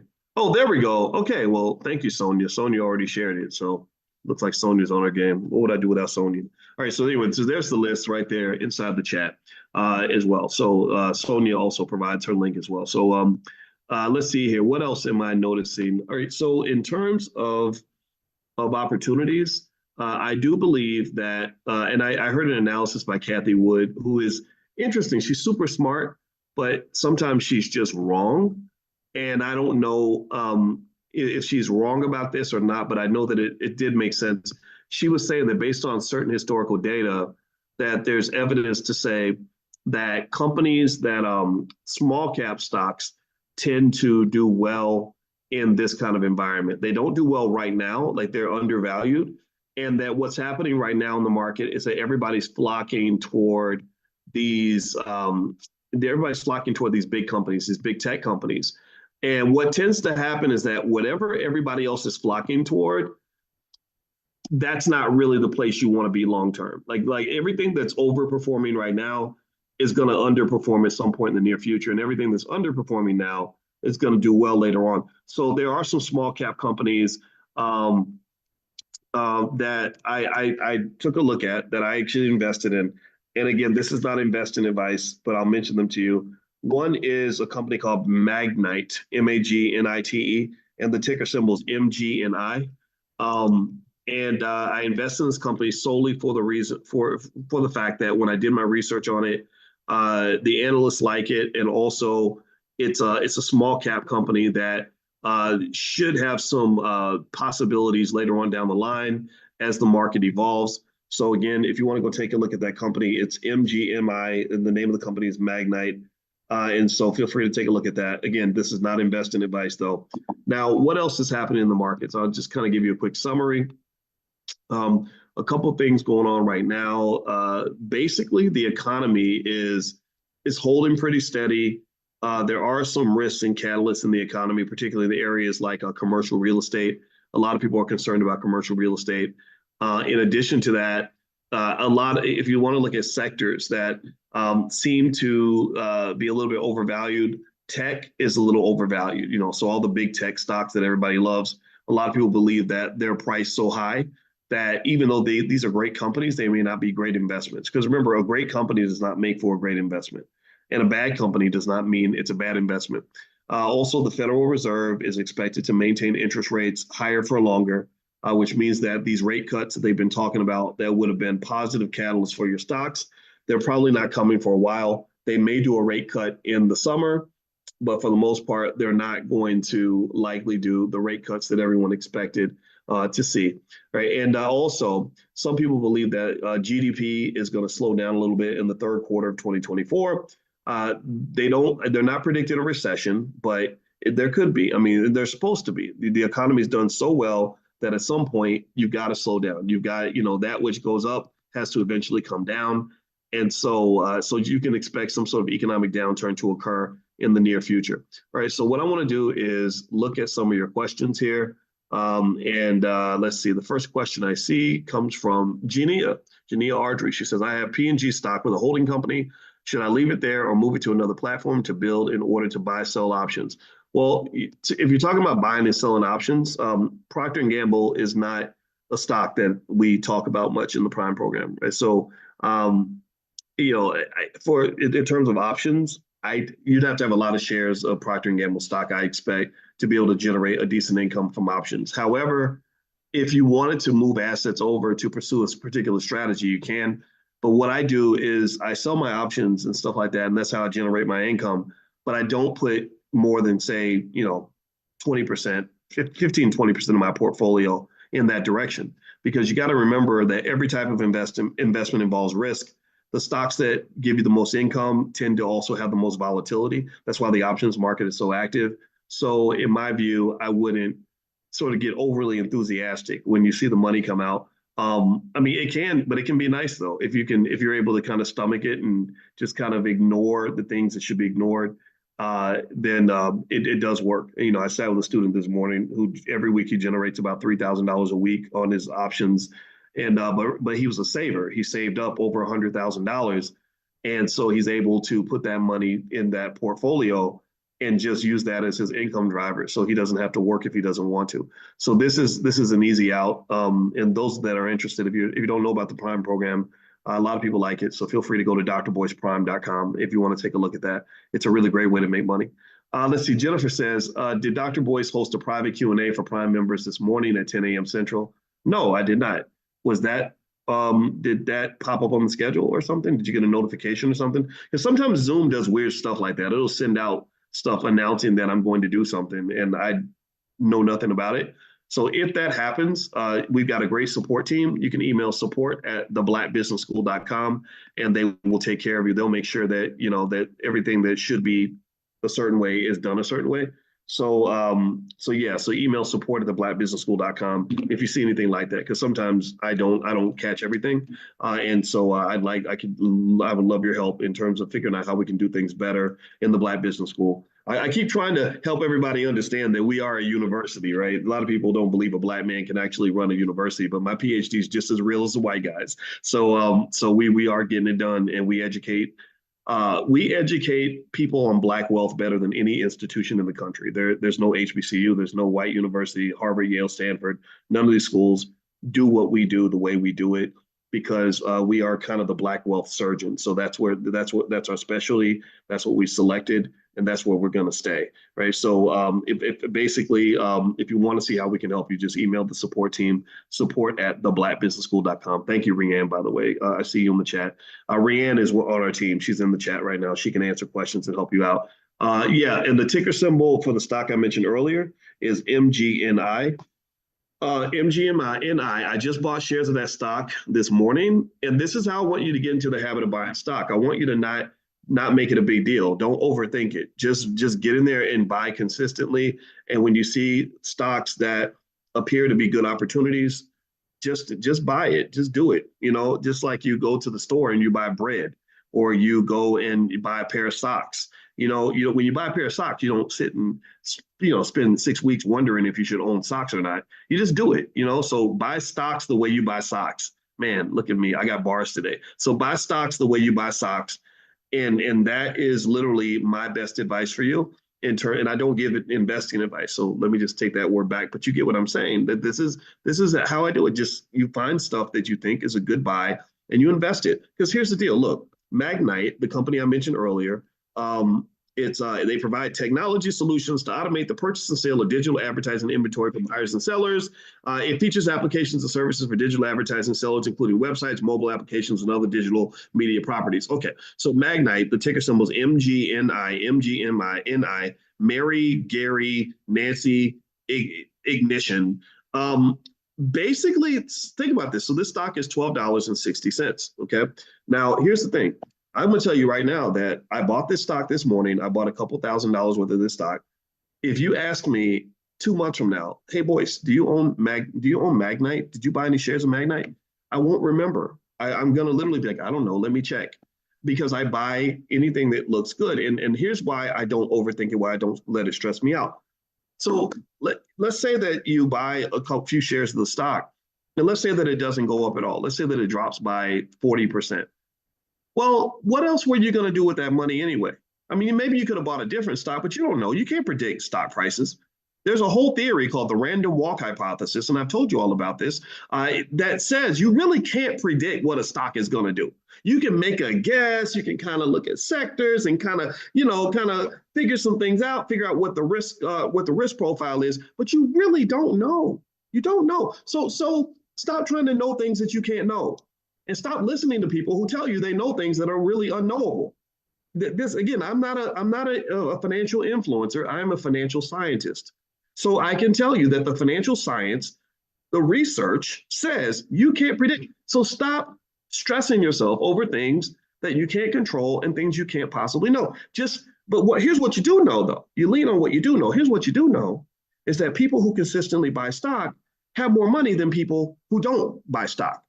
Do we agree on that? Give me a yes if I've convinced you of that, if you understand this, if you believe me. This is what the research says. Again, I'm not a financial influencer, I'm a financial scientist. This is what the science says. That's what you do know. So, and what else do you know? Well, you do know that if you save your money or put it into some sort of asset, you're going to have more to show for it than if you take it to the mall and buy a bunch of clothes. Do we agree on that? That if I buy this stock at 12.60 per share and I put my money in this stock, even if the stock goes south 5 years from now, and let's say it drops from 12.60 to $9 a share, at least I'll still have some money left over. What happens if I go to the mall with that money? And this is the thing. People will avoid investing because they're scared of losing a little bit of money, but will go take that same money and go shopping, which means you're going to lose all your damn money. There ain't hardly nothing you bought in 2017 that you're still using right now. You're not, ain't probably not even your car. So why not try? And here's the third thing. Here's another thing you do know. I could name 20 things that you do know, and then I can name a bunch of stuff you don't know. But here's another thing that you do know. Um, you do know that keeping your money is better than giving it away, right? We do know these things, right? We do know that if I keep my money, I'm going to have more money than if I give my money away. So when you buy stock, what you're really doing is you're putting your money into what they call a store of value. A store of value is like putting my money in a bucket.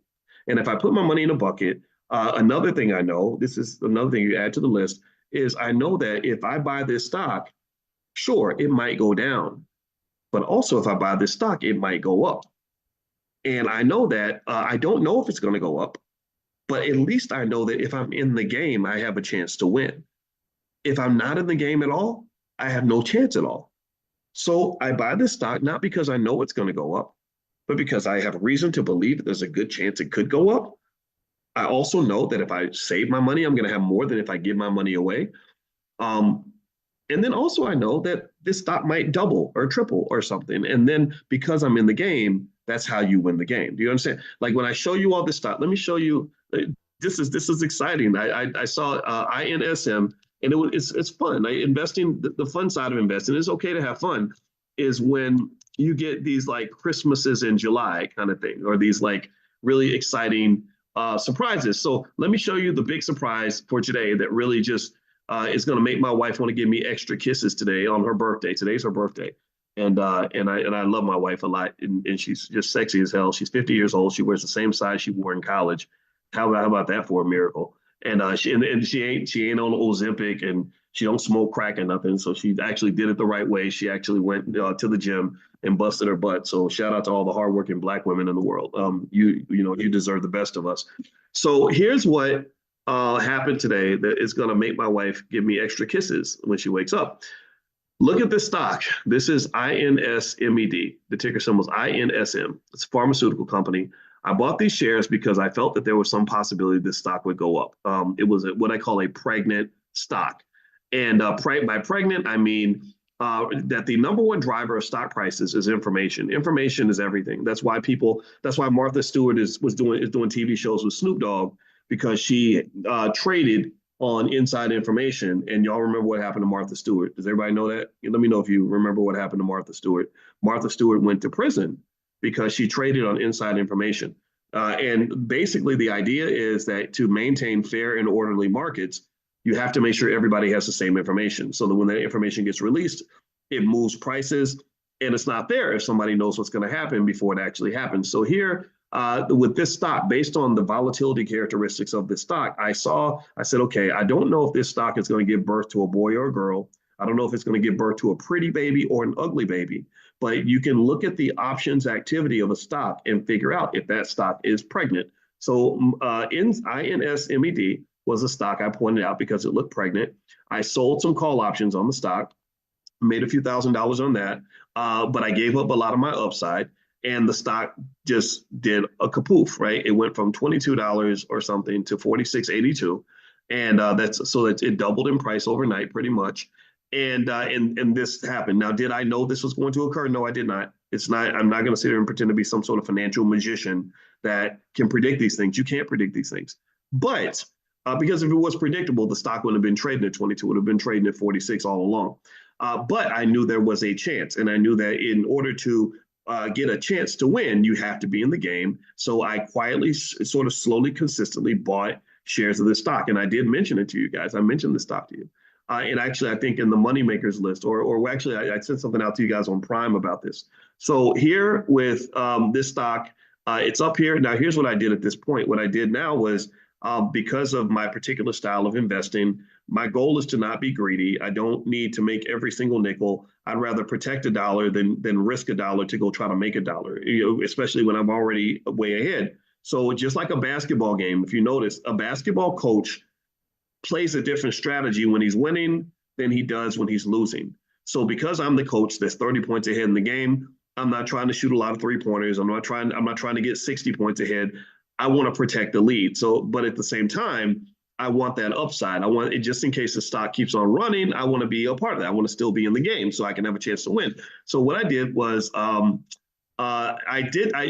I was gonna sell some call options on the stock at this price, but the stock moved so much that when I looked for the price of the calls, there was no market for the calls of the stock. Now that might have changed, but when I looked this morning, I literally looked. The current price is 46.74.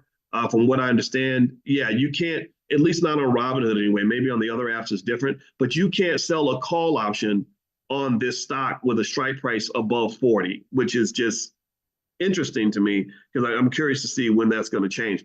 The other thing that I did was I didn't buy puts, but what I did a trailing stop loss order. I sold a little bit of my position just to get out, and then I did a trailing stop loss, and that basically means that I gave instructions that say that if this stock keeps going up, then keep holding it. But if it drops 10% above its previous high, get me out. I'm out. I don't want to keep losing money because there's nothing that's really connecting me to this company. There's no reason that I see to want to be a long-term investor. I've done well. I'm happy. I want to put my money into other stable securities. Also, with the market being so strong, I'm stockpiling cash because I told you guys, as I always tell you, winter is coming. Winter is coming. Sunny days don't last forever. Winter is coming. There's going to come a day where you're going to start seeing a change in the headlines. You're going to start seeing all these announcements that the market is going south and it drops again. The Dow has the biggest drop, 2-day drop in history, whatever. You're going to see that bad news. But the good news about bad news is that bad news really ain't bad news unless you want it to be bad. The good news about the bad news is that bad news can actually be good. So it can be bad, not bad meaning bad, but bad meaning good. Shout out to Run DMC. So basically, when you start seeing those negative headlines, if you are prepared and you have the cash available, then you can go ahead and take advantage of those opportunities because there are people like the Warren Buffetts of the world who just sit back and they stockpile cash. They're just loading up the gun. They're just loading up the gunpowder, putting the bullets in the holster. Or, well, you know what I mean. Don't put bullets in a holster, but you get the point. And they're just kind of getting ready. They're ready to cock and squeeze whenever the market dips. Warren Buffett's sitting on $170 billion in cash, and he's not using it because he doesn't see anything worth buying. But I guarantee you that if the market starts to dip, you're going to see Warren Buffett make some major acquisitions. Now, here's one thing I want to mention. I see your question, Anthony, on doing a class on how to do trailing stops. There is one training I did. I did that class. I did a special training on that, and I called it Stormproof Investing. And so if you go to stormproofinvesting.com, stormproofinvesting.com is a training. It doesn't cost that much, and it's yours for life. And I literally went through 6 or 7 different strategies that you can follow to prepare yourself for an economic storm. And so the trailing stop was part of it, but then there's other strategies that we lay out. So feel free to go to stormproofinvesting.com. And not only do we allow you to share anything that you do in the Black Business School with your family, you can share your membership with other people in your family. Just try to be respectful if you can of what we're doing. And not only do we allow you, but we encourage you to do that. So each one teach one. So feel free to do that. Do you do contract trading? You mean for stock options? If that's the case, then yeah, well, that's drboyceprime.com. So feel free to go to drboyceprime.com. Or if you want an introduction, you can text the word money to 87948. And I have a training called How to Make Money Without Working. It really does work. It's very effective. And so if you want to take a look at that, you can just text the word money to the number 87948. Now, one of the company I want to show you that was really interesting too. Just this one gives me, this is like, sometimes you think about an old girlfriend and you kind of smile to yourself, but I don't do that too often because I'm married now, so I'm a good boy. But still, this stock is like a beautiful old girlfriend or something from 20 years ago, and it's Madrigal Pharmaceuticals. And let me show you this. This happened in class. This is pretty cool. This stock was trading about 60 something, and one of the students in the prime class came to me. James Wilson was actually teaching his whole entire church how to trade stock options, which I not trade stock options, but generate income from stock options. That's very different from trading. There will be three categories of investing, in my opinion. There are long-term investors. There are traders, which it's very stressful, very tough to make consistent income. And then there are income generators. Income generators are more on the conservative side. You're not buying risk, you're selling risk. So he's teaching his whole church how to increase their income with stock options, because you have all these people in the church that have, that 40, 50, $80,000 or whatever in home equity or in their 401k, and they want to activate some of that money and generate income from it. Maybe they want to quit their job. And so he's showing the whole church how to do it. And I just love that. So anyway, James came to me with this company, and he saw that the options premiums were really high. And I said, okay, so you got a pregnant stock on your hands. Something big is about to happen. So what I did with this stock was I bought a bunch of shares. I not only told him that I like it, but if I like something, I'll invest right along with you, right? I'm right. I'm in the same game you are. So I bought a bunch of the shares. I sold options on some of the shares, but I didn't sell the options on all the shares, because I said, if this stock does take off, I want to be a part of that. I want to be a part of the party. So this stock literally went from $67 per share up to 290, and it did that like overnight, just like that. And so it was like Christmas in July. I don't know how much money James and his wife made, but I'm willing to bet you it was quite a bit, because it was how they were positioned. But I don't mean to talk about anybody's personal business. And I made some money too. And so sometimes these things happen. But the thing about it, though, in my opinion, is that in terms of investing strategy, you don't want to think of the market as a casino. Some people, the company's Madrigal Pharmaceuticals. Good question, Stephanie. You don't want to think of the market as a casino. A lot of people sort of invest where they're hoping to hit it big, almost with a lottery kind of mindset. And I don't think that that's a healthy way to invest, because you usually don't hit it big like that. And then sometimes you can hit it bad. And really, the reason we created a whole department called Black Financial Therapy is because sometimes when we hit it bad, we don't know how to handle that. And so really, I want to encourage you all to make sure that you understand that emotions are a big part of investing. You can feel the euphoria when you make money, but euphoria is very dangerous. Euphoria can get you in trouble. So even when I made this money today, my first thought was, wow, all right, this is awesome. Then my next thought was, okay, calm down, boys. Let's protect what we have. Because once you get wealth, remember, I've mentioned to you all the 4 steps of wealth, right? Let's go through that really quickly. Number one is you have to know where the wealth is located. That's financial consciousness. We do financial consciousness training every morning at 10 a.m. Eastern, because a lot of people, they'll never be the money because they can't see the money. They don't know where the money is. Money can literally walk right past them, and they will literally wave at it and go in the other direction. So how are you ever going to have the money if you don't understand the money, if you don't know where the money is, you don't know why some people get wealthy and some people don't?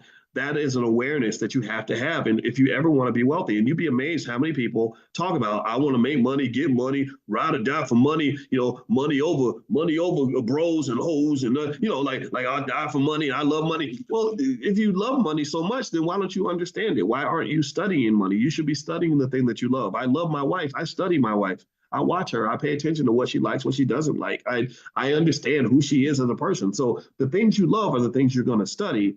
So if you ain't studying money, then you really don't like money the way you say you do. You don't really want financial security. You just want to talk about it. It just sounds good, right? Just like I would talk about wanting to lose weight, but I didn't really want to lose weight because I didn't go to the gym. So that's the first thing, is consciousness, awareness, knowing where the money's at. Then once you know where the money is, then you have to have a plan. You got to make a little strategy, lay out the plan. What's the plan to go get the money? How are we going to connect ourselves to the money? The third thing you got to do is you got to execute. You have to follow through on the plan. So you know where the money's at. You made a plan to get the money. Now you got to get up and do the work. So again, we talked this morning in financial consciousness about level 1 versus level 2. Most people are at level 1. Level 1 means everything is one day. One day I'm going to do this. One day I'm going to do that. One day I'm going to have money. One day I'm going to be successful. One day I'm going to work hard. One day I'm going to lose weight. But to me, my question is not what are you going to do one day? My question is, what are you going to do today? Level 2. So today I'm going to invest. Today I'm going to learn. Today I'm going to go to the gym. Today I'm going to execute my plan, right? So that execution is really, really important, critical. Put that on your list. Number 4, fourth step in wealth building is once you have done those first three steps, you will probably be wealthy. Once you have economic awareness, you've made a plan and you've executed the plan and you've allowed time to grow your wealth, because when you are executing the plan, you're planting little seeds, when you plant seeds and you let them grow, they grow into big sycamore trees. So now you're sitting on money, you're sitting on success, you're sitting on all these things. Well, the fourth thing you have to do is you must protect that. You must protect that, because remember, especially when you're black, this is really true when you're black. I hate to say it, but it's true. When you get money, you're sitting in the middle of a space sometimes where nobody has money except for you, where most people don't have the success you have. They don't have the prosperity you have. They're not doing as well as you, right? You know what I mean? And so what happens is you kind of end up becoming vulnerable to those who want what you got. When I started making money and I was a single man, I suddenly became very handsome. I didn't know how handsome I was until I had money. My jokes were funnier. I was the most interesting man in the world. I got attention from women that didn't pay me any attention when I was a broke student in grad school, and that was new. I didn't know. I was like, I'm the same guy. Why am I being treated so different? This is weird. But now as I read books about it, it's natural. It happens, right? So same thing happens with when you have money, you get more friends. Everybody wants to be friends with the rich guy, right? And so what I would say to you is that protection of the wealth, it really sticks out in a lot of different ways. And I'm not going to go through all the different ways because it would take all day. Because remember, I spent a lot of time studying risk management, which is basically an awareness of all the vulnerabilities and threats that exist around you. That's what that is. And I studied risk management under a guy named Renee Stoltz, who is probably one of the top three leading experts on the planet in risk management. He would travel all around the world and teach banks how to manage their risk. Right. So I edited a textbook for him when I was in graduate school. So I spent a lot of time thinking about risk and vulnerability and how to protect yourself. And that there's a long list of ways you have to sort of know how to protect what you have, because if you don't protect your wealth, you're going to lose it. 70% of all wealthy families lose all their wealth in one generation.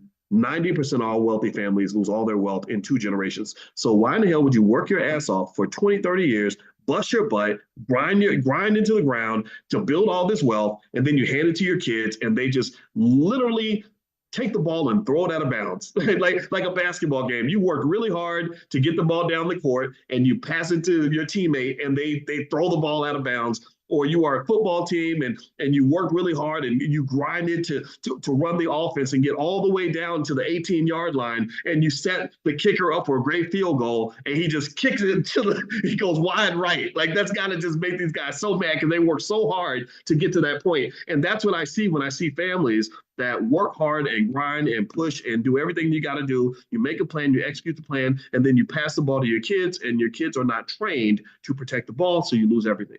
So in this case, that doesn't just exist on a macro level, it exists on a micro level. So on a micro level, when I had this win, when the stock doubled overnight, I'm like, woohoo, this is great. My next thought was, how do I protect this?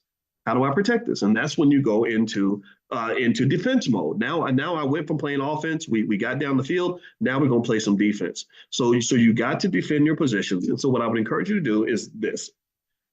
Right now, the market's doing really well. Right now, it's raining money in the stock market. And if you've missed this, I feel bad. I hate that. I hope I can convince you to go take a look, because the money is everywhere. But it ain't going to always be everywhere. Winter is coming. Bad things are going to happen. So what you do is you buy your umbrellas when the sun is out. You never buy umbrellas in the rain, because when the rain comes down, everybody's buying umbrellas. So the price of umbrellas goes way up. So you buy your umbrellas in the sun. So when I'm in the middle of the sun and I'm feeling good about this win, first thing I do is try to protect that win by shaving some shares off the top, maybe looking at some put options, maybe some stop loss orders, all that other stuff. Okay. So again, if you want to take a look at that training where we spent the whole day going through that, it's free. Well, it's not free. I'm sorry. It's a very low cost and it's yours for life though. Just go to stormproofinvesting.com. That's stormproofinvesting.com, and share it with your whole family. You don't have to just, it's not just yours. It's anybody in your family you want to share it with. Also, someone was asking about the options training. Yeah, if you go to drboyceprime.com, that'll get you there. So, Rianne, I see someone mentioned that the links aren't working. Can you talk to that student for me, Rianne? So I see Rianne also put text the word money to 87948. for the training. So it's about an hour long presentation I did on how to make money without working. I know you're gonna like it. So feel free to text the word money to 87948, and you can also go to drboyceprime.com. Okay, I think you're in there. Is Rianne, are you still in there? I assume Rianne is in there. So let's see here. Okay, thank you, Rianne. Yeah, it looks like Kevin has a question too. So maybe y'all can even talk offline or get an email address and share information that way too. So help each other out. All right, so let's answer some more questions here. Kevin says, is the method that Boyce uses to pick his stocks, which he presents in Stock Market Tuesdays, more oriented toward fundamental analysis or technical analysis? You know what, Kevin? I use fundamental analysis. Technical analysis is not really so encouraged amongst financial scientists. If you go to academic finance, when I was working on my doctorate, if I'd said that I believe in technical analysis, there's a good chance I might have got kicked out of my program. But there are some caveats to that. There are some exceptions for sure. There are some areas of technical analysis that actually do hold true. Which technical analysis, in case you all don't know, it's kind of like when you're looking at charts and you're looking at these bands of trading and and resistance levels and stuff like that. And I'm just going to tell you, if you went to MIT, with some of the best financial scientists on the planet, and you said that's how I trade stocks, there's a good chance that a lot of them would not take that seriously. But I don't think that that's completely accurate. Just because that's what they believe doesn't mean that's 100% true. Part of my dissertation was actually on a type of technical analysis that focused on reversals and momentum. So sometimes it makes sense if you think about how human beings operate. It kind of means when the prices go up, there's a good chance they're going to kind of get pulled down because people take their wins and they make adjustments, they sell their shares and stuff like that. And so yeah. But I'm more of a fundamental analysis person. And really, fundamental analysis long term, in my opinion, is more effective as an investing strategy for one basic reason.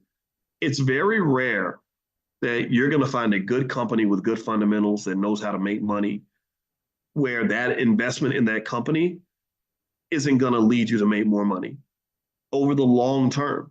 If you look at almost any company that has growing revenues, growing net income, growing market share, just a good, solid, quality business, quality management, all that, and you invest in that company over, say, a 5 or 10 year period, you're usually not going to lose, right? And definitely not if you do it in a portfolio, right? Most investing really should be done in a portfolio.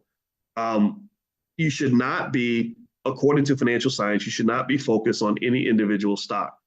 Okay. So I don't really get caught up in individual stocks. I look at them as collectives, as groups. So that style of looking at stocks, that fundamental analysis, is consistent with how Warren Buffett invests. If you listen to Warren Buffett talk, which I think everybody should, I like that guy a lot.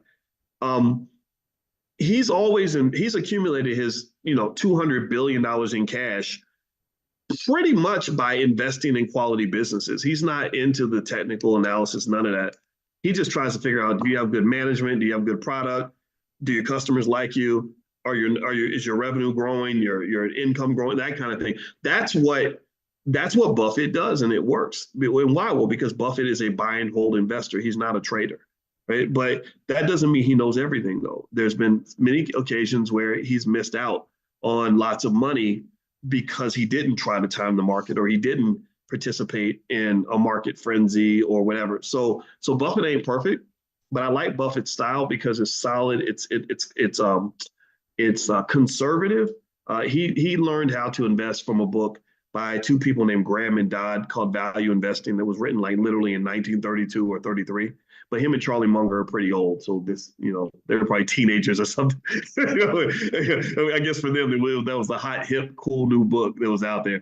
Okay, so has Boyce bought anything so far? Yeah, MGMNI. There we go. Thank you, Joni and Margaret. Okay, there we go. So yeah, it's MGNI. That was the stock I mentioned earlier. There's another stock that I actually bought today. Let me see here. What was the ticker symbol was RCKT, and it was a pharmaceuticals company. Let me see. I'm going to read about the company and tell you guys more about it. Okay. And these are more long-term investments. So just so you know, these are investments that I believe will do well in the next, 5 to 10 years. I'm not talking about stuff that's going to do well tomorrow. Okay, so let's not get caught up in that casino mindset. So yeah, Rocket Pharmaceuticals, it's a clinical stage biotech company which engages in the development of gene therapy treatment options for rare and devastating pediatric diseases. So yeah, so just based on my research, that's a company I decided I want to take some ownership in. Um, yeah, so there we go. All right. So let me answer more questions. And by the way, that list of cannabis stocks that I mentioned, or I call them canna stocks because you say that other word too much. Um, I don't know if I put in an email or something, they'll think I'm selling drugs. But yeah, I like those canna stocks. I'll share that link again for those of you that didn't get it. I can't even find the freaking link. So yeah, just get on the text list. Make sure you're on the text list. Text the word morning to 87948.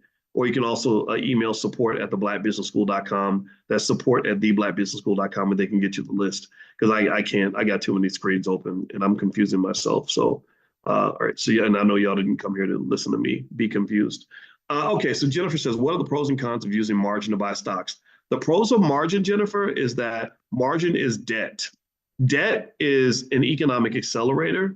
Debt is something that will push you faster in whichever direction you're going. So if you're going in a good direction, debt will make more good things happen for you.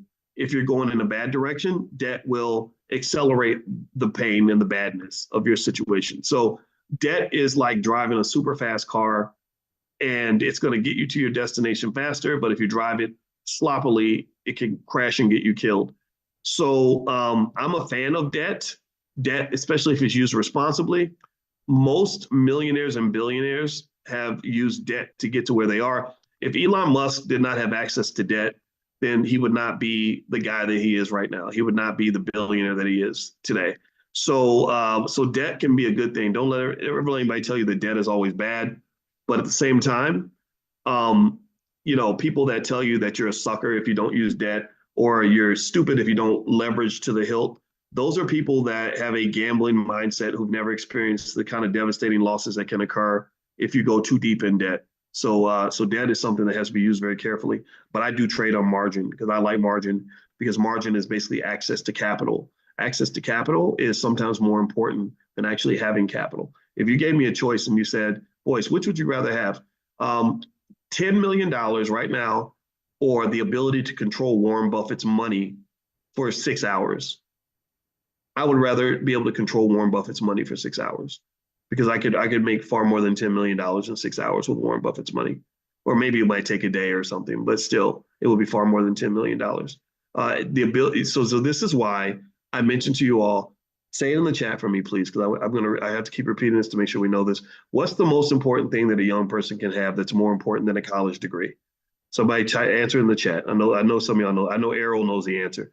What's the most important thing that you can give your children that will set them up for life?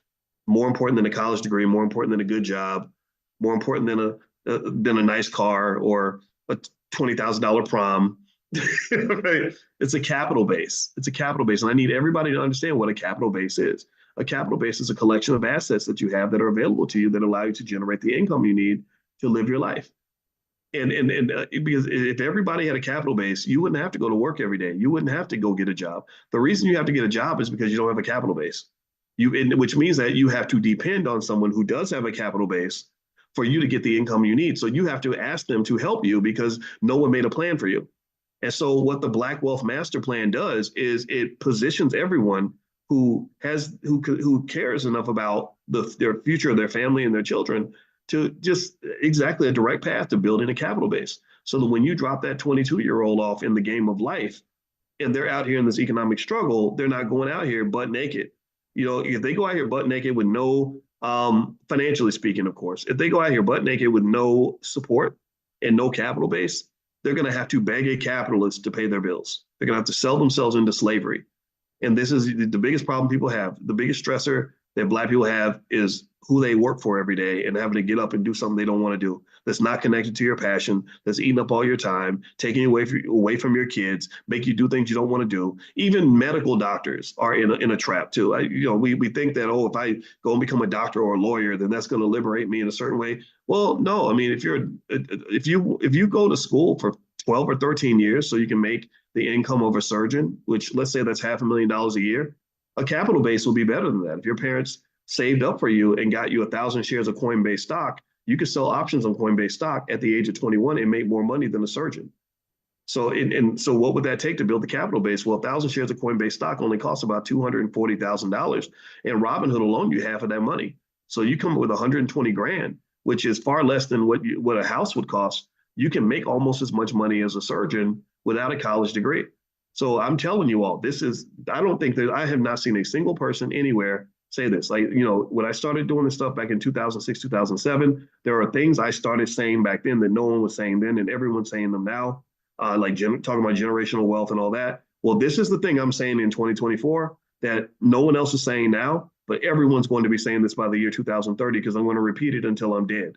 The most important thing you can give your kids is a capital base, not a degree, not a good job. None of those things are as good as having a capital base because when you have your own capital, you have your own life. You have literally bought yourself out of slavery and you can really get to the business of living.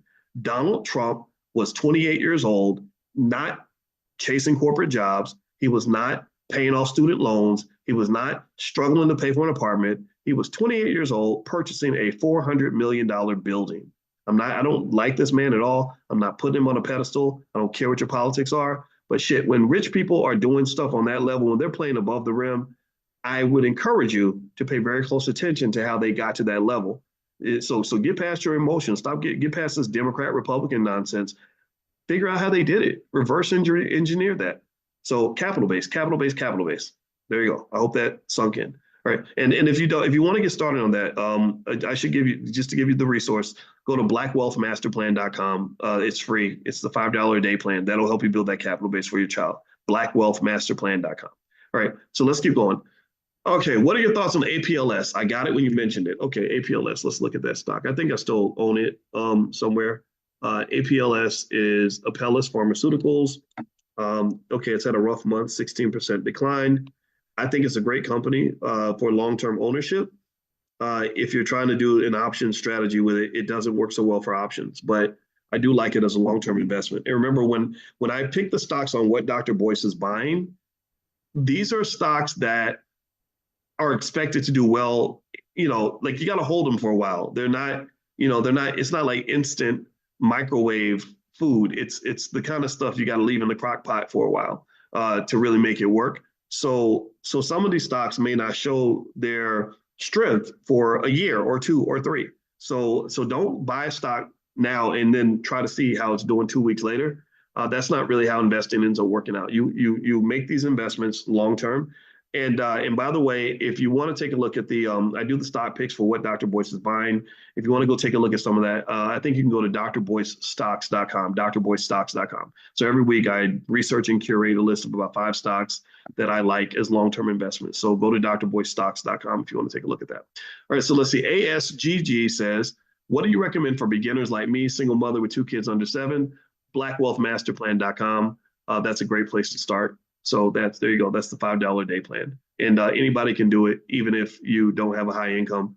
$5 can't even buy you a value meal at McDonald's, but they are coming out with the $5 value meal again, though. And the franchisees are complaining because they said we can't possibly sell our product for $5 because that's not enough profit margin. And so literally I set the $5 a day plan because I had a lot of people that I got tired of hearing their criticism. I call them the Negro naysayers. These are the people that create a problem for every solution. They don't know what they're talking about, and they'll sit down and argue with a PhD all day instead of hearing what I have to say. And a lot of these people have never taken a class in finance. They don't know. They're living in their mama's basement, and they'll say things like Black people can't afford to invest, and investing is only for rich people and white people and all this other stuff. And so to break that myth, I created the $5 a day plan. And I said, so if you think Black people can't afford to invest, I just asked, can Black people afford to buy chicken? And of course, the answer is yes, because we buy all the chicken. And so I said, okay. So because I said, look, if I took a Popeye's chicken restaurant and put it in the poorest, most depleted neighborhood in America, there would be a line out the door, around the corner, and down the block by that afternoon, full of people that shouldn't even be eating fried chicken, but they're going to go get it. So if we can afford chicken, then we can afford to invest. So I did $5 a day. And if you don't know, some of y'all know this, but repetition is important because I want this to become part of the culture.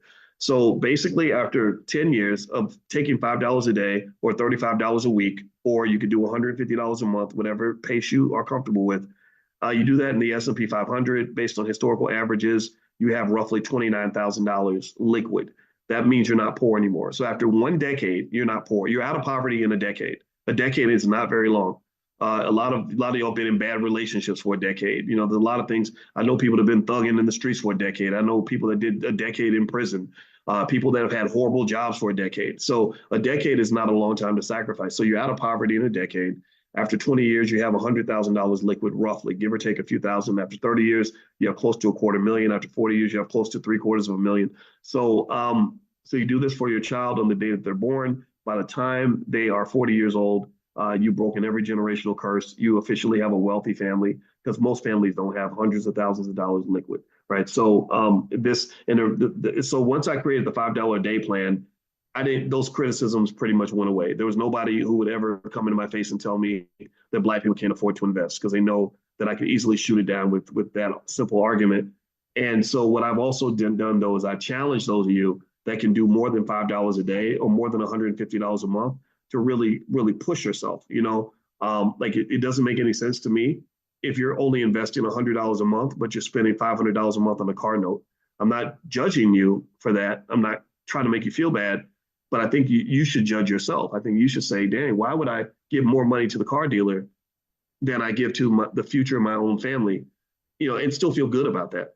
The reason that you do that is because you were trained to do that. That's what you were taught that Black people do. We're supposed to give more to other people than we give to ourselves.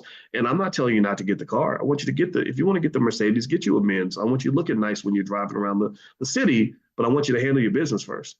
So in my view, one perspective is if I'm a good parent, I'm not going to spend more money on the car dealer's kids than I invest in my own. So if I'm spending $600 a month on my Benz every month, I'm gonna put $600 a month in my stock portfolio every month. And that is not just my children's wealth, that's our family wealth. We are connected. We are connected. If I do for you, I'm doing for myself. That's an ecosystem. Stop thinking that it's either me or them. That's nonsense. That's very anti-family. It's very anti-wealth. It's very anti-community to say, well, if I take care of you, I'm not taking care of me. And that feeds into the crabs in the barrel competition that we see that ends up destroying us so much.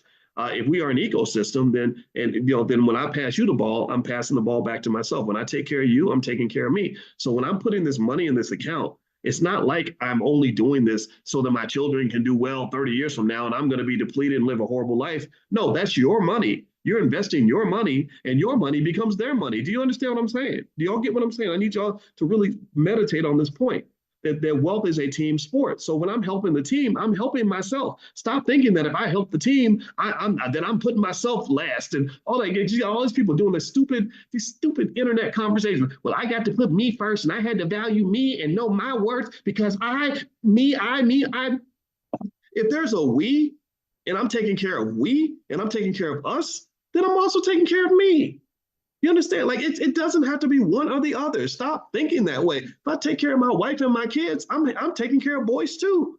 Boyce ain't gonna be depleted. Boyce is gonna live good. So when you're building that wealth in the $5 a day plan, that is your money. I don't even think you should put it in the name of your kids until they are ready. That is your money. That is the family's money. And your job as the steward of the family's money and the family's wealth and the family's protection and the family's freedom, your job as the steward is you must protect the family legacy. That's your job. Like, okay, I have responsibility. It's like if we have a big corporation, and let's say I'm the fifth Disney to be able to run the Disney Corporation, my job is to take this thing that's kind of mine, but really it's not totally mine. It's really ours. So while I'm in charge, it's like we're all in the same damn car, and I'm the one who's driving. In a little while, my brother's gonna drive. After a while, my kids are gonna drive. But right now, when I'm driving the car, I gotta make sure I don't crash the car. That's it. So it is your car, but it's not your car. But it's not your car, but it is. Do you understand? So you get to enjoy the car, even though it's not your car. Do you follow? Does that make sense? And I think that if we think about it that way as a group, then we get around all this selfish bullshit that you see all over the internet. Like if I get married, it's like, well, I can't do this, and I'm not gonna sacrifice that and all that. Everybody has to sacrifice, but everybody wins from everyone's sacrifices. We all sacrifice for each other. That's how you succeed as a team. The Chinese get that, by the way. The Chinese get that. I showed you all that video the other day of the little Chinese kids dribbling basketballs together where they had like 50 of them sharing the ball, and then they would dribble for a second, then they would move, and they would go to the next ball and the next one, and literally if one kid messes up, the whole thing falls apart. And what they're doing is they're training them to understand that we are a collective, we are one. Everybody has a job, everybody does their job, and then the whole team wins. China wins, not just you, but China. But then you win because China's winning, because you are one of us. Let me stop. I hope that helped. I didn't mean to go off on the tangent, but it's very important to understand these things. So invest for yourself, but just know that if you invest for yourself, you're taking care of your kids. When you take care of you, you're taking care of them because they are you. I hope that makes sense. Okay. Margaret says a link is not working. So I don't know what link Martha is referring to, or Margaret is. I said Martha. I'm sorry, Margaret. Can you talk to Margaret, Rianne? Because I'm not sure what link Margaret is referencing. So if there's a link that's not working, let me know. Or if you want to email support@theblackbusinessschool.com, they can help you with that because I'm not sure which link you're referencing. My apologies. Okay, so let's see. Eugene says, do you have Ethereum? Yes, I do. By small cap, do you mean small capital? These are these are smaller companies in the S&P 500 or even in the Nasdaq. These are just companies that have smaller valuations. And because there's so many big companies in America, it's crazy. Like small cap is like $1 billion in market value. And you'll have like a $2 or $3 billion company, and they'll be like, oh yeah, that's a little small, tiny business. So this really reflects the racial disparity in access to capital. So when we have a company that grows to say 20 million or 50 million, it's a very big deal for us. But in the whole scope of things, in the white community, if a company is $100 million company, nobody cares, nobody pays attention. They look at that almost like a small business. So this is why conversations about things like reparations are so important, in my opinion. Can you repeat the stocks? I lost connection for a few minutes. Sure, Lawanda. The stocks that I mentioned earlier are MGNI. I can give you the tickers. MGNI. If somebody could type these into the chat, I'd appreciate it. MGNI. That's Mary, Garrett, Nancy, India. And then the second is RCKT, and that's Robert, Cat, um, Kitten, and Tiger. In case you're wondering why I don't remember the phonetic alphabet as much as I took a break from flying. I was doing my flying lessons up until about October and November last year, and then the convention kind of got me caught up, and I haven't flown since then. I feel kind of bad about it, but at some point I want to go back out there. All right, so let's see. Ricky says, Dr. Boyce, when selling options, if the option isn't used, the seller of the options makes money on the premium purchase from the option. Yeah. Yeah. So, Ricky, that question is more so for options class. So today I want to focus more so on stocks. If you want to see examples on kind of how to handle different situations, if you log in at drboyceprime.com, you'll see that I've done a ton of trainings on it, and you can take a look at some of those. And then also you can leave questions for me. And I'd rather kind of separate the two because I don't want to talk over anybody's head for those that don't understand how options work. So that's a little bit of a detailed sort of question, but I'd be more than happy to answer it during prime class. Okay, so Jania says, to make sure I understand, P&G isn't good for options, so it's not necessary to move from a holding company to accumulate 100 shares of trade options. Yeah, I don't think P&G is great for options. It's a great long-term investment, but not so great for options, in my opinion. Donna Stroud, what is the recommended trading platform to use for someone new to options? We use Robinhood in class, but there's others out there. There's Tasty Trade. You can do stuff on Schwab and E-Trade, stuff like that too. Let's see. Is buying stocks and holding a good plan? Yes, it is a great plan. In fact, that is a plan everybody should follow 100%. Let's see. Are you still in development on the investment course for baby boomers? Gerald says, yes, we're actually almost done with an estate planning, legacy building training. And I mentioned to you all, we do money in the morning. And because some of you had specific questions about specific areas, I said, okay, well, let's create something. We created something called Money in a Minute. And Money in a Minute basically solves one problem that I was thinking about is that sometimes when we want to go study something, it requires a lot of time and a lot of work. You got to sit down for 30 minutes or an hour.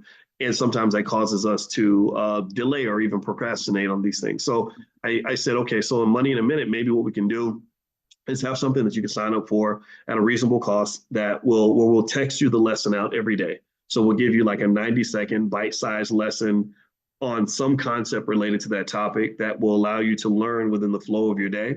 So Money in a Minute is what we're creating. And it happens that Money in a Minute, the acronym is Miami. So I think the URL is going to be something like drboycemiami.com, which is kind of cool, right? So yeah, so Money in a Minute, one of the first programs we're going to do, we're going to do options. And we're also going to do legacy building, estate planning. So this is more so for boomers because boomers actually are part of the greatest wealth transfer in American history.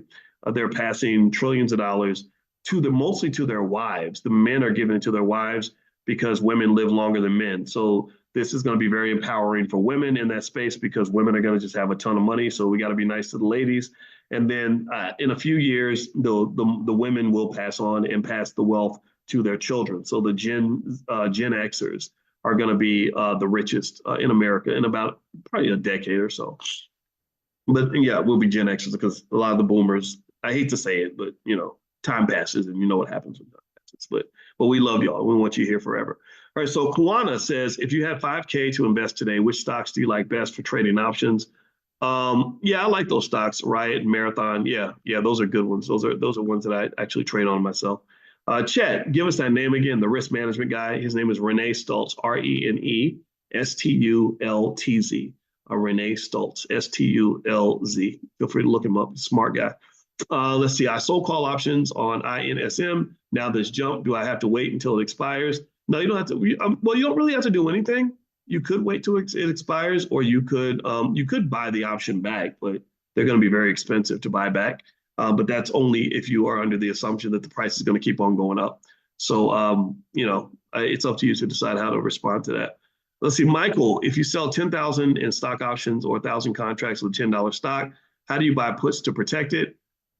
Is it put option contracts or put contracts? How many would you buy? If I have 1,000 contract or 1,000 shares, I would buy 1,000 puts. 1,000 contracts is actually 100,000 shares. So I think you mean 1,000 shares, which is 100 contracts. Or sorry, 10 contracts. Sorry about that. So 10 contracts is 100 shares because every contract is 100 shares. Sorry, let me say that again because I think I said it wrong. 10 contracts is 1,000 shares because each contract is 100 shares. So you have 10 of those. And that's what you would do with that. Kevin, is it a good or bad idea to buy a bond fund on a day when the stock market is going up? Can you explain why or why not? I think bond funds, stock, or really any kind of fund like that, I would think of it more longer term. I don't really, I mean, sure, if the prices drop that day, that it could be a buying opportunity. But if you're a long-term investor, 5 years from now, you won't remember what happened on May 28th, 2024. You won't care. You won't, because there's hundreds of other days, thousands of other days that will occur between now and then. So rather than reacting to what happened that day, I would just look at the fundamentals of whether or not you feel long term that this is a good investment for you. That should be, in my view, the driving method behind how you choose your stocks. If you want to take a look at something that may help you with this, we did a Black Stock Market weekend where we spent the whole weekend going through 11 steps to deciding if a stock should be in your portfolio. We actually branded it. It's called the Dr. Boyce Method. So if you go to the drboycemethod.com, you can get access to that training. It's yours for life. I think it's like $60 or $70 or something like that, but it's really, really good. So you can go to the drboycemethod.com. So feel free to take a look at that. Are there any REITs you would recommend? I think REITs from companies like Vanguard and BlackRock are pretty good. They tend to know what to do with money. So you can just search for REITs, and there's plenty in there that are really good. What do you think about SDGR? Okay, SDGR. Let me see here. SDGR. Schrodinger. Okay, I never heard of this company. They engage in the provision of chemical simulation software solutions. Okay, for pharmaceutical companies. Let me see. I don't like it. it doesn't. It looks like the company's having some problems. And if you were a holder in this stock the last 5 years, you would have lost 15% of your money. There's nothing about it that really jumps out at me. So that's my opinion. But it's not a fact. Nobody knows what's going to happen in the future. Kevin, a couple of weeks ago, you shared a list of energy stocks. Is that info still available? It should be. If you go and to what Dr. Boyce is buying, or if you go to drboycestocks.com, you can get access to any list that I've ever released. If I sent it out as a special release for that week or something, that's hard to go get. But if you're on the text list, you'll get stuff from me. So make sure you're on the text list. You can text the word. Another word you can text is the word stock to 87948, and I'll send you a bunch of stuff that way. So feel free to text stock to 87948. The thing I would warn you about, though, is if you get on multiple lists, you'll get a lot of messages from me because we send out a lot of information from the Black Business School. So if you don't mind me being in your inbox every day, then feel free to do that. But if you don't like it, then if you just stop responding or stop clicking the links, it'll take you off the list, okay, eventually. So I don't want to bother anybody, but I have a lot of stuff that is happening and a lot of things that we'd like to do to help you.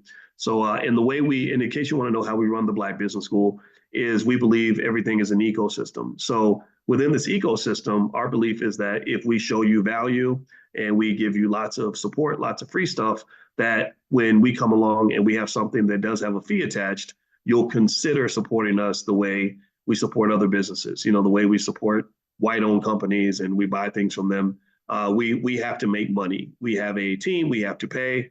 We are an independent entity. We're not like an HBCU that gets money from the government, because we don't want money from the government. We don't get a bunch of corporate sponsors. We're not looking for that. We don't want that. We have to maintain our independence, and freedom is not free. So I hope that you'll understand that when we mention something that we're doing in the school and we say that there is a fee attached. And I hope you'll compare it to what you would have to pay if you were at a university and signing up for a class, or the amount of money that we spent going to college and getting absolutely nothing of any value. Everything that we offer you gives you value. And if you don't feel like it gives you value, then we don't want your money. And in fact, we'll give you your money back. If you do something and you're like, gosh, this isn't helping me, then no, that's not the deal. But if we're giving you value and you feel that participating in what we're doing is making your life better, then we hope that you'll also, say, okay, they supported me, they helped me level up, we're going to help them level up.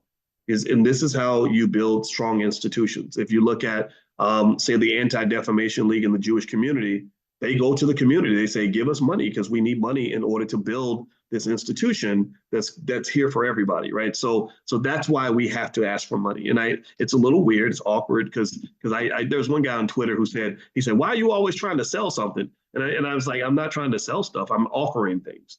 And some things I offer are free. Some things I offer have a fee. You don't have to pick any of that. But if you see the value, then why not invest in things that are actually going to help you? And also, one thing that we do really well is we're really good at educating your children. And in our Black Business School for Children, it's called Black Millionaires of Tomorrow. Our kids, when they go through our program, they have a financial literacy level that is higher than the average college educated adult. This is how good we are at what we do. And so if you want to take a look at that for your kids, you can get started at blackmillionairesoftomorrow.com. That's blackmillionairesoftomorrow.com. So what we just ask people is we say, look, we don't need you. We don't want anything that we don't earn and we don't deserve, or we're willing to prove our worth before we ask for anything. But at the same time, we just want you to support us as much as you supported that big white university that took $100,000 out of your family's pocket. Support us 1/10 as much as you support them.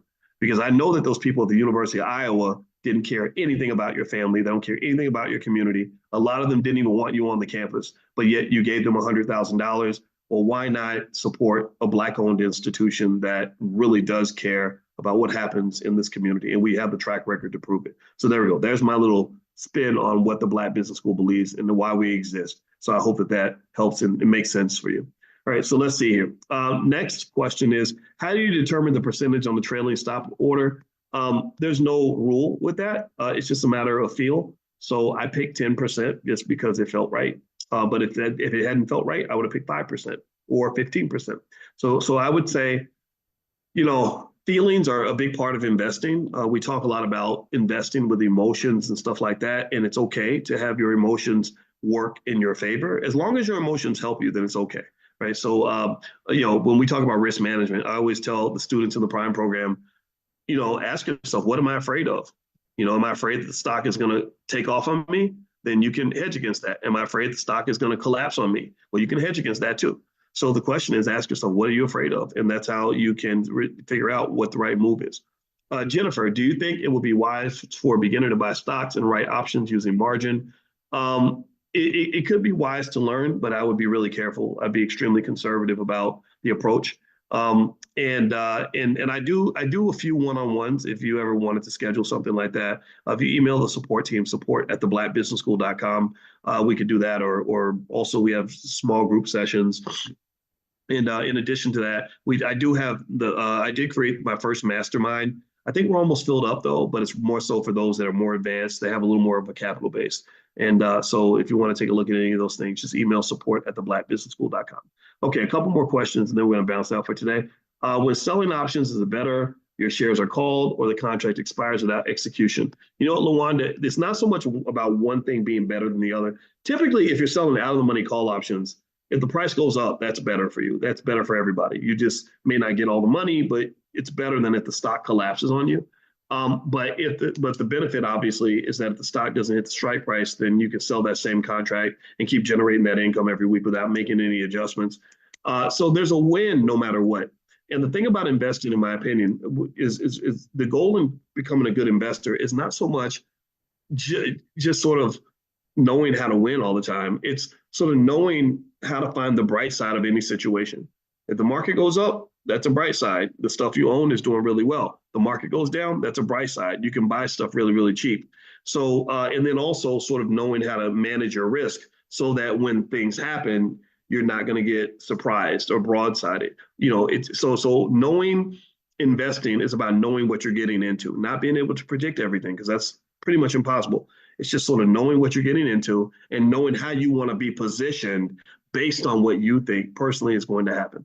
Let's see. How do I feel about LVMH, Moet Hennessy? That company is owned by Bernard Arnault, who I believe is the richest man on earth. And Bernard Arnault, he does exactly what we talk about in the Black Business School. He has all of his kids that they're all going to run his company. Like, it's funny. You got LVMH, the Moet Hennessy company, where all these Black people love it. Rappers rap about it. And what they're doing is they're sitting around constantly plotting and planning for the next generation. And why can't I find it? Why doesn't it pop up in Robinhood? Let me see here. Maybe I don't know. That's kind of strange. Let me see. It's on the NASDAQ. Okay. So let me see here. I like the company as a good long-term investment. And if you had it over the last 5 years, you would have made a return of 114%. So your money basically would have doubled. So in that regard, I like the company as a long-term investment. Now, if you talk about, let's talk about LVMH and Bernard Arnault. And let me do some quick research on this because I think it's really interesting how he runs his family. And I really encourage those of you that are generational wealth builders to really kind of understand this. Hold on.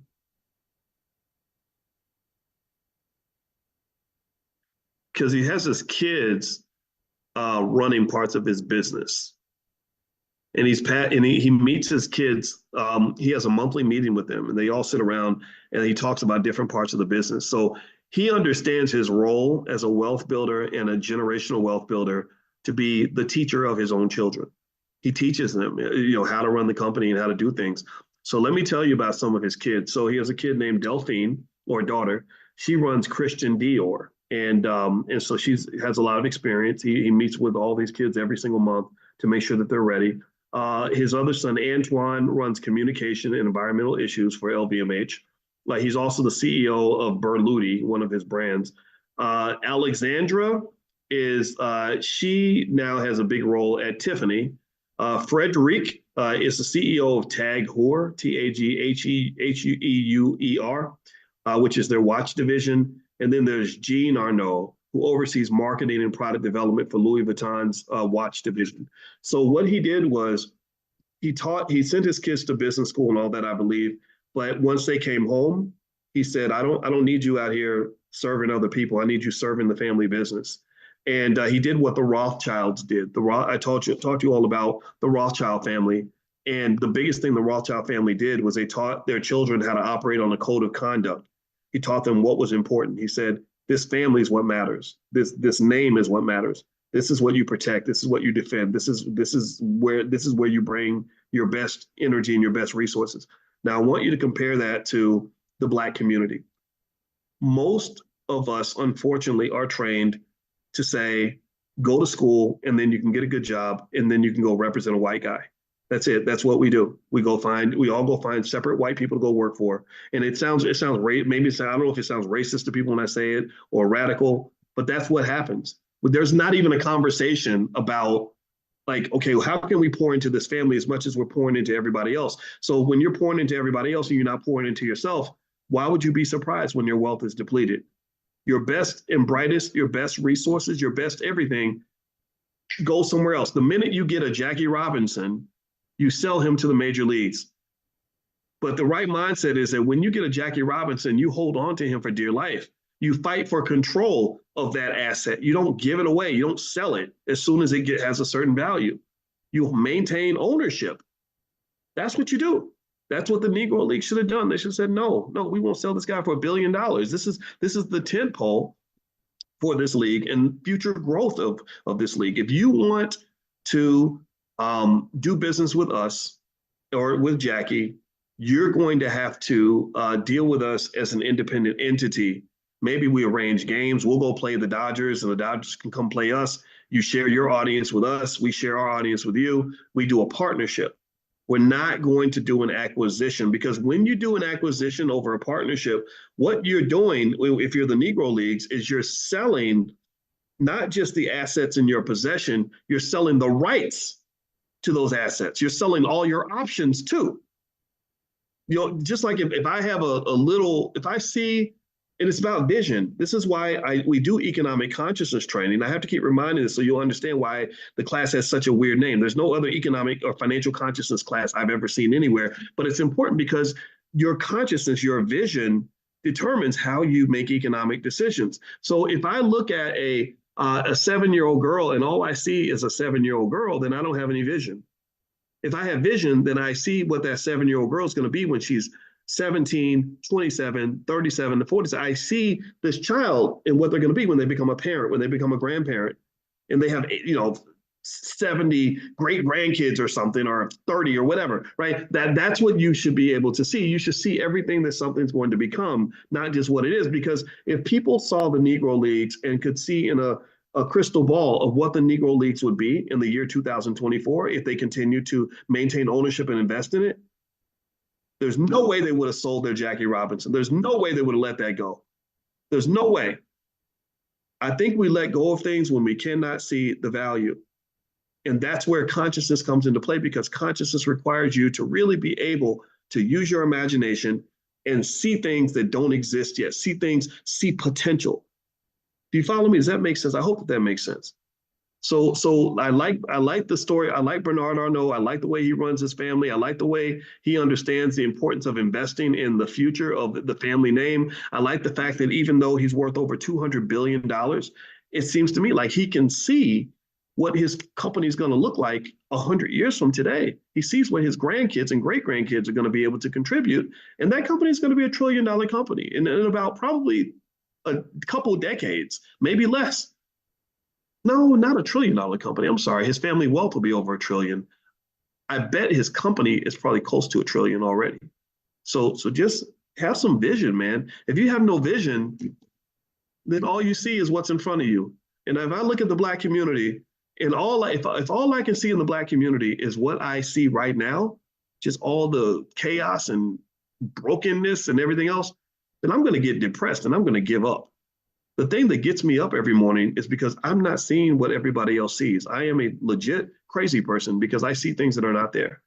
The reason I get up every morning is because I see what B1 people are going to be when our grandkids are running things and they're living off of and they're building off the foundation that we're setting for them today. That's what I see.